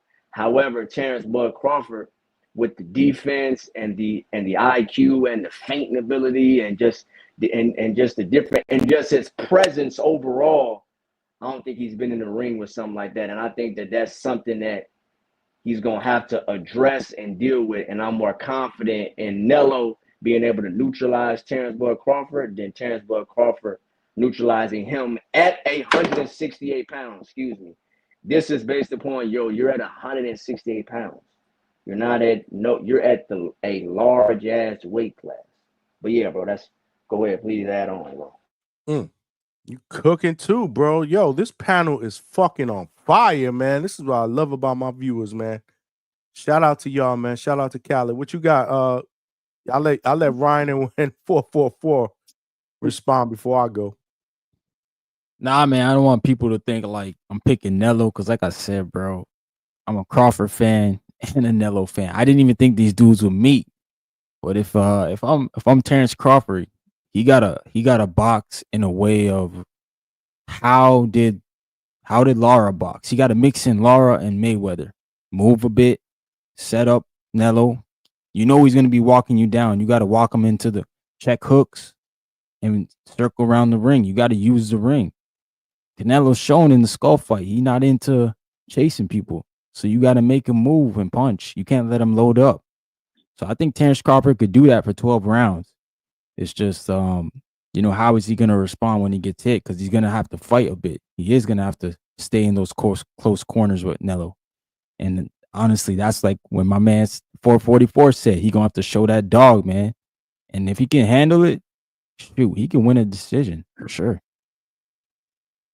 Yeah, my response would be once again, when people talk about the defense of Canelo, and I get, the whole thing about, Canelo saying, oh, well, I carried my brother, I didn't want to do him like that. But if you go look at that Munguia fight, Canelo was getting hit a lot. And this is where, it's interesting because you hear Bud, everyone critiques. They critique him all the way down. I mean, I hear so many people talk about the Majamov fight. It wasn't that impressive to some people. Oh, he got hit a lot, all this stuff. If you go look at that Munguia versus Canelo, Munguia was, it was like, I was like, where's all this slipping? Where's all this rolling? No, it wasn't happening. Canelo was looking for that one shot, loading up. He was overextending at moments. Munguia was tagging. So in my mind, I'm like, okay, he can't do that with Crawford. That's number one. Number two, like I said, if Crawford can take his hits, his power, it's going to be a problem for Canelo. Because here's what I think that, and I agree with you, Ryan, with the movement, but this was the problem with Skull. Skull did way too much movement, and he wasn't willing to get in that pocket with him. And I think that that's what's going to be different. I think that Crawford is going to actually fight. And that is going to be the difference maker. Because you see it in small elements. I saw it with Berlanga. I saw it with Munguia. I saw it. You know what I mean? And I see the movement with the skull. I saw with the Bivol. You see these elements, and I think that Crawford has the ability to kind of do all of those elements. If he can take the power, I'll preface on that. If he can take the power, it's going to be a problem. Let Toledo see his Toledo, cook, big man, Toledo. because I know he was on here earlier, man. What's going Yeah, on, yeah. Tree? What up, What Joe? up, What up, Joe? Yeah, y'all good, man. I know y'all hear that background. You know me, man. Shout out to my third shift Of workers. course we hear it. Of course. But y'all good, man. Ain't shit. I heard y'all cooking, man. You know you can't rush greatness. Sometimes you just gotta wait on the food to Cooking, get man. done. We Yeah. cooking, cooking right now, bro. That's how we do it up at the Hangout spot. Smash that like button, y'all. What's up, Tree? What up, though? See, I'm listening in. I'm listening close, man. But like I say, man, this Bud Crawford and Canelo shit. I'm with guys who saying that they necessarily weren't into it and things of this nature. But y'all know me, like I say, man. What's good for the goose is good for the gander, because I know that if Earl Spence had to beat Bud Crawford the way that Bud Crawford beat Earl Spence, I know Earl Spence was gonna get this Canelo fight at Cowboy Stadium.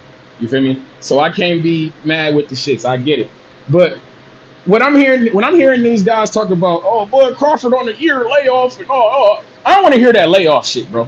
That's nonsense. This motherfucker Bud Crawford done always had a schedule like that. He always been one of these guys who fight one time a year and shit like this. You feel me? Like, so I don't really that 1 year off shit. I'm not into that. This is how He ain't fight no Canelo now.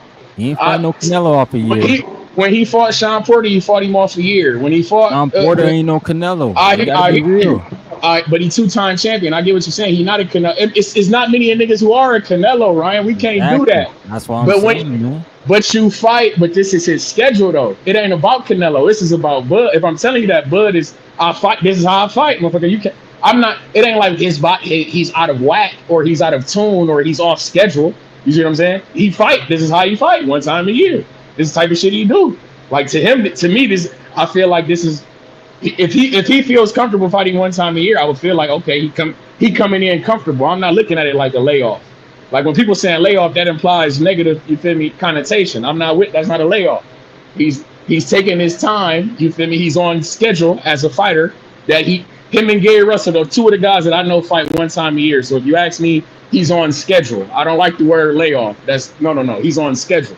You see me? So yeah. But Bud Crawford, and like I say, another thing is he got the dimensions to fuck with the Canelo. I get everybody talking about weight and all this type of shit, but let me ask you, Ryan, and 444 and the whole panel, does 100 pounds worth of bricks weigh the same as 100 pounds worth of feathers? No. Got him. It does. Got him. Got him for that. And bingo. That's what you guys is looking. Got him. Got him, Johnny. 75 pounders in her. But I got him, Johnny. That's the thing, Johnny. These guys see 100. They see 100 pounds wrapped up in a different package, and it don't look like 100. It's 100 pounds, gang. It's the same thing, gang. If the man making 168, the man making 168, but the man got the dimensions. He's bigger. He's taller than Canelo. He has longer reach than Canelo. You punching feathers and punching bricks, it's a totally different game, bro. And I hear what you. Different game. And that's it ain't even the same. It ain't even the same. You talking density? I'm talking weight. See, y'all not talking density. Y'all was talking weight. That's what I'm saying. Canelo's density, though. We know that. Bibble told us that. Hey, see, that's you talk. See, now we talking different type of metrics. Y'all was talking weight. Now you talking density. What I'm telling you is, 168 is 168. It might be wrapped up in a different package, but it's 168. You feel me? The man is taller. The man got longer reach. So if you ask me, those are dimensions. You feel me? That could present a little bit of trouble to Canelo. Not even a little bit, because I done seen Canelo beat on bigger guys, but I done also seen Canelo lose to smaller guys. Because ain't Floyd smaller than Canelo? You see what I'm saying? So this type of shit, this shit is off. This is fodder. This is nonsense. Bud can beat that man. Bud is violent enough, and y'all know I fuck with that violence. Bud got that violence in his body. You feel me? He was on a hell of a knockout streak. You understand me? The Madrimov motherfucker, he was ducking and dodging and faking and fading so his dumb ass wouldn't get his shit knocked loose. You see me? But come the end of that fight, we seen Bud was starting to catch up to his ass, and he was about to get his shit knocked loose. So, but man, hey man, I'm fucking with him, and I think he can get it done. Like I say, he got the dimensions. You seen that I got Ryan. That's all I need to hear. When I get one person with that, that's all I know I Nah, got him. man, That's because all we I need taking to the hear. bricks. We taking the bricks over the feathers any day of the week because we know when them feathers get hit, they crack open. We know what it is. Hey, Hey yo, It's just a facade. talk to me, Khalid. hey yo, I just want to respond to my brother 444 and the things Treese was saying. So I think with the Jaime fight, my man had a great point. But so I watched that fight like a few times, right? And I do think that Nello did get hit, and but I think he was catching a lot of those shots, pulling off a lot of those shots, and like catching and countering like a lot of those shots. So I think in a fight, you will get hit for sure. But I just do think like maybe it like wasn't as much slipping and rolling, but I don't think like Jaime Munguia was throwing a lot of punches, but I don't think he was landing a lot of punches. And I've watched that fight several times. So and also Jaime Munguia is a way bigger guy than Terence Bud Crawford, and I don't think Terence Bud Crawford has fought a kind of fighter like Jaime Munguia. As as far as the Treese point about the weight and what he said. He said something about my man said something about the weight and like the bricks and oh no, you talk density and you talk about how He's to saying Crawford a 68 pounder. That's what yeah he's saying. yeah he's not a 68 pounder. I think that the height and the reach is irrelevant because like you said it in your argument, he's fought bigger guys and like guys with longer arms than him. Like the past few fights, everybody's been taller and longer. Floyd is a point that we often use, but that flight was 15 years ago. Things like that. This is a whole nother fight, a whole new weight class. And Terence Bud Crawford is an incredible fighter. But this point has to be made and like addressed. He's not bigger than Bivol, and he's not better or the fighter that Floyd Mayweather is. So he's not different in that way from what Nelo's saying. Like you're not a 175-pounder lightweight, one of the best boxers in the world, beat Arthur Beterbiev twice to fucking crusher. And you're not arguably the greatest of all time, pound for pound guy, Floyd Mayweather. That don't mean that you're not great, you're not talented, that you don't have a great skill set. But when we say, well, Floyd did it and Bivol did it, well, that's two opposite ends of the, bro, that's a light heavyweight. It's a large mother, I don't want to cuss. That's a large human being. And Floyd Mayweather, bro, he caught him at the right time, at like the right age. And last point I'll make, this is going to be a point that can go against Canelo because he's done it, but I just want to use it to show like the difference in this fight.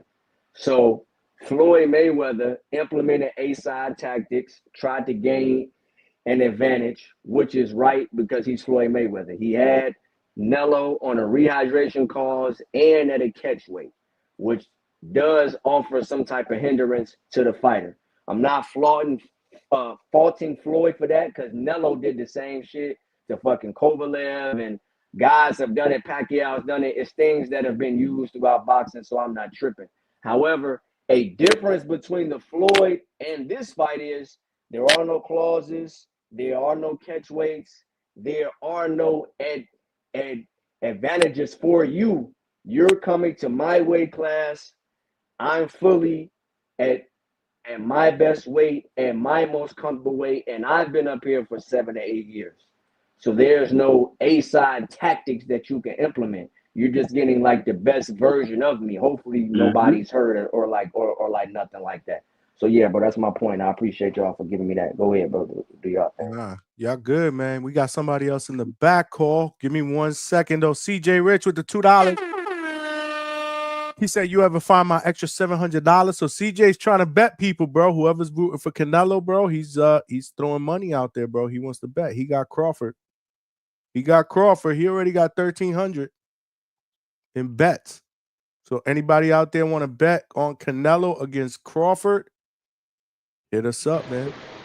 But if they do find that extra 700, man, tell them to spend it on some tickets to pull up August 30th downtown Toledo, Ohio at the Huntington Center. You see me? Hey, To go ahead and watch Albert Bell knock some shit loose. You understand me? But that's neither here nor there, man. I just want to say shout out to the Hangout spot. Shout out to my third shift workers. Shout out to the Midwest Mafia, man. Like I say, Ryan, August 30th. You bring the ginger ale, I bring the whiskey, man. Y'all be cool. Trees, hold on, Trees. Before you go, I got something to show you, Trees. Oh yeah, I like that. I like that. Lucas Body, you in trouble. That's the Battle of the Princes, man. Winner becomes king. Like I say, August 30th, downtown Toledo, Ohio, man. Y'all be cool. Appreciate you, brother. Shout out to the third shift. H-Town, what you got, brother? H-Town, what you got? Shout out to CJ Rich, man, with the super chat. He looking to make money, man. What I got is Trees makes an analogy and beats himself with his own analogy. Because if you fall into 100 pounds of feathers, you fine and dandy. all right. Fall into the 100 pounds of bricks. What are you talking about, H-Town? Man, Trees don't know what the hell he's talking about. Everybody keep talking about Mayweather. Mayweather didn't just only use his feet. He stood in that pocket and he used that Philly shell that he's a master at. And at this time, Canelo was a headhunter. He didn't beat up the hips.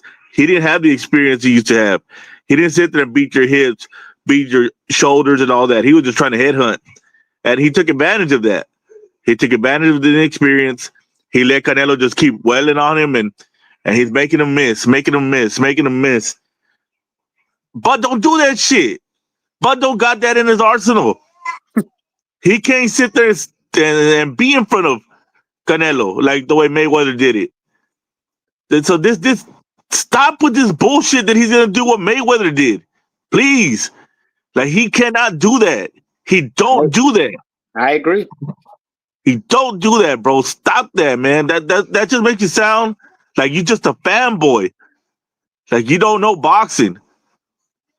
He can't it's do not it. gonna look like Floyd, but he might be a better counterpuncher than Canelo. No, he might be a better counterpuncher, Ryan, but he's gonna get I'll hit. make him think. I'll make Canelo think. Great So counterpuncher, man. H-Town, I agree with you by saying he's going to get hit. That's the reason why I said if Canelo's power, if Bud is not fazed by Canelo's power, it's going to be a problem. That's all I'm saying. What That's all I'm saying. have I said the entire time? I am 444. I've said that for like the last month and a half. To me, it's not about skill, it's about punch resistance. There you go. We've seen smaller punchers hurt Bud. We've seen smaller punchers hurt Bud. Name so who? let's stop that. Let's stop that. He's gonna eat shots.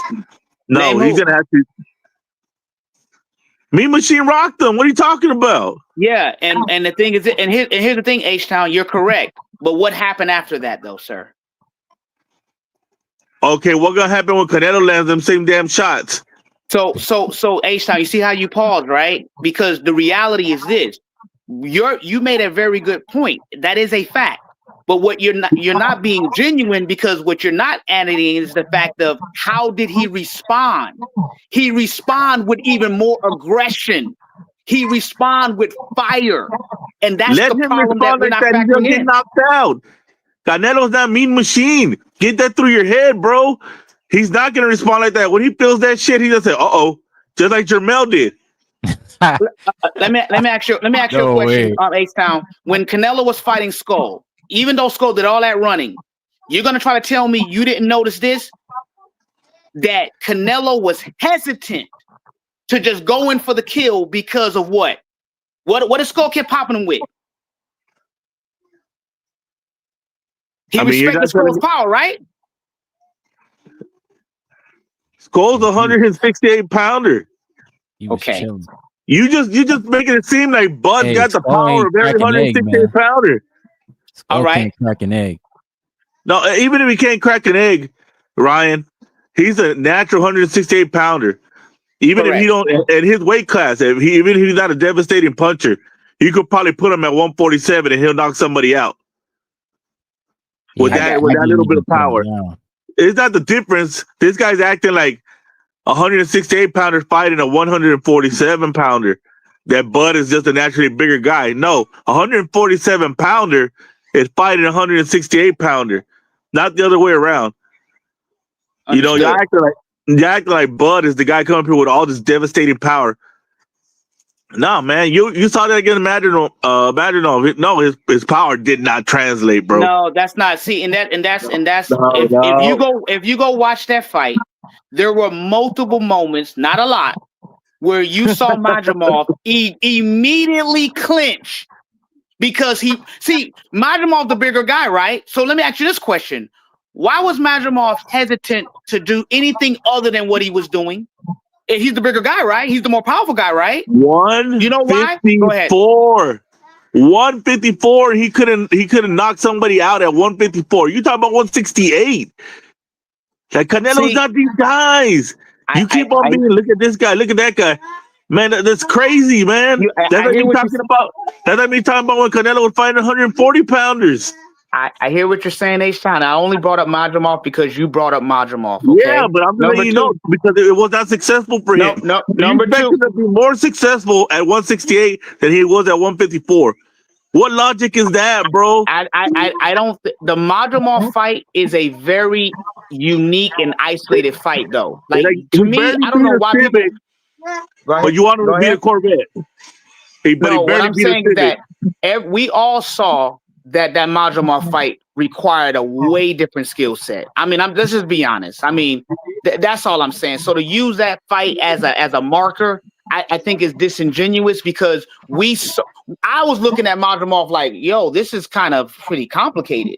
You know what I mean? Honestly speaking, we're not going to act like that it was just an easy fight. The dude is jumping around and fainting every second. I mean, what fighter have we seen fight an entire 12 rounds where you're fainting every second? Come on. That's not common. So that's why I don't like to use that fight. I think that Bud kind of snapped to him like how he did Earl Spence, you know what I'm saying, and just came behind a stiff jab and just came to him. Like he could have just stepped to him like how he did Earl Spence. I think that like that's a good point. Madrimov did pose like a unique style. But I think that if Bud he does have a great IQ, then I felt that he could have neutralized that by coming to him. However, Madrimov did have something there that was keeping him at bay until the later rounds where like he had to take the fight from him in the like 11th and 12th because the fight was so close. Correct. I think that fight is an important fight to look at outside of the ring because I think that Bud's performance in that fight was going to determine whether he got the Canelo fight or not. Because prior to him fighting him, like the whole boxing world was talking about, hey, yo, Bud and Canelo, it was starting to pick up real traction because of what he did to Earl Spence. And I think that had he would have stopped Madrimov or just beat the shit out of him in like devastating fashion, man, it would have just put the box. I might have been here like, hey man, no, I don't know, nigga. He went up to 154. That was my next point, actually, brother. That was my next point. What you just said was my next point. See, in H-Town, I hear what you're saying, but then you're acting as if politics do not play. Perception doesn't play a role. The problem is this: when you're that good, sometimes you can't display how good you are. Because if you have a goal in mind and you got somewhere you want to go, you have to move strategically. If he would have done exactly what the brother just said, I personally don't think the Canelo fight would be made. Me personally. I don't believe it would be made. I think when that fight, people saw vulnerability. It seems a little bit more doable. So now you're saying Bud wanted to look vulnerable. Boy, this is crazy. But guess what though? So H-Town. Oh yeah, EJ didn't want to stop Mikey. He just really wanted to box. Bro, there is no fighter that wants to go in there and go extra rounds because it's extra damage to your body, extra damage to your brain. You go in there to try to get the job done. Any boxer tells you that bullshit is lying. Even Devin Haney wants to knock people out. He don't want to be in there 12 rounds. Nobody wants to be in there 12 rounds, bro. H-Town. So do you believe when Canelo said that he carried Munguia, do you believe that? to a point, but he hurt that man. Damn, That man Now was out of there. you see how biased you are, though, right? So when No, when Canelo says He went 12. I no, purposely that go is ahead. not the same thing because he had the It is upper the hand same in thing, the bro. last half And he of the did the fight. same in the skull fight. He freaking just went 12.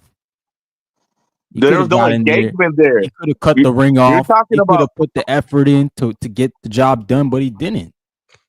Thank there's you. no, Father. there's no He just danger there, cruised. Ryan. There's no danger there with the skull fight. He You wasn't talking getting about 12 hit, rounds. You don't want to go 12 rounds. but he wasn't getting hit. You're talking about Canelo with was a getting fighter. hit. Okay, I got you, H-Town. Well, so Makarov wasn't catching Bud. No, yes, we Let me all guess, know he that. punched But him the whole Okay, fight. he wasn't getting hit with that right the whole fight. yes, of course, he was getting hit. What Okay, I'm saying, though, was go ahead. Canelo getting hit with a right hand the whole fight, nonstop? You talking about in the skull fight or in the Munguia? The skull fight.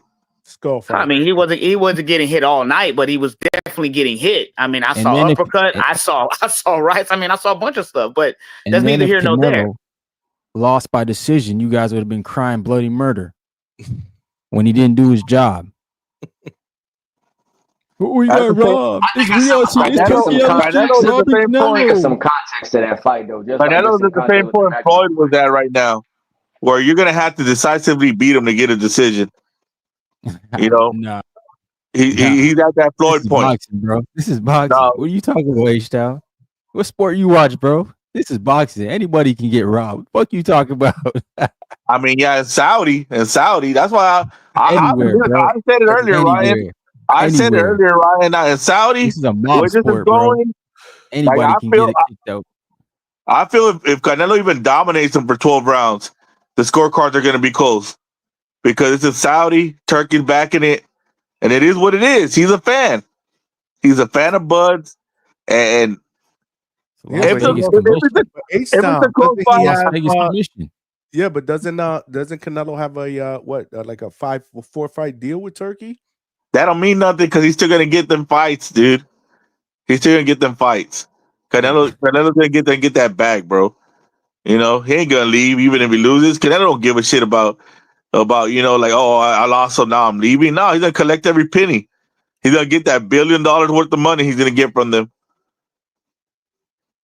You know, it is what it is.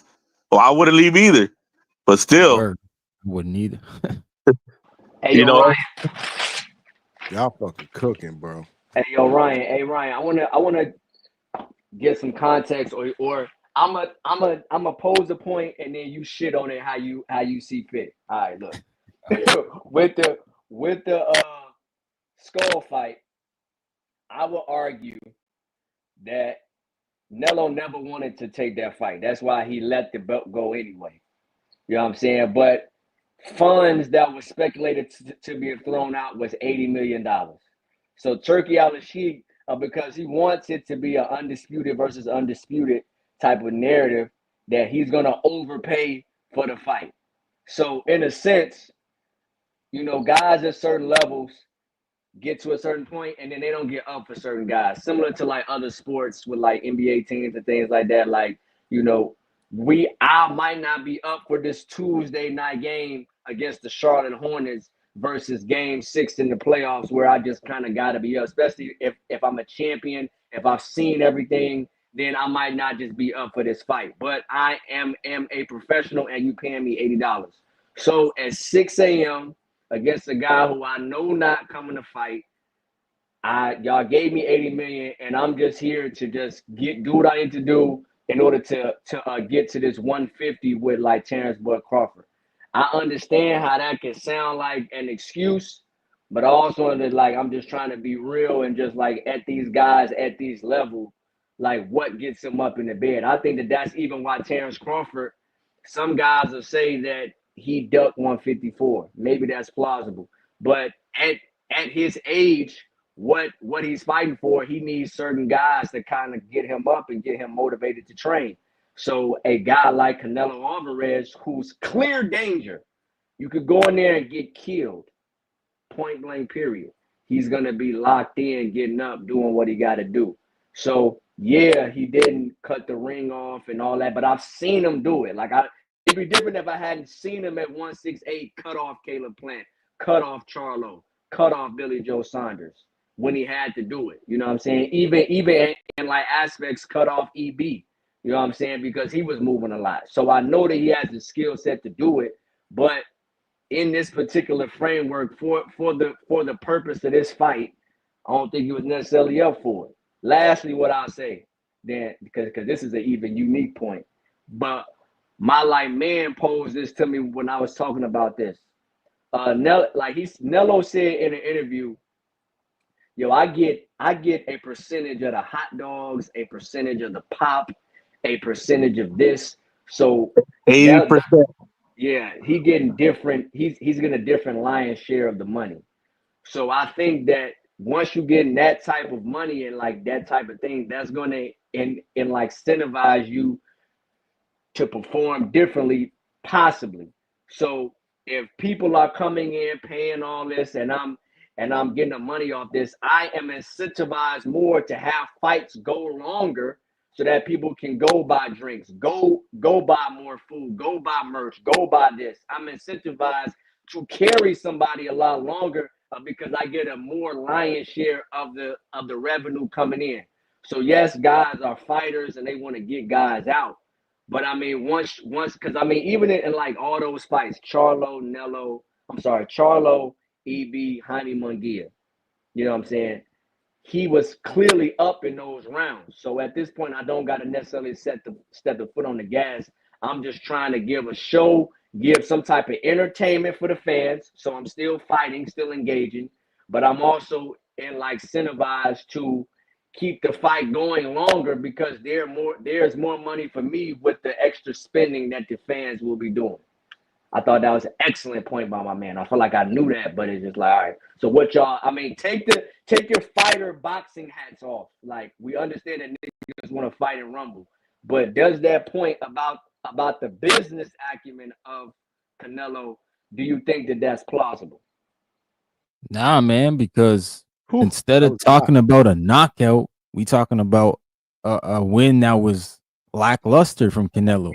Yeah, If he I went don't in think there he and wants to be stopped under 12. Paul, bro, we not even here talking about Crawford winning this fight. There's actually people saying that Crawford gonna knock Canelo out because of the way he fought in the last fight. So he made it look like he's really a Corvette, as my man would say, H-Town, that's got like 200K miles on it. He wearing down. Bro, if he would have stopped Skull, we wouldn't even be, we'd be like, what the hell?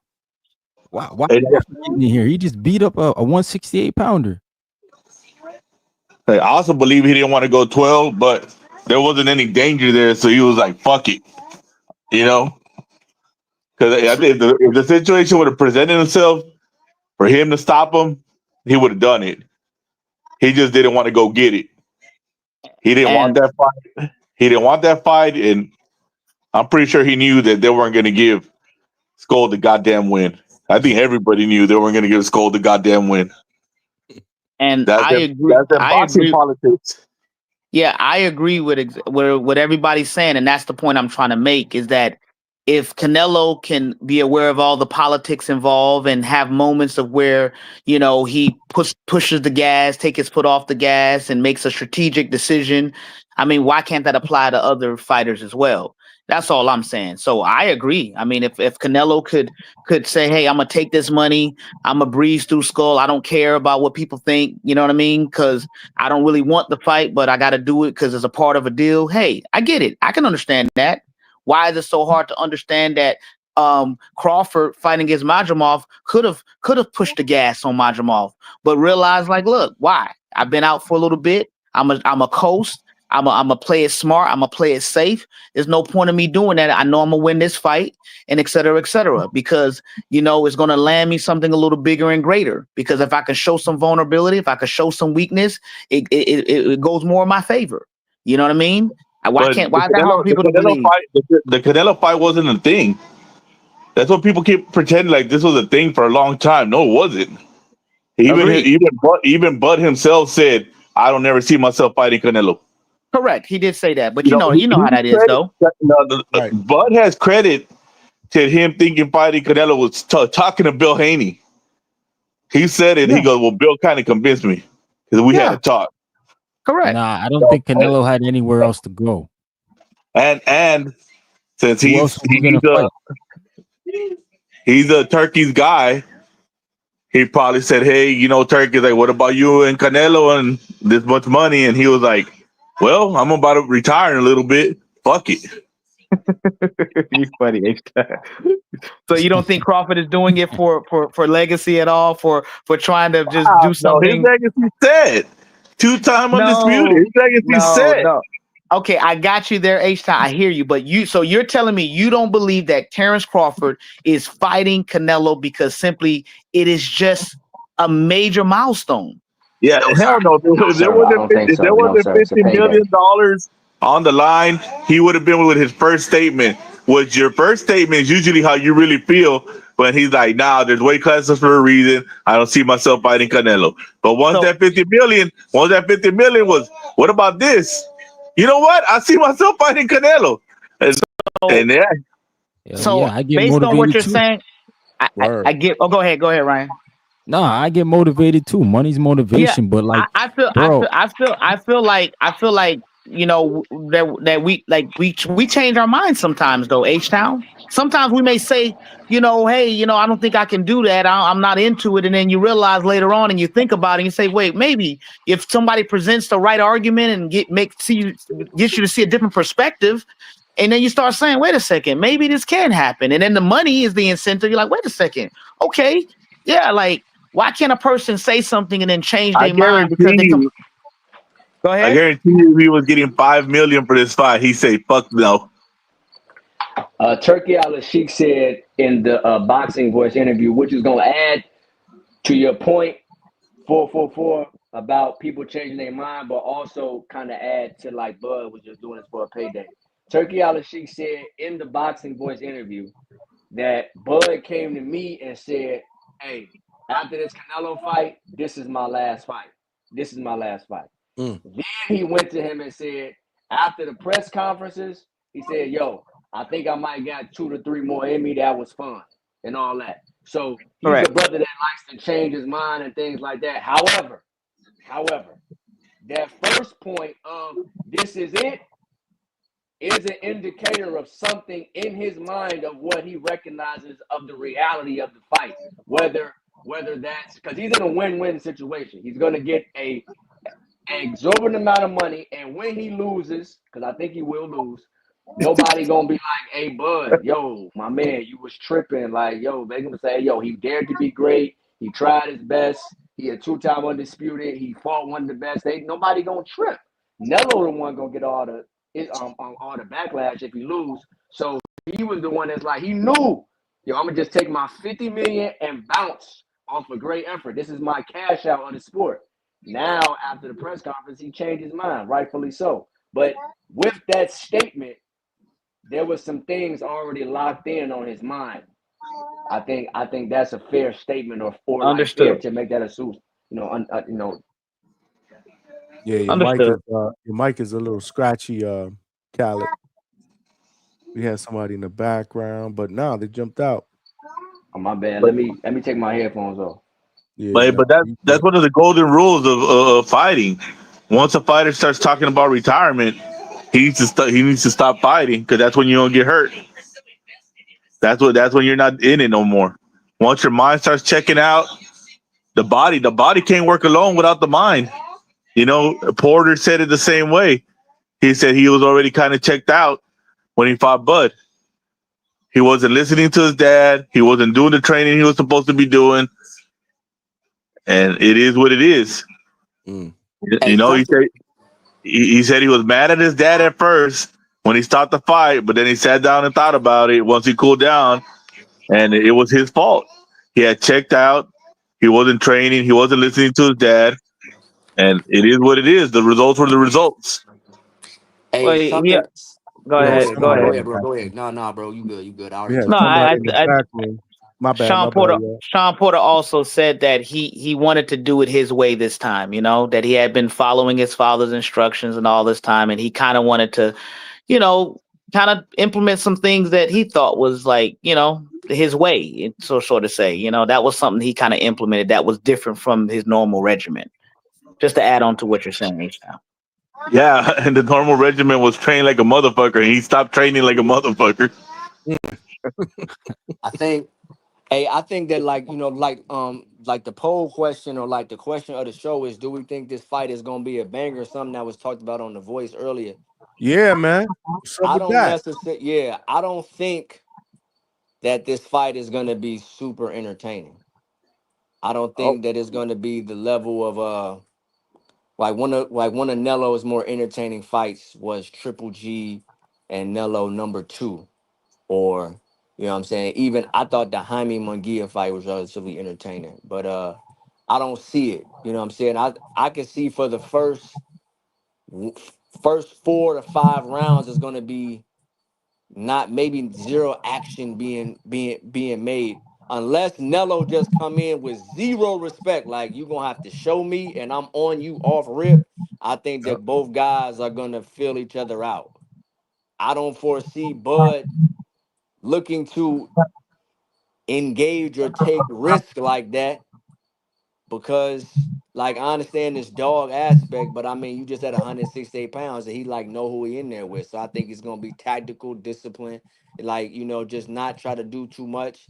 And I don't foresee the war or the all this bag that we know both guys have. I don't think neither guy is gonna dig deep into it.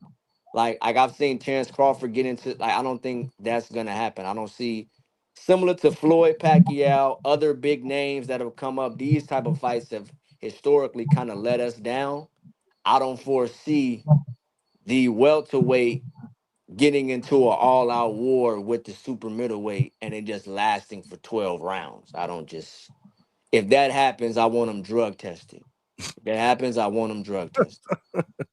Hell See, no. Khaled is that's what I'm talking about. That's Yeah. what I'm talking about. Wax with the $2. Panel is fire on a late night with the hangout spot. That's right, man. That's how we do it up here. The late night spot here, man. Smash that like button, man. Kenyo is up in the chat. Somebody's mic is bad, bro. I think it's you, Khaled. I just You got Hello. background, muted my please, joint. bro. Oh, hey. I just want to say a couple of things, man. I just came in here because I Oh, fuck with It's H Town, bro. H Town, mute your mic, H man. Town. I fuck with H Town. I done send him a bunch of counter punches. What's up, Kenyo? Go ahead. Yeah, but the thing I'm saying is we got like I really didn't want to see this fight, but it's like you got Canelo. He tested positive for steroids, and then you got Terence Crawford coming up 100 pounds. So let's see how it goes. And then if y'all want to put money on it, I'm here. I'm gonna have to ride with my boy Terence Crawford Oh, by so you can't decision. bet with CJ because CJ's betting with Terrence. He's betting. He's trying to get people to bet for Canelo. So you got Crawford. Yeah, I'm kind of just picking them off of a nationality thing. You know, we Americans. I'm kind of just picking them off of. Oh, I hear So background from you somebody. think he gonna win by knockout? Nah, I got him by decision. I True. think he's a better boxer than Canelo. Okay, True. that's what's up. The thing is like like Canelo's gonna do them body punches and stuff, but if if Crawford learned anything from Shakur, it's how to get away from them punches. How he gonna get away from him? Jumping around? Cause Canelo got them little arms. That nigga got them little T-Rex arms. Nah, you do. You do. All you gotta do is get out of you. You just can't let him punch you up in that, cause he gonna punch your arms up. He gonna punch your chest up, cause he's gonna Yeah. hit you right in the midsection. But That's he his can style. punch you. Your gloves too. Yeah, but I just feel You like gotta keep your Crawford ain't hands gonna up. let. If Crawford learned anything about defense, it's like you can't let somebody like Canelo punch you up. He's a clenbuterol baby. Yeah, but how is he gonna move away from that? What are you saying? Canelo not gonna land one shot? Like No, what what? I'm saying is you punch and you get out the way, just like Shakur does. Sorry, I got it playing in the background. Let me mute Yeah, it. you got something playing in the background. You Yeah, got to lower Yeah, that, I wish man. Shakur had to hey, I fight. watch you every night, my boy. I'm sorry. Word. I appreciate you, Yeah. brother. I'm here every night. I always watch it. But yeah, I had to mute it. But yeah, no, I got Crawford. I got Crawford only because of the boxing ability. I've just seen him do more dynamic punching than I've seen Canelo. Like Canelo's a Canelo's a hard puncher, but he's like all midsection, shoulders, arms, gloves, midsection punches like that. But then when I watch Crawford, I'm like, he'll hit you from the head to the waistline. He has the whole punch combination. And I'm not even a Crawford fan. So what do you think about that, Johnny? No, I thought you were a Crawford fan, bro. No, Sound like no, you. no. Crawford. I'm only a Crawford fan because he beat up Errol Spence. Errol Spence is my first original guy. He said He beat Errol. the Nah, you dog. supposed to ride with your guys, bro. What the hell? What Hey, do you mean? hey, Errol Spence is gone. No, Errol Spence is one of the baddest mofos we've had Yeah, in no, no. boxing, I period. saw it. Well, yeah, I watch Errol Spence fight a lot. But what I'm saying is, it's been like 2 years, and I'm not going. I'm not. I would have never been like, I want to see Crawford versus Canelo as a fight. Like the fight I wanted to see was like David Benavidez versus Canelo, or the Bivol Canelo rematch. Those were the two fights I was looking for. But now that Crawford's came up, it's like, I think if Crawford can handle, if Crawford can get punched a little bit, then I think he could beat Canelo. But I'm just not sure he can get punched like that. Cause I've saw a lot of dudes get punched by Canelo and then they turn into a track star. Yeah. and people I didn't got understand Canelo's a very accurate puncher.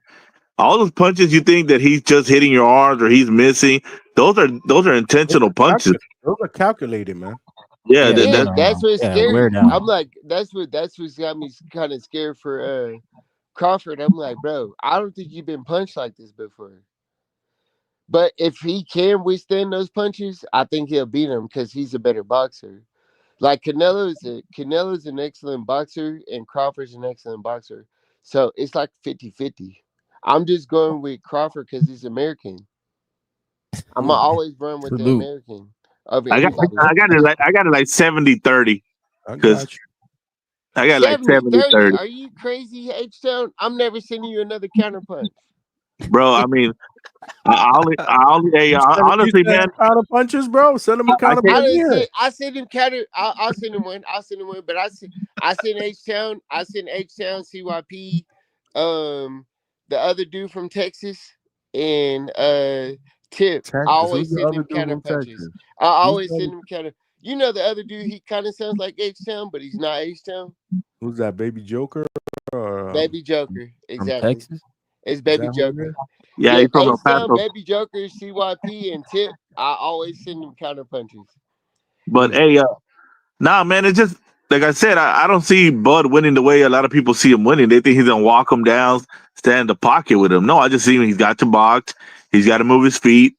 He's got to frustrate Canelo and make Yeah, him that's make the him way come out their Floyd did comfort it. zone. That was the way Floyd did it. I saw Canelo like he had Canelo throwing like rabbit punches because it was like I can't. I felt it. I was watching Canelo because it was very intense. Like it was like a house full of black people and a house full of Mexicans. It was like 15. It was like 15 Mexicans and like eight niggas, and we was in there. We was in the house tense, and it was crazy because it was like. uh. The problem is that he couldn't punch Floyd. Like he was missing, and that was what I'm like. If Crawford can't make Canelo miss, he's gonna lose.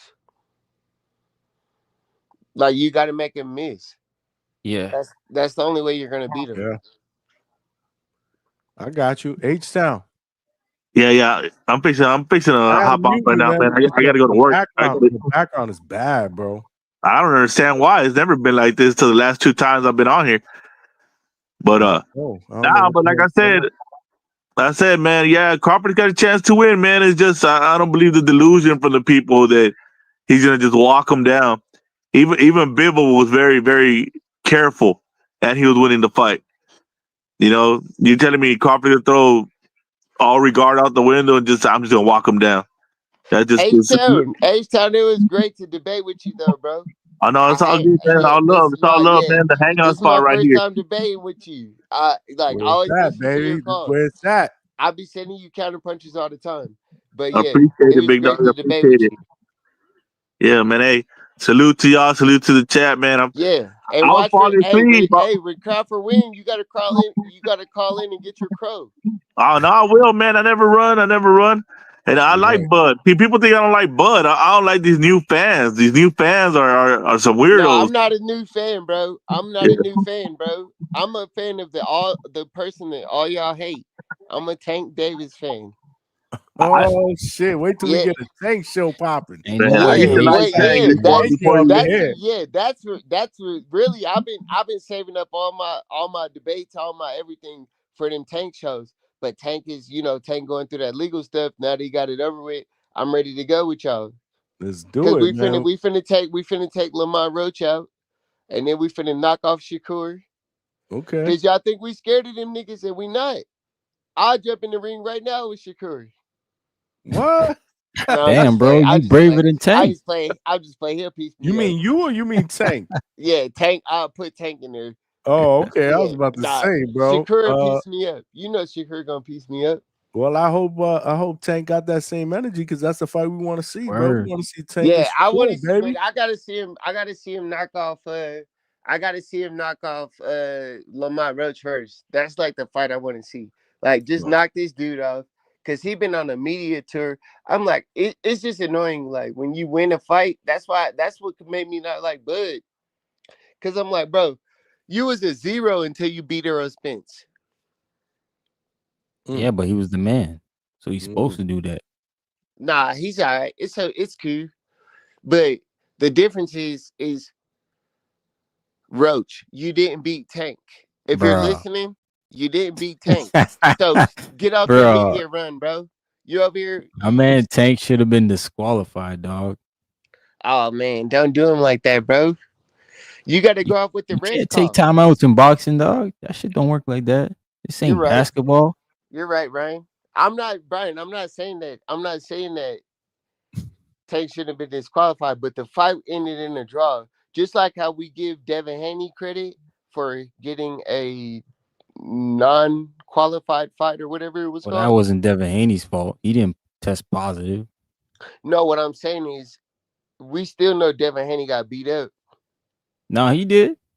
And then this is the way I see it with Tank. Yeah, you really should have got disqualified, but you didn't. So I'm treating it the same way for both guys. Yo, steroids and cheating the rules. All right, man.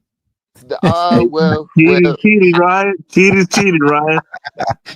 Yo, I guess so, bro. Both of them should have been a non-qualified Tank and or whatever you Ryan call it. cheating, bro. Both them. We should have just non-qualified it. Tank shouldn't even have a draw. He should just have No it should have just contest. been no contest. Exactly. But then the commission will have to admit they were wrong. They don't want to do that. That's the problem. You know, accountability in boxing, bro. You know this. Yes, sir. Hey, Kenyon, I believe Tank didn't take that fight serious. I think Tank knock him out the next time around. You know, hey, that's just me. Maybe I got a little too much faith in Tank too. Maybe he done tricked me too, Johnny. Hey, we got to see, man. We got to see. Yeah, man. Yeah, but I'm out, guys. You have a good night. Appreciate you, H-Town. H-Town in the I'm gonna head on building. out too, man. You too? Yeah, we're about to wrap this shit. Yo, this shit was an epic show, man. Yeah, I'll probably be on Great TBV panel, tomorrow. man. Great debates back and forth, man. Appreciate y'all. Ryan, you know you my guy, brother. Of course, man. Shout out to IM 444. Kenya, Word. shout out to you for hitting the link, dog. Yeah, Kenya for hitting the link. I am 444. Ryan, let them know where they can find you, brother. Boxing Talk up north, man. We going live tomorrow. You're talking about Mr. Virgil Ortiz, who can't seem to get a fight. Sander.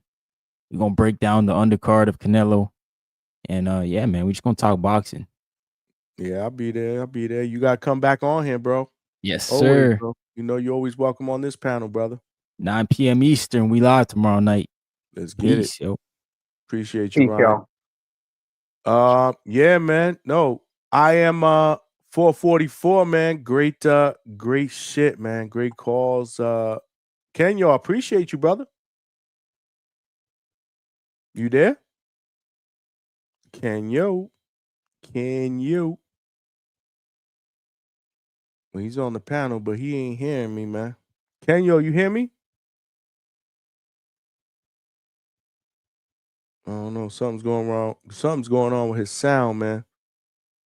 But yo, if you can hear me, appreciate you calling in, man. You got to keep calling in, brother. You got to keep calling in, man. Yeah, man. Great show, man. We pushing almost 5 hours, man. 4 hours and 44 minutes, man. Great show. I love the fact that we had excellent panel members, callers. Damn, we went above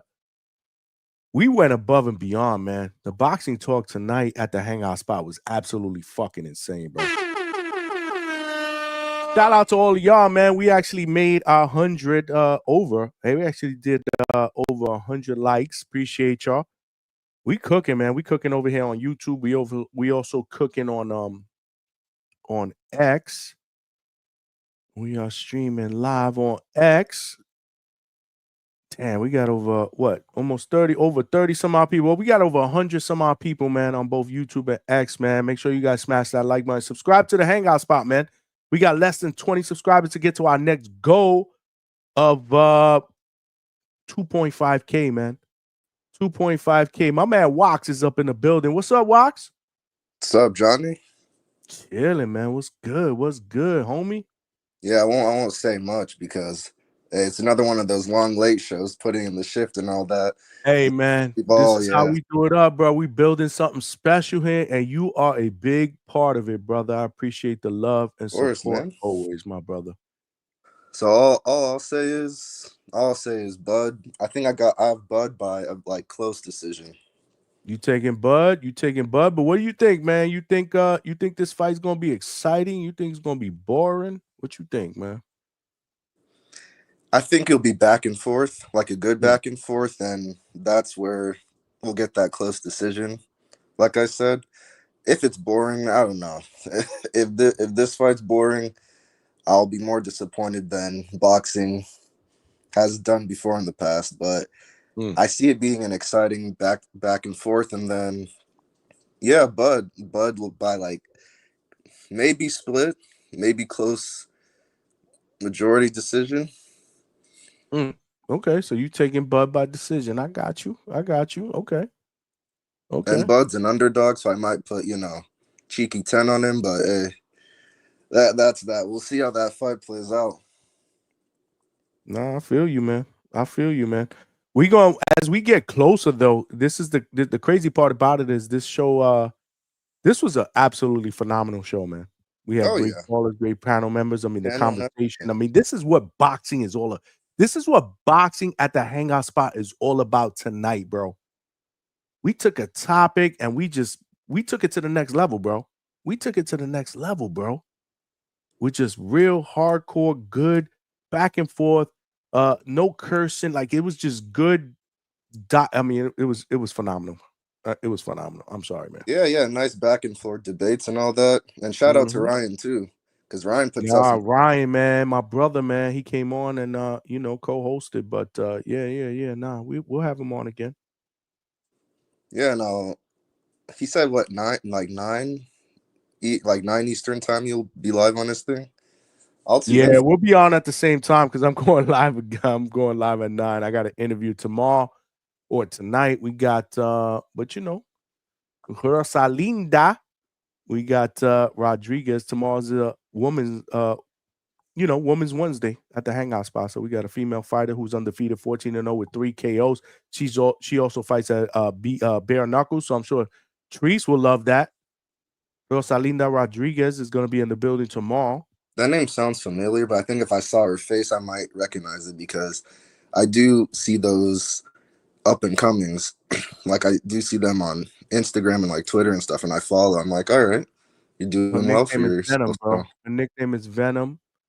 She will be in the building tomorrow or tonight. I'm sorry. because we are at 2 o'clock in the morning Eastern Standard Time. Alberto jinxed me. Alberto's in here. He jinxed me. He wants us to go to midnight Pacific Standard. That's not gonna happen, Alberto.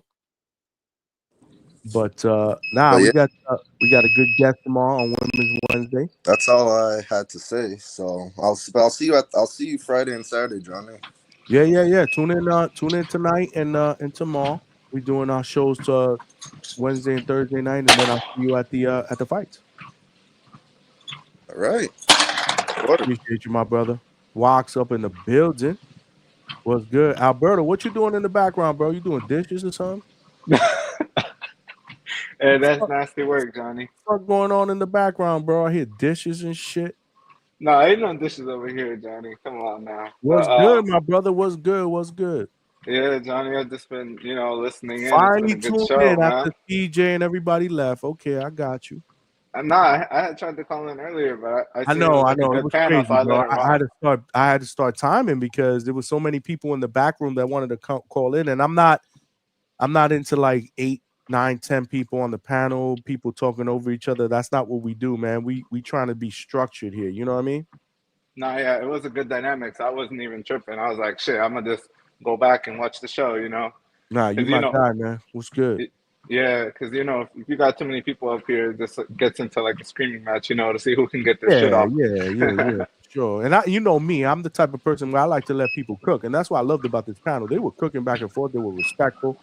They were putting good boxing back and forth. It was dope. It was dope. Yeah, no, I was kind of listening to everybody, and it just kind of seems like even the people who are picking Bud, it's kind of like, it's kind of like on some race thing. You want to stay American or you want to, stay pro-black. So it's kind of like even the people who are picking Bud, it kind of seems like they're like, well, Bud could win on this one caveat if he can take Canelo's power. That's where I'm like, you can't let your prejudice influence who you're picking in the fight. You got to be objective because I don't think Canelo has to do too much to win the fight, Johnny. I'm gonna be real. I think as long as we know what he's gonna do, he's gonna be on the front foot. He's gonna be circling the ring. Bud's gonna be on the back foot. I just don't see how Canelo can lose the fight. Um, I mean, maybe Bud can surprise us. He's a generational fighter, but I just don't see it. People keep posting these old pictures of Bud, saying he's super cut up and that he's gonna somehow be a bigger. Do you buy into that, Johnny? Real quick, that Bud can overpower Canelo in the ring, like he's gonna be the bigger guy. Not today, but again, this is why I keep saying, man, I want to see how these guys look when they're near each other close to fight night, weigh in and shit like that. But I don't know, man. I mean, like I said, the biggest thing for me with this fight is the intrigue factor, and this is why I put out this topic today because intrigue, yes, you got me pulled in, but when I start seeing shit and hearing people talk about this being the fight of the decade and blah, I like you need to tell me why I should be invested in this fight being a great fight because I want it to be a great fight. I just I don't know if it will be, 3 weeks out. I'm not sure. Stylistically, it's not a fight that I would sit there and tell you like David Benavidez and Canelo that I wanted to see. It's a good consolation prize. You got two guys that obviously are top 10 pound for pound. Terence Bud Crawford is going for legacy. Canelo Alvarez is who he is. So there's a lot of storylines behind it. But at the end of the day, you know the deal, Alberto. We do live fight chats after these fights. I want to be excited about what I see. I don't want to come out here after this fight chat and be like, damn, bro, you see what I'm saying? Here we go. Another whack ass fight that we had to see. Let's talk about it. Like, no, I want to be like, yo, this is fight of the year candidate. So I wanted people to convince me that this could be that fight. So this was really what the topic was. Like, I know it became more of a prediction show. And that's okay. And that's okay because we're gonna do that shit probably like 2 or 3 more times before we get closer to it, which Try is like cool. 100. Yeah, and it's fine. It is what it is. I didn't want it to be that, but it became that.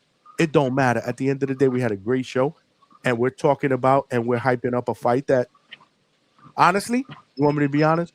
We're doing better promotion here at the Hangout Spot, the Boxing Voice, all these other fucking shows than realistically they're doing for it. Yeah, and I think when you have like two household names like that, they just feel like they don't have to do too much. And Johnny, let me say this real quick. I don't think we're gonna get a great fight September 13th. I really don't. I think it's gonna be a snoozer. You know, I don't think Bud is gonna go for broke. I think once he gets in the ring and feels Canelo's power, it's gonna be like the rest of his opponents. You know, he's gonna play it safe. He's not gonna get into a shootout. It'll probably be a boring ass Canelo UD, and I'm not even a big Canelo fan. I rock with the Mexican Monster Benavides. You know, I feel like we should have got that. That I feel like Canelo, I would give the edge to skill wise, and that would lead us into a firefight because Benavides is gonna go for broke. He's not just gonna sit there and you know kind of just rest on that. And so I really think this fight's gonna be a boring fight, Johnny. Um, yeah, I just people were talking about Bud's size. They posted an old picture of him. Uh, I saw a picture today of him and Shakur. Uh, I guess they were sparring, and honestly, Shakur looked bigger to me than Bud. Did you see that photo, Johnny? I didn't. I didn't. I got to check that out. Yeah, I gotta drop that in the chat. Like, yeah, Shakur Well, looks just bigger send than it to me, Bud. man. DM it to me, man. Yeah, man. I got you, Johnny. Are you following me on IG, by the way? Nah, I don't have that, Johnny. Oh, you don't have IG. So how are you getting it? Send me a DM on X. Okay, yeah, I got you, Johnny. Yeah. So we can get connected. Yeah, I seen that. I seen it, and I was like, "What the fuck?" Like, because people there was. Did you see the other photo that was circulating a few days ago of Bud in like a black tank top? Yeah, that one I saw. Okay, so that one I guess was from 2023. So somebody kind of like was like, "Hey, this isn't a recent photo. This is from 2023." So I don't know, man. I feel like Bud's not as big as people are trying to make him seem to be, and I think that size is going to be the difference. Like, I would give the skills wise, I got to give it to Bud, but I mean, I think the size is going to be the difference here, Johnny. I mean, I know it's not a prediction show, Johnny, but I think it's just going to be a boring fight. What did you take away today? Like at the end of the show, do you think it's going to be a action fight or like a boring fight? Like, Nah, be honest. we had some good dialogue that leads me to believe that maybe this could be a better fight than I thought it could be. So you know, mission accomplished. But you know, at the end of the day, I wouldn't put any money on it, and we'll wait and see. You know, but today was good. There was good arguments today, Alberto. There was good arguments. Yeah, Why no, this could be a really really good fight, man. Like I'm a boxing fan first and foremost. Fuck what I do, you know, all of this. I'm a boxing fan, which means I want to enjoy these fights and I want to walk away from these fights satisfied. Like, yo, man, that shit was amazing. Let's talk about it. You know, so you know, I wanted people to pull me in, and for the most part, man, no, that was some good intriguing arguments today on why I should be pulled in. But we're gonna have more of those, right? Because this fight is still 3 weeks away. yeah, I feel like okay. So Bud, his frame size, I would say he has a smaller frame size than Mel Charlo. And so if Jermel couldn't really, you know, go toe to toe with Canelo, I just don't know how we have any indication or how people have this inclination that somehow like don't get me wrong, Bud is like an all time great, but I just don't see it, Johnny. I feel like dudes are kind of trying to convince themselves, you know, and you know that props to them, you know, root for who you root for, but I'm just kind of pissed off, Johnny, because I know it's gonna be a lame main event. And then it kind of sucks because I think the co-main and the undercard is pretty underwhelming. I think we should have got Coach Bermudez. I didn't see Scooby on there, Johnny. So like, did they hoodwink him? Because he was out there sparring in New York for free. That's Good fucked question, up, man. man. We talked about that earlier, man. I would have, if you would have asked me this question 2 weeks ago, or a few days after that whole sparring session, I'm sorry, that Turkey did with you know, that he hosted in New York City, I would have been like, yo, they're a lock. And now here we are. You know, we're having the discussion and they're not on that card. Nasty work. But it is what it is. It is what it is. Hey, at least it's on Netflix, right? So like, we don't have to Yeah. come out for like $90 or Oh, for get some sure. Russian stream. For sure, man. And we will be live for that. I'm not really the biggest live fight chat dude because I like to enjoy the fights. I prefer to go live after the fight so we could open up the lines, talk about it. Yo, did y'all see that? Let me know your thoughts. But hell no, this is gonna be one that we're gonna go live and then we'll continue to go live after. So that's gonna be a long a long night. Hey, you might set a record that night, Johnny. That might be your first 10 banger, 10-hour show. Well, Because the right main now we event, did right now on Sunday 7. we did a little bit over 7 hours, bro, which is fucking crazy. But Johnny, I'm gonna be real. I tapped out before the live finished. That's the first one I wasn't that's here the start to first, and, finish. and and that's how I know that shit was overly long because usually you're on in the beginning all the way to the end. That's how I know that. Yeah. Damn, I think I went too long. But How yeah, did you we'll go try not 7? to keep it that long. How did you go 7, Johnny? Like there was just too many calls, or the conversations were just flowing, and it just kind of Well, went there. Like, once Coach Bermudez comes on, oh and yeah, actually the conversation was actually pretty good. Like there are shows where I do 6 hours and I'm like, damn, I could have probably cut that in 5. I don't know right. about this last hour. I'm not gonna lie. But this one was actually on Sunday was actually the conversation was almost like, okay, let's I didn't really think about it until the point where I was like, damn, I'm tired, man. I gotta get up in the morning. But hey man, What? this is what hard work is, man. Hard work. Yeah, no, for real, Johnny. And I feel like for the Canelo Bud undercard, you should kind of do like some not clickbait shit, but like I guess like we gotta build the channel up. I feel like you should put the same like on the thumbnail. Use the same thumbnail that Netflix and is gonna have for the fight. That way, people are gonna try to find like to watch the fight on YouTube. And so if you have like the thumbnail that kind of looks like the real fight, people might come on for that. Good idea, And brother. they'll probably stay on. Good idea. Appreciate all the good feedback, man. Anything we could do to try to get this shit moving. But no, we're definitely doing live fight chat for that. So yeah, make sure you guys are hot because I think NASA's they're doing a live they're actually doing a fight party in Vegas. So yeah. We'll have the audience because they'll be doing something, an event over there. I'm not going to that. Wait, I thought you were going to Vegas for the fight, Johnny. No, I'm not going to Vegas for the fight. I was thinking about it, but no. I think live fight chat, brother. Live fight chat. Yeah, because I'm the week before that me and Mrs. Hangout spot, we're actually doing a cruise. We're going away for a few days, much needed vacation. It's been crazy with the day job and doing all these shows late night. So we just need to get away for a few days. So that's gonna be the week.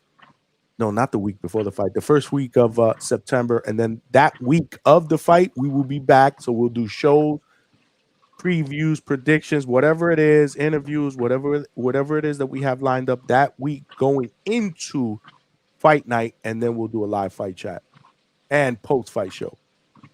Yeah, that's what's up, Johnny. Like that's It'll be crazy. well-deserved rest, man. Yeah, I'm no, it's happy gonna be for you. crazy. Yeah, no, Yeah, I but no, need that. Recharge the batteries and come back even better.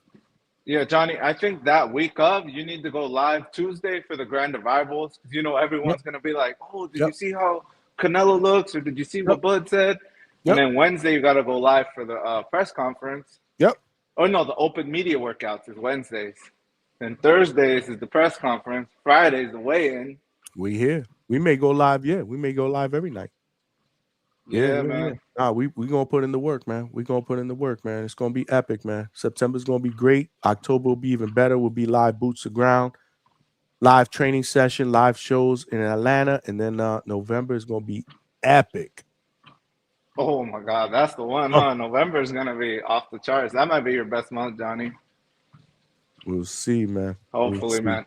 We just gotta get through this month, right? Because I mean, there This ain't month really is much slow. this month. Yeah, this month is slow. Even tonight, it was funny. During the day, I was like, damn, I don't really have a topic. What am I gonna? I just don't want to do a show to do a show. But then I was like, you know what? Let's talk a little bit about this question that I have about this fight and if it's gonna deliver. And we'll see where it goes. Maybe we'll do a couple of hours, 3 hours top. And look, here we are, Alberto. We're pushing 5 hours. Great show, man. Great Nah, show, yeah, man. this is dope, man. Hey Great Johnny, show, man. I'll let you hang out. I'll let you sign off. I know you probably got to get some rest, man. So appreciate the Appreciate you, my content, brother. Johnny. Yeah, Appreciate you. man. Yep, you got it, All brother. right, Johnny. Have a good. Yep, there you have it, man. Alberto in the building. Appreciate y'all. Unbiased Brim said, "Crazy Johnny, that I've become the person people attack against Norman Jr. Certain places will keep mentioning him, even if I'm trying to talk about other fights." Unbiased Brim, all I got to tell you is join the club. This is I don't know if you know, this is the Norman spot, bro. So I mean, they talking about me in other channels, other shows, or this, though that. They throw some hate. Some people give me some prop. I don't know, man. It is what it is, man. I just I'm good with it. Whatever it is, man. Whatever it is. Big Motion Boxing was good. Johnny, what up, though? What up? What up? What up with you? You so nice, Johnny. I wish I was. I try to be. I try to keep it a buck. Suckers watch out, smash some like. You haven't smashed that like button. I don't know what y'all waiting for on the way out, bro. Great show tonight, man. We had great panel members. We had great callers, man. I mean, this shit was amazing, bro. This show was amazing. This show was amazing, bro. I ain't gonna lie, man. I love doing this shit. And the best part is doing it with y'all, man. We building something super special here at the Hangout spot, bro. This shit is crazy, bro. And this was a show, like I said, man, I was struggling to find a topic, but I was like, yeah, I got to find something because we got to stay consistent, bro. We are the night spot, bro. Tuesday, Wednesdays, and Thursday nights, 9 p.m. Eastern Standard Time, and we go until. Shout out to the third shift workers that rock out. Shout out to all of y'all in the chat that were participating. Shout out to all of y'all, man, that helped me hit my super chat goal. I appreciate, I love y'all. We putting in that work, so every penny counts. Wow. Like I said, man, we just we threw something out there and it stuck, and it was great dialogue, great panel members, great callers. Shout out to Ryan, Bryce, 444. I mean, BX. I mean, we had new callers today that called in. Shout out to Alberto at the end. CJ, who co-hosted in the beginning. I mean, this shit was epic, bro. Epic, bro. This is why I love doing this. And tonight will be no different. We will be right back at it, 9 p.m. Eastern Standard Time, 9:15. We will have female fighter. She is a 118-pound fighter. She's undefeated, 14-0. She just signed with my man Brian from Fighters First. I'm sorry, Square Circle Fighters. I'm sorry.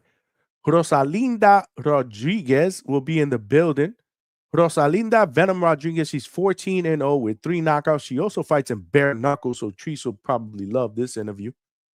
And she's got a great story, man. She hails from Chicago. And yeah, we will have her on for an interview. Women's Wednesday. We'll have her on for an interview at 9:15. We're going live at 9 o'clock. We'll have her on at 9:15. Then after that, we'll open up the phone lines. You know the deal. Panel members, callers. This is how we do it at the best boxing talk out there. Opinions, passionate boxing talk, different perspectives. Bro, we laugh, we joke, and we get it in. But this is where it's at in the Hangout spot. Y'all family, man. Y'all family. So we all appreciate all of y'all for the love and support. Smoking Mo said, Johnny always got the fire prospects in the women's boxing. Yeah, she dope. It's gonna be a great interview. Trust me.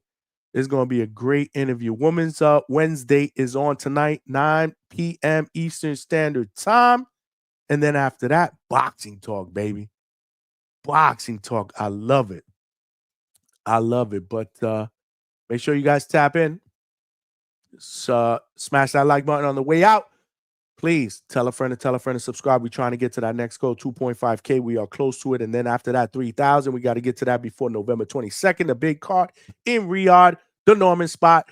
Brian Norman Jr., Devin Haney, David Benavidez, I'm sorry, against Anthony Yard. That card's going to be absolutely fire. We doing that. Tree said, did someone say bare knuckle? Yup. Rosalinda Venom Rodriguez, who's a Mexican and Puerto Rican bantamweight fighter. She's 14-0 with 3 knockouts. She also fights in bare knuckle. She will be on here live 9:15 tonight for an interview. You got any questions? Throw them in there like you guys always do.